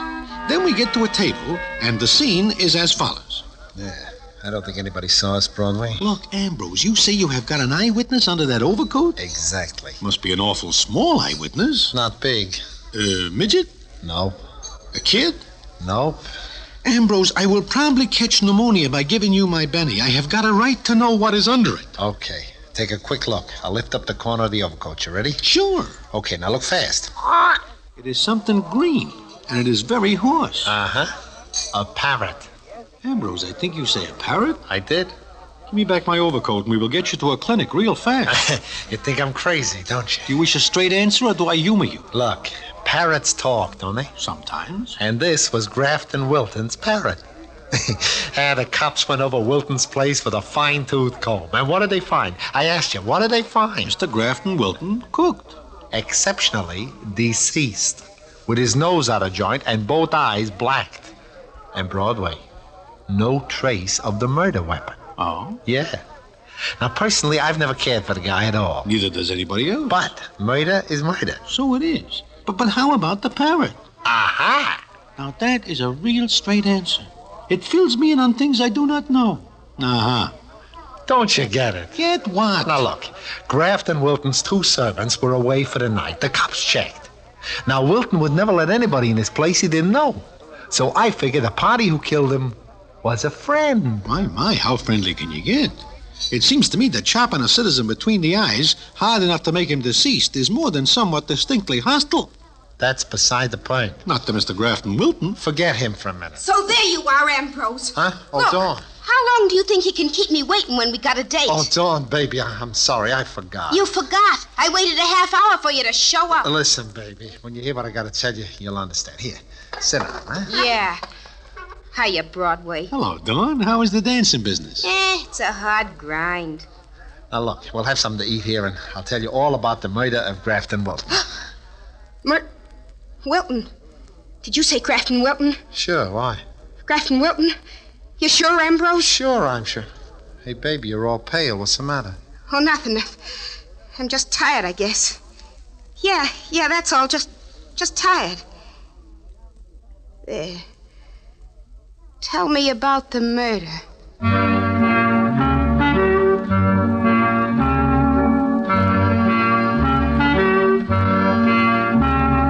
I look real hard at Miss Dawn Astra because it seems to me she takes this very, very big.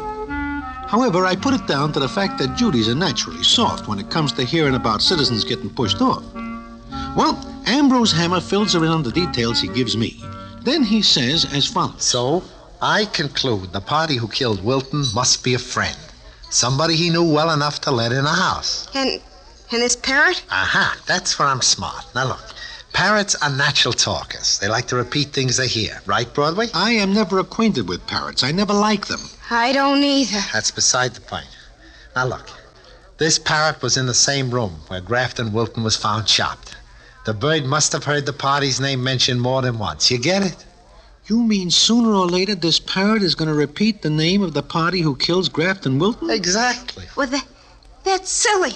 I don't think so. You spent the whole evening at a murder when you had a date with me. I like murder. Someday I hope you go to your own. What's burning you up? Oh, that bird. He didn't do a thing to you. He made you forget you had a date with me. Yeah, but this is an important bird, an eyewitness to the murder. And sooner or later he'll talk. And he'll repeat the name of the party who killed Wilton. Yeah. You sure of that? He's got to. Ambrose, lift up the overcoat and see what he has got to say now. Sure. Now watch. He says that when I first meet him. It'll take patience, but he'll talk. And until he does, I'm not going to let him out of my sight. You mean you'll take that bird along when we go out on a date? Why not? He's small. I should say not. I will say one thing for this bird. He never lets go of an idea. And the idea now seems to be nothing but... Oh, shut up. Never mind. You'll all sing a different tune the day I walk into police headquarters with the killer's name.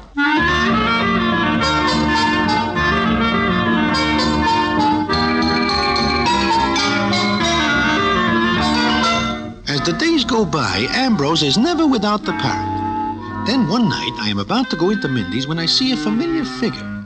It belongs to Miss Dawn Astra, and there is never any mistaking her figure for a sack of potatoes. But she is deep in conversation with a hack jockey. I wait until she finishes, then speak to her. She jumps like I hit her and says... Oh, Broadway. Well, yeah, what is the matter? Matter?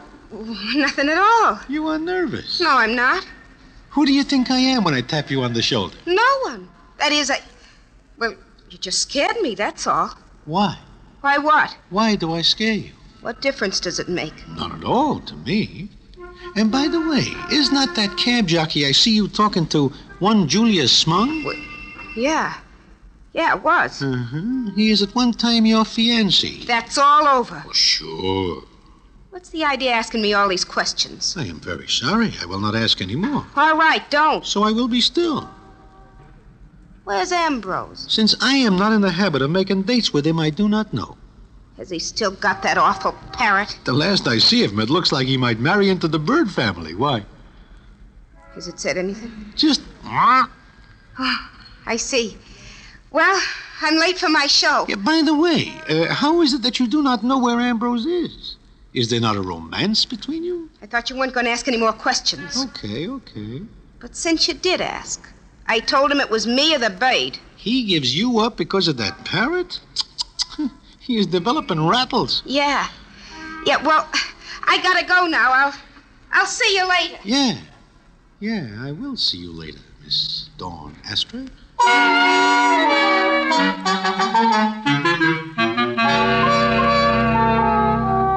The more I think of it, the more I think Miss Dawn Astra is acting more than somewhat strange indeed. But I think it is none of my business, and go into Mindy's. I am there maybe no more than 4 or 5 hours when Ambrose Hammer comes in. As usual, he is carrying the big cage with the parrot in it. He sits down by me and says, Broadway, it looks as though I'm going to have to give up the bird. Maybe because of Miss Dawn Astra? How'd you know about that? She tells me. Oh. Well, not only that, but my editor informed me that my dramatic criticisms are taken lightly because people seem to mistrust a man who is very close with a parrot. Does the bird say anything yet? Nothing. Wait a minute, maybe he'll talk now. Hey, you, talk. Talk, will ya? Well, business at the same old stand. That's disheartening. Here I am, but the only eyewitness to a murder, and he won't talk. I give up Dawn to keep the bird. I risk making an idiot of myself, and he says... See what I mean? Ambrose. What name do you expect him to say? The name of the murderer. What else? It could be any name? Like a girl's name? No, not a girl. The blow to kill Grafton Wilton couldn't have been struck by a woman. Oh, I see. Why? I'm just asking. Broadway, here I sit with the solution to a case that's baffled the cops. But the solution won't talk. Now, in order to keep my job, I gotta give up that parrot. Look, Ambrose, it seems to me that you are going too far. Why do you not keep the bird in your apartment when you go out? Do you have to take him with you? Sure, because at any moment he may say that name. Oh. I can't... Hey, I just thought of something. Yeah, what? You keep him for me. Me? Sure. No. Look, keep him in your hotel room. I will not be nursemaid to a bird. I'll pay you. I will not... How much? $5 a day. Wait a minute, let me get this straight. You mean that you will pay me £1 a day to watch this bird? Sure. Just sit with him. Listen to everything he says and write it down. How do you spell orc? You'll do it? For £1 a day, I will keep an eye on the Bronx Zoo and talk to all the animals. It's a deal. Come on, let's take him to your place now. It's a solution. But remember, you gotta sit tight and listen to him because he... Because he what? Broadway, you see that doll at the table near the door? The one with the black hair and real white face? Yeah. Who is she? I never seen her before. I have. I know that face. I know it. Well, congratulations. Come on. Excuse me, miss, but I think I know you. I don't think you do. I'm Ambrose Hammer, dramatic critic. I said you don't know me. And I don't know you. I never forget a face, especially if it's ever been in the newspapers. Who said mine was? Well, maybe I'm wrong. Excuse me. Let's go, Broadway. Sure. I'll swear I know that doll. And I'll swear it's in connection with... With what? I don't know. Anyway, I'm not going to worry about that now. The big thing is to get the parrot to your place. Broadway, you're going to be in on the most sensational crime solution of the century.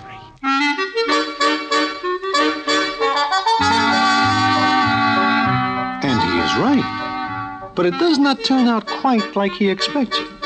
However, it is very strange indeed what does happen. And what that is, I will tell you in a minute.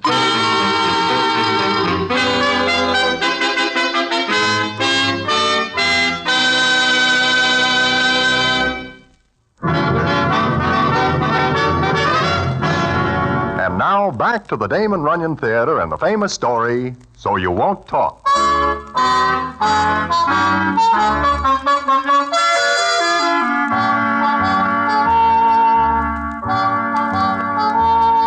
Well, like I am saying, Ambrose Hammer gives me the parrot. He also gives me $1 a day for being the bird's secretary. Although I have to admit that it is the most non-committal parrot I ever see. It comes up one night, and I am in my room just looking at the bird, when the scene is as follows. You say something? Look, Big Nose, it is time you open up with a little information. It is now 3 days since you live here, and I am getting tired of talking to myself, you hear? Maybe you are just stir crazy. Maybe... You will pardon me while I answer my phone? Hello? Oh, yeah. Be quiet is not for you. No, I'm not talking to you, Big Sam. Huh? What? Well, how big is the game? Yeah, I see. Yeah, well, look, Big Sam, I would dearly love to toss a few cubes, but I have got a job and... Yeah, I see. Okay, I will be there. Yeah, in 10 minutes. So long. Excuse me, but I have got to go out. Do you mind? Thank you. Look, I will leave you a pad and pencil. If you have got anything important to say in the next hour, write it down. Goodbye.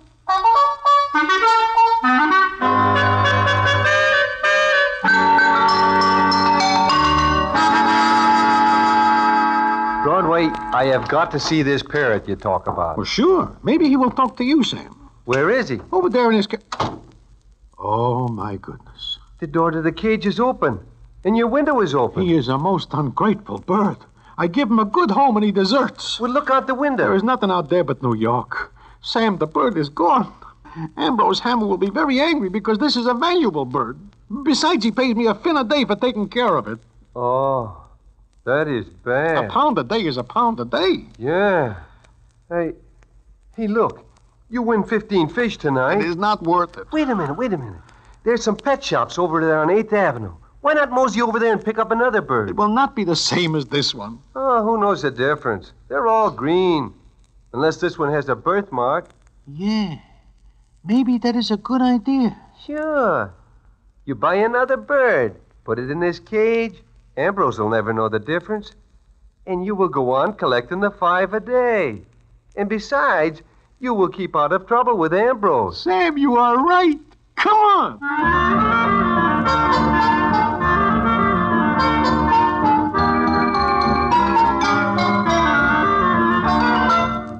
So I buy a new parrot that the guy in the bird store tells me is a good talker. Of course, to be better than the one who flies away is no hard job, even for a very backward bird. I put this new one in the cage the old one vacates on short notice. Then I look up Ambrose Hammer, who is at Mindy's. I take the parrot there, and the scene is as follows. I've been waiting for you, Broadway. Yeah, I know. Did he talk yet? Not a word. I got 4 pages of arcs written down. Take the cover off. In here? Of course, why not? Well, Ambrose, maybe we better wait. What's the matter with you? Take the cover off. Okay. But before I do not be surprised. At what? At anything. Go ahead, take off the cover. Sure. Hello there, fella. Yeah, you see what I mean? He has got a one-hawk mind. Yeah. I thought maybe different surroundings would make him talk. Broadway, I tell you, this bird knows the killer. Maybe he shuts his eyes at the time. Sooner or later, he will talk, and he will... You're here. Listen, he talked. He said something. Yeah, he talks. Come on, boy, talk some more. Broadway, give him a cracker. Sure, here, have a cracker. I can lick anybody in the joint. That is nothing for even a parrot to say, what with certain citizens in the place. Well, he's getting over the shock of seeing his master killed. The mental block is going away. It was psychological before, but now you... What a babe. What a babe. Look, every doll in the place turns around. Quick, put the cover back on. I don't want him to spill the name in front of everybody. Get the cover back on. I do not like the way certain citizens are looking at us. This parrot can be dangerous. Now I'll show people a few things. They thought I was crazy before. Wait till this bird gives me the tip. I'm going to... Broadway, look. There's the same doll sitting over there. Yeah, the one that says she does not know you. I know her from someplace. I never forget her face. Especially one like that. Coal black hair, white skin, big dark eyes. I never see her around here before the night you first see her. Yeah, her name's on the tip of my tongue. Come on, let's talk to her. Without an introduction? What's the difference? Come on. How about the bird? Bring him along, but keep him covered. Look, Ambrose, she is watching you. Yeah. And does it seem to you that she looks a little scared? Mm-hmm, it does. If only I could think of her name. You are just like the parrot. Yeah, that's right. Yeah. Shh. Hello. Goodbye. Look, I know you from someplace. I said you don't. You tried that line the other night, and it didn't work then. It won't work now. Yeah, but I never forget a face. Maybe I forget names, but not faces. All right. Take a good look at me. Well? Just can't find a name. All right, then stop staring at me and stop talking to me. You've taken a good look at me. You don't know me. Now leave me alone. You hear? Just leave me alone. Well. It looks like the lady wishes nothing to do with you, Ambrose. Yeah, I guess it does at that. Well, it's not important. What is the fact that this bird's finally decided to open his mouth and turn stooly. And it won't be long before you'll read in the papers that Ambrose Hammer cracks the Grafton Wilton murder case. A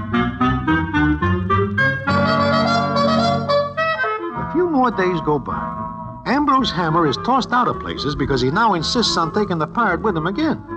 In fact, Ambrose Hammer has to defend himself several times when certain citizens claim Ambrose makes nasty remarks about them or their dolls. But it is only the bird telling all and sundry what he thinks of them, and the parrot's choice of language is by no means pure. However, Ambrose stays with it. Then it is one night in Mindy's, and the scene is as follows. So close and yet so far. Nothing yet, huh, Ambrose? The bird's gone through all the names in the world.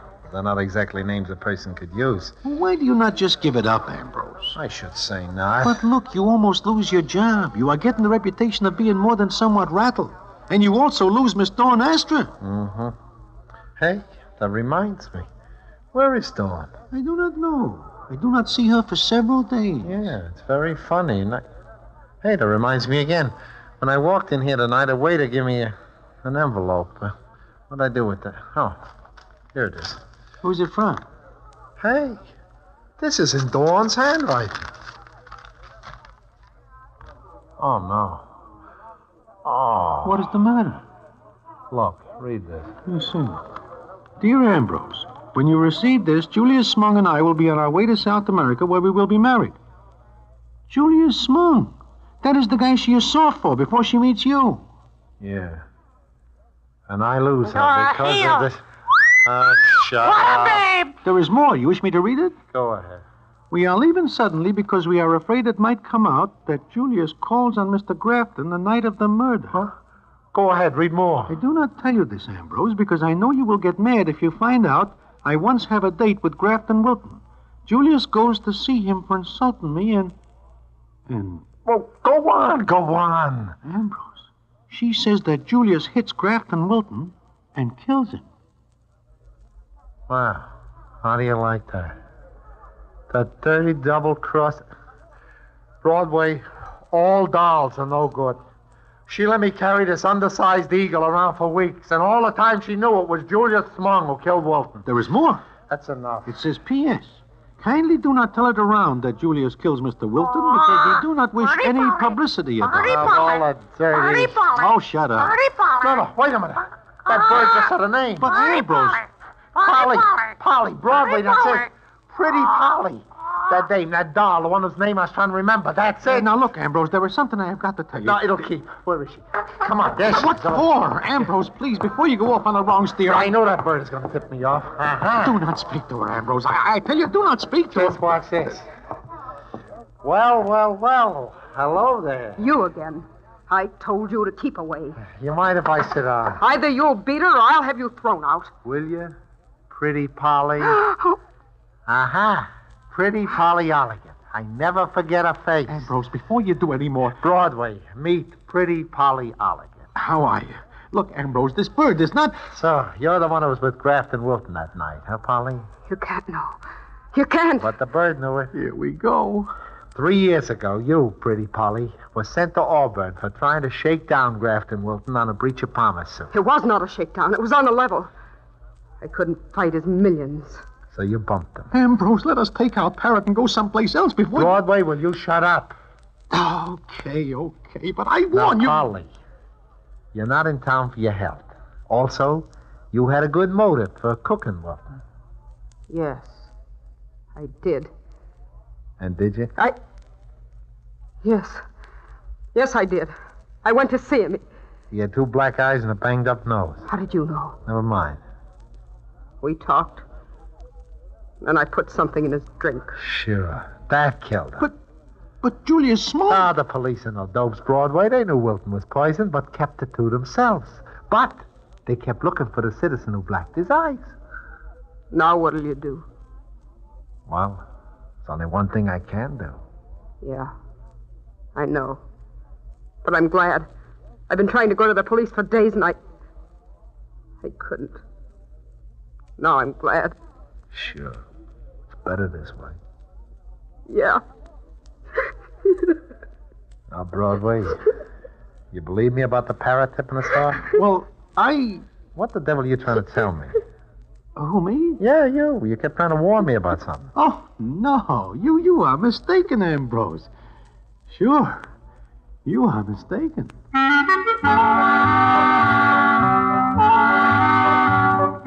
Of course, I figured that telling Ambrose about the switch and the parrots will do no good now. And there is no sense in getting him mad at me for nothing. But that is not the end of the story. The payoff comes a couple of days later, and I will tell you about it in a minute.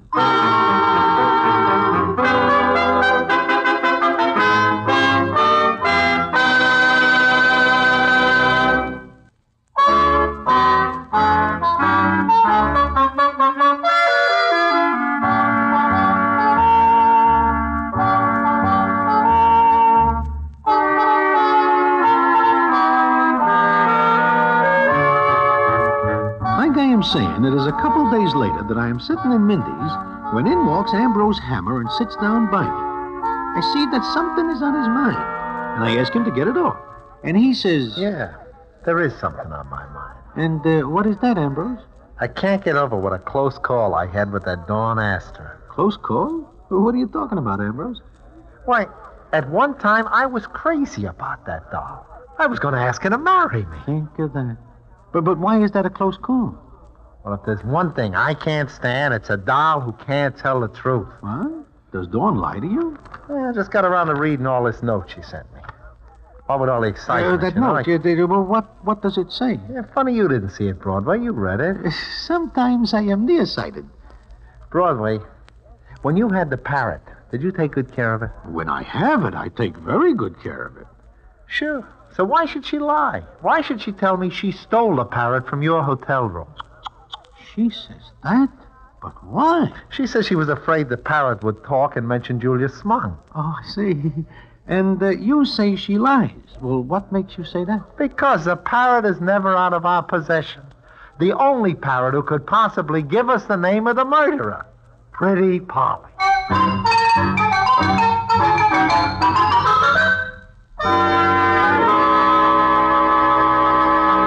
And so ends the famous Damon Runyon story, So You Won't Talk. Listen in again next week for... The Damon Runyon Theater.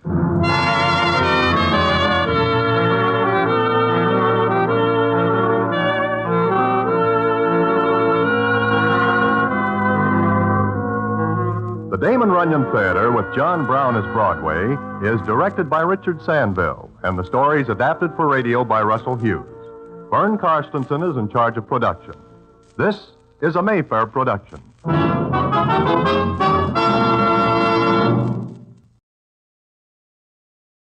The Jack Benny Program, transcribed and presented by Lucky Strike.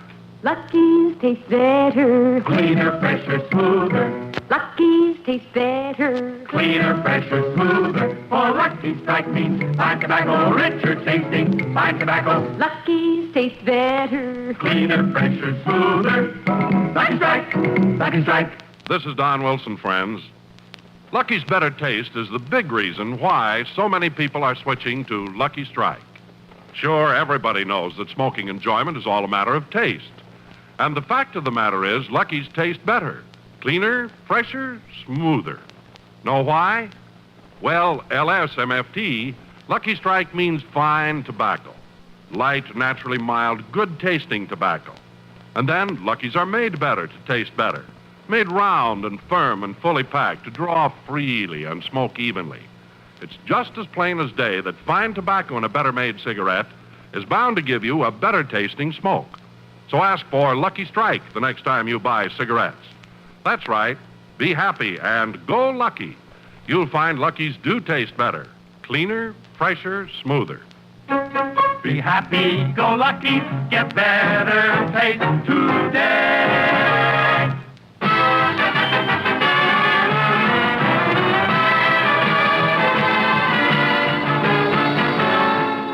The Lucky Strike program starring Jack Benny with Mary Livingston, Rochester, Dennis Day, Bob Crosby, and yours truly, Don Wilson.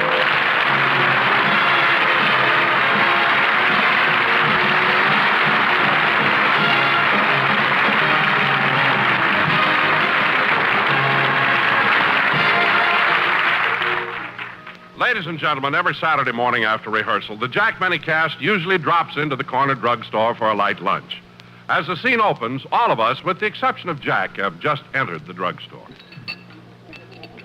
Hey, we're lucky, fellas. It isn't crowded at all. Yeah, we can have our regular table. Well, let's sit down. Hey, Jack must have finished his business at the studio. He's standing on the corner on the other side of the street. I wonder what the private business was he had to take care of. Well, he went up to see Mr. Ackerman, the vice president of CBS. This is the day Jack is giving the network his ultimatum. Oh, what ultimatum? Either CBS gives him free parking or he's going back to NBC. Gee,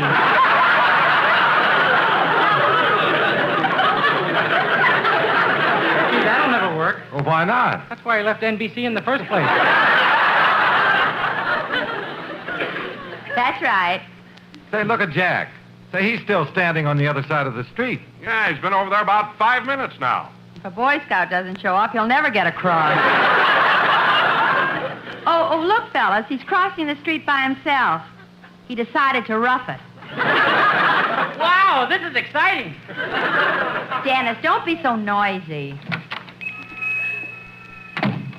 Oh, here we are, Jack. Okay. Sorry I took so long.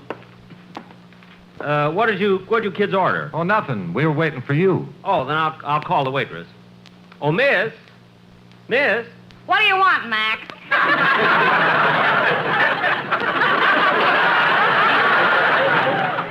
We'd like to order some food. Do you have a menu? Yeah, here. Thanks. Now, let me see. Hey, wait a minute. This is the menu from the Brown Derby. I know. The stuff on ours would turn your stomach. Say, look, miss, all I want is just an egg sandwich and a glass of milk. I'll have the same. Okay. Hey, wait a minute. Ain't you Mary Livingston? Yes, I am. Didn't you used to work at the May Company? That's right. Well, imagine running into you, Mary Livingston, S.C. S.C. Stocking counter. Oh. Well, Mary, don't you remember me? I was at the May Company, too. Well, you do look so... Oh, of course. You're Tilly Foster, N.W.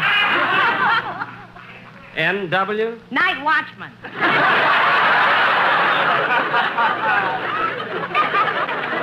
That's right. What a small world. Look, will you two stop traveling down memory lane? I'm hungry here. Okay, Pop. Look, just bring me coffee and a donut, will you? Now, miss. What do you want, calf on boy? Now, wait a minute, miss. Maybe I have to take those kind of insults when I'm on the radio, but I don't have to take them from you. Gee, I'm sorry, Mac. I didn't know you was sensitive. Well, I am. You don't have to presume I'm not sensitive just because I'm a big fat slob.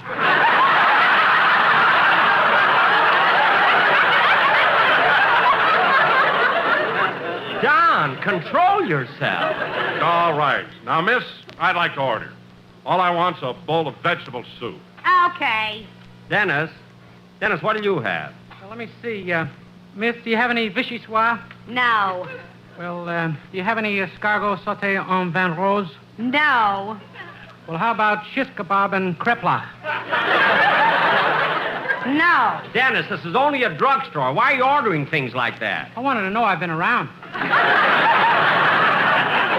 Stop being silly. Order something you'd get in a drugstore. Okay, I'll have a chicken sandwich. With mayonnaise? No, toothpaste.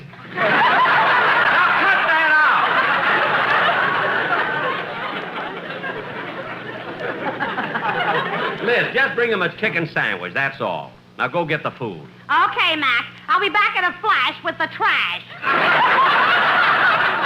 Never mind, just go get it. You know, it's hard to believe that she used to do the commercials on the Lady Esther program. Now, look, Dennis, when we do the show...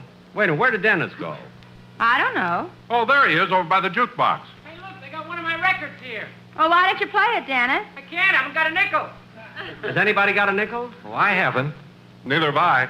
All I have is a dime. I can change it.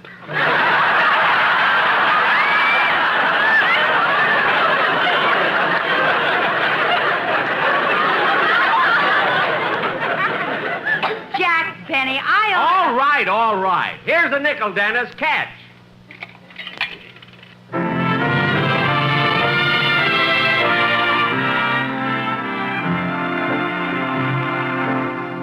I'm walking behind you on your wedding day,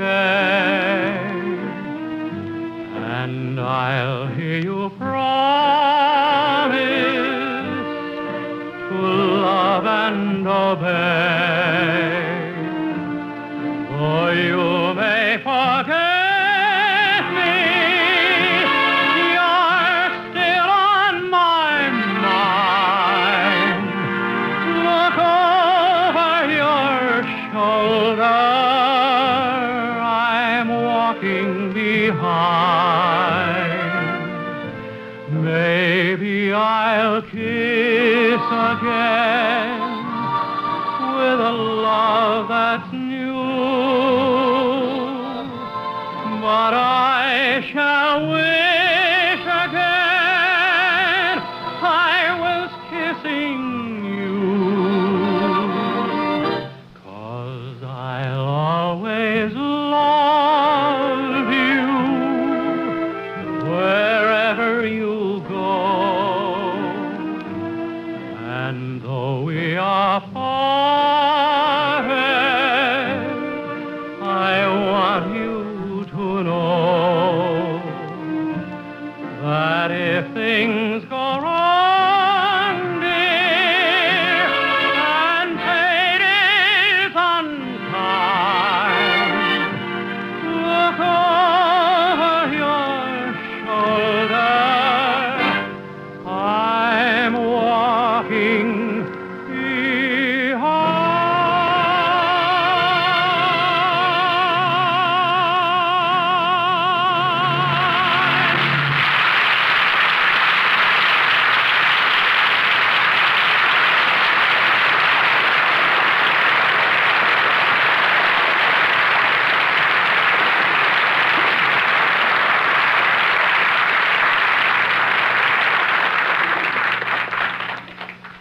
Gee, that was beautiful. It sure was. Say, Dennis, will you look in the jukebox, see if there are any... Now, where did that kid go? I don't know. He disappeared while his record was on. Oh.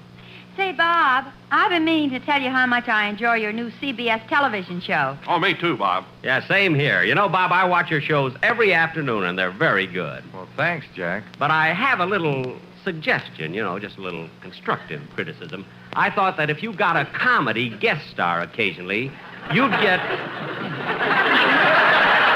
you'd get more laughs on the program. Yeah, but, Jack, we don't go in for guest stars. Mine is sort of a homey show.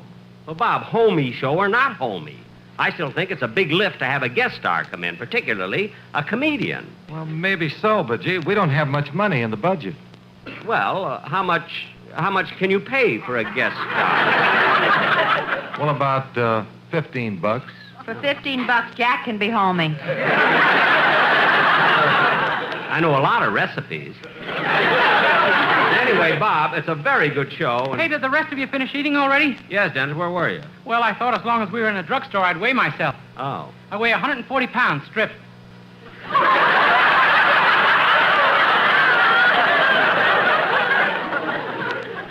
Stripped? I took the weighing machine into the phone booth.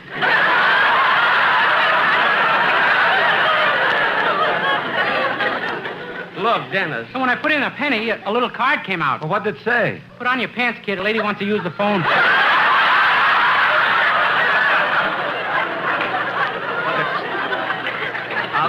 Dennis, stop already. Will you stop being silly? Oh, he's not being silly, Jack.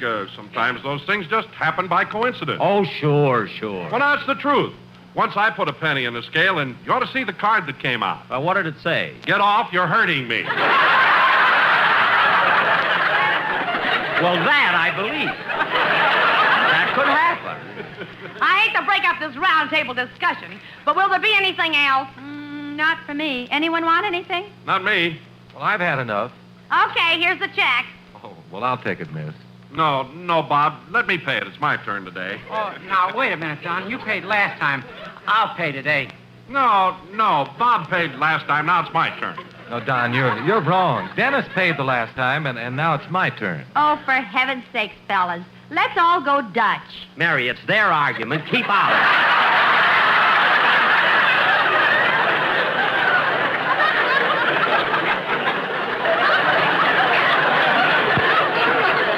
Doesn't concern you. Hey, Blue Eyes, how come you never pay a check? Did you take a pledge or something? For your information, miss, it just so happens that the last time I picked up the check. You had to. You were alone. That has nothing to do with it. Oh, miss, I'll pay it. Here, keep the change. Thanks. I got a car outside. Anybody want a lift? Oh, not me. It's such a nice day. I'm going to walk. Oh, say, Don, I've got to go over and see my brother about something, and say you pass Bing's house on your way home, don't you? Yeah, Bob. Well, would you mind dropping me off at his gate?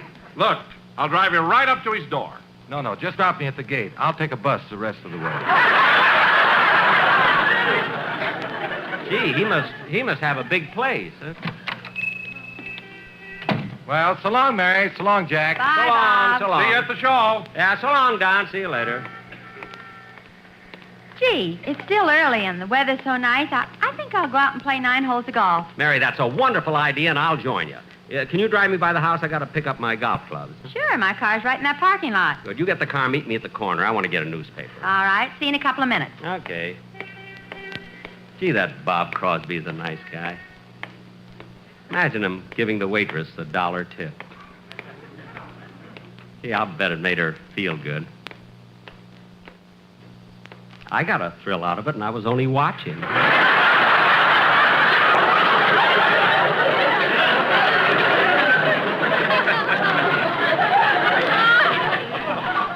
Now, let's see. I want to get a paper.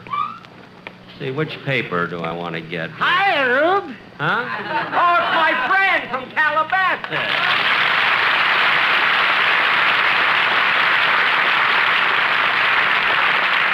Well, gosh, I haven't seen you in nearly a year. Yeah, but I seen you, Rube.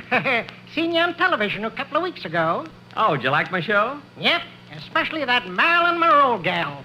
Hot diggity, she's another fee to bear. Yes, she is. Well, tell me, what are you doing here in Los Angeles? I came to get some supplies from a farm. I just bought an electric milking machine. You need an electric milker for your cows? Yep, it's kind of hard to squeeze out a living by hand. Ain't that a humdinger? Yeah. Heard it on a homie show the other afternoon.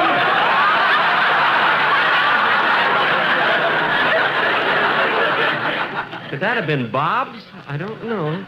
Is that all you have on your farm, just cows? Oh, no. Main crop is grapes. We operate our own winery. Well, that sounds like a nice, pleasant occupation. Pleasant but dangerous, Rube. Dangerous.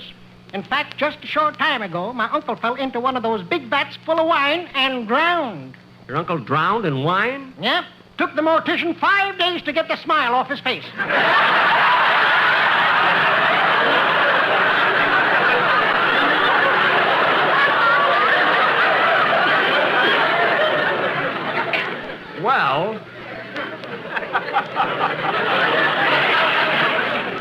Well, I can't understand how...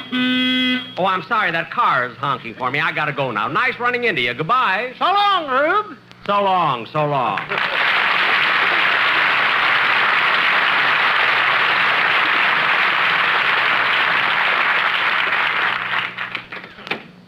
Here I am, Mary. Hiya, Rube. Oh, stop. Come on, let's get going.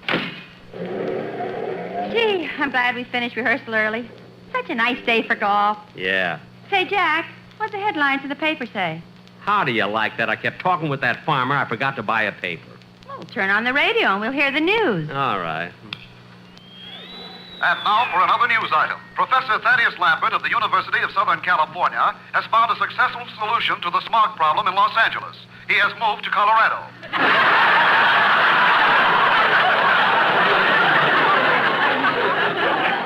We continue our program with a musical interlude and bring you the Sportsman Quartet singing Oh. Mary, that's our quartet. Yeah.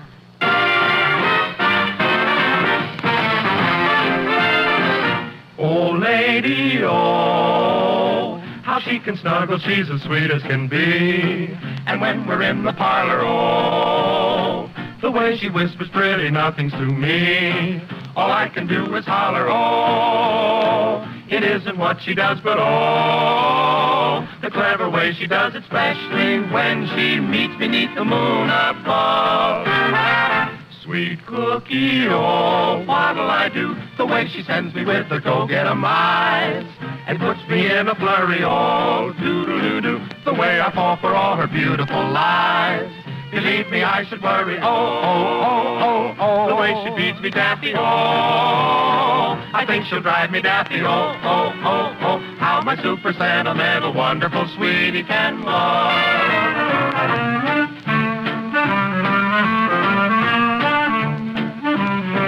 Oh, lady, oh, doo-doo-doo-doo. The way she holds a lucky strike in her hand, it makes me very happy, oh, doo toodle-oo-doo. For deep the smoking pleasure, Lucky's are grand. Just ask your dear old pappy, oh, such fine and light tobacco, oh. There's 20 in a pack, so lady, when I see you light a Lucky, I know. Together we'll be saying, oh, a Lucky has a better taste, it is true. I like to sing about 'em all.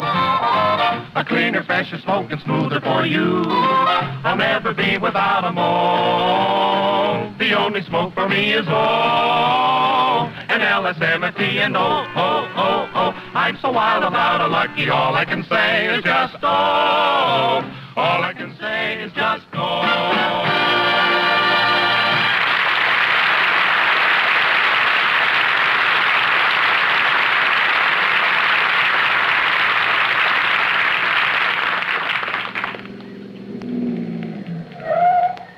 Well, here we are, Jack. Run in and get your clubs. Want to come in the house for a minute, Mary? No, I'll wait out here in the car. Okay. Show you my etchings.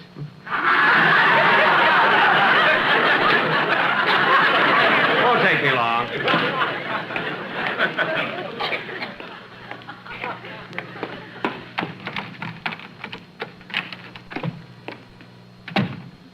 Is that you, Mr. Benny? Yes, Rochester. Would you like me to fix you some lunch? No, thanks. Wait a minute, Rochester. What are you doing with my violin? I'm going to put it back in the case. That violin's been lying around ever since you went off the air last June.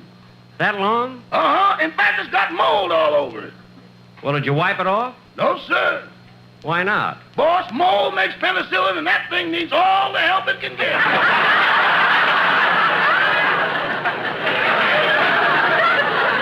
Never mind. And clean it up good because I'm going to play my violin on my television show next Sunday.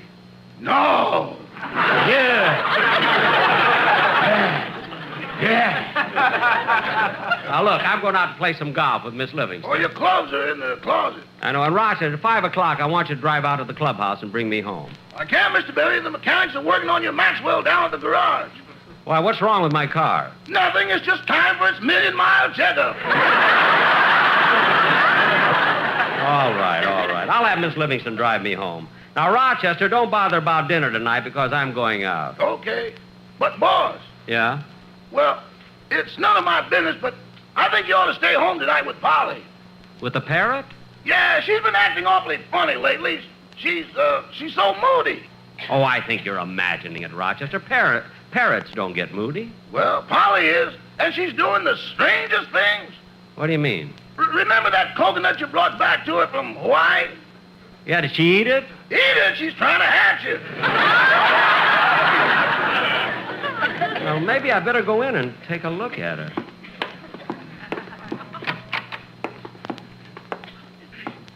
Hello, Polly.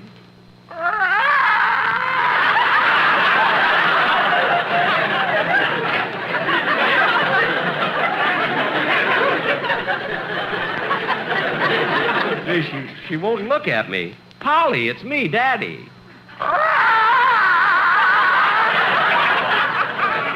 Now, Polly, stop sitting on that coconut. I wonder what's wrong with her. Imagine her trying to hatch. Say, Rochester, that's it. The poor thing's all alone. So she doesn't know any better. I think I'll buy a mate for her. Buy a mate.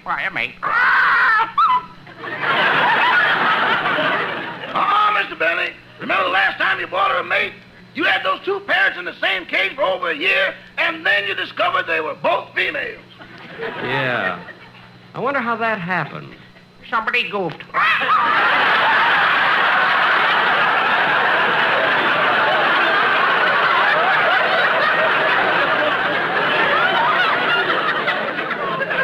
Well, don't look at me as though I'm stupid, Polly. You didn't know yourself for nearly a year.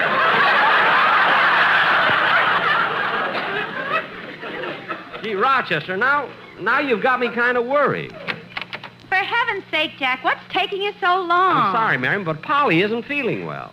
Oh, that's too bad. The poor thing. What's wrong with her? Miss Livingston, she just sits around in her cage all day brooding. It's been going on for weeks now. Oh, Jack, you ought to do something. Why don't you take her to a psychiatrist? The psychiatrist. Mary, this is no time for joking. I'm not joking. They have psychiatrists for animals. I know one right near here. All right. I'll get Polly and we'll go.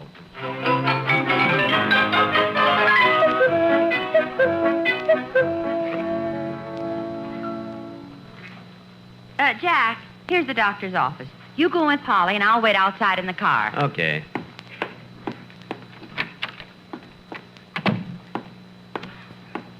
Yes, sir. May I help you? Well, are you the psychiatrist? Yes, sir. I am Dr. Hugo Browner, Ph.D. Ph.D.? Parrots, horses, and dogs.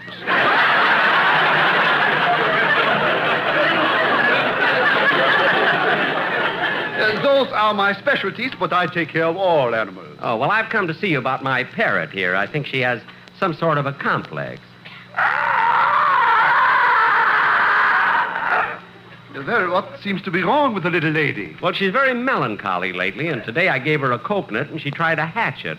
Could it be possible that birds long for motherhood? Oh, certainly.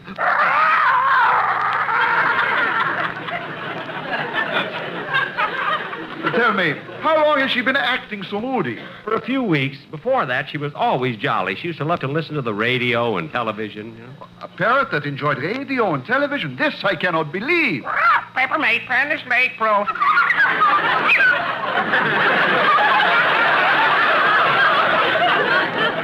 I believe. Now, to help her, maybe it would be good if you told me something about yourself. What do you do? Well, I'm Jack Benny. Oh, yes, you look familiar. Well, in addition to yourself, Mr. Benny, how many people come in contact with this parrot? Well, there's my valet, my cast, and my 6 writers. Uh-huh. And what is this parrot's name? Polly. It took 6 writers to think of that?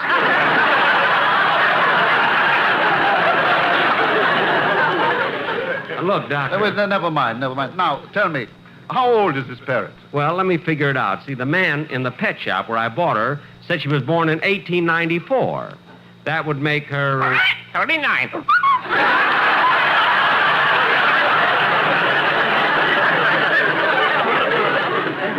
Where does she get such delusions? I'm sure I don't know. Now, Mr. Benny, you say this parrot listens to radio. Does she like music? Oh, she loves music. Good. I will give her a word association test. Word association about music? Yes. I will give her a word, and by automatic reflex, she will say the first thing that comes into her mind. Oh, good. Now, Polly, listen. Piano. Liberace. Clarinet. Very good one. Violin. Penicillin.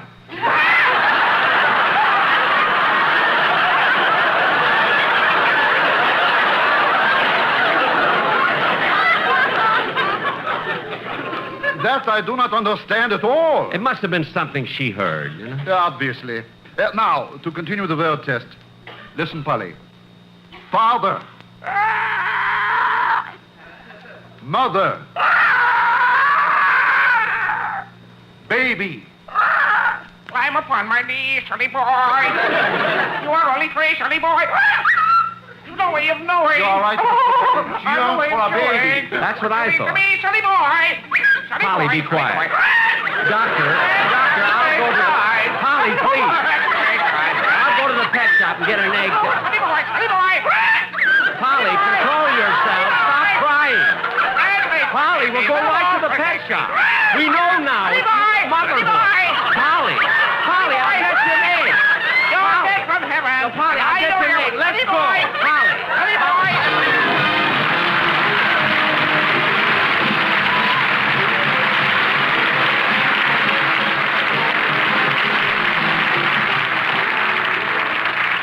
Jack will be back in just a minute. But first, a word from one of the world's funniest men of letters, America's comic poet laureate, Ogden Nash. Somebody once went through my poems and made a list of the things I dislike. It's a pretty long list, too. However, on the list of things I like, they said he likes good eating. Of course I like good eating. I like good anything, good fun, good smoking. Naturally, I smoke Luckies. To put it poetically, I hope I'm not a crank, but I've got one foible. I don't enjoy anything unless it's enjoyable. I'm pernickety about what I like, And for 30 years, I've smoked Lucky Strike. We agree with Ogden Nash about smoking enjoyment. It's all a matter of taste. And the fact of the matter is, Lucky's taste better, cleaner, fresher, smoother. For two good reasons. First, LSMFT, Lucky Strike means fine tobacco. And for better taste, you must start with fine tobacco. Second, Luckies are made better to draw freely and smoke evenly. That, too, means better taste for you. So be happy. Go Lucky. Pick up a carton and prove to yourself that Luckies taste better.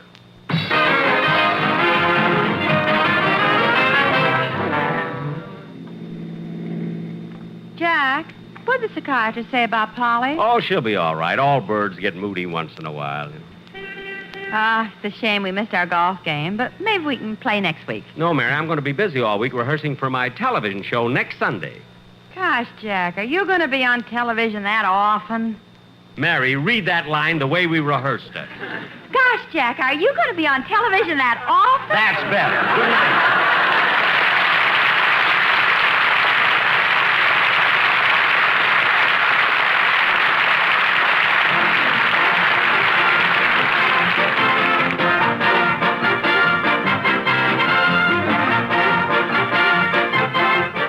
Show tonight was written by Milt Josephsberg, John Tackerberry, Hal Goldman, Al Gordon, and produced and transcribed by Hilliard Marks.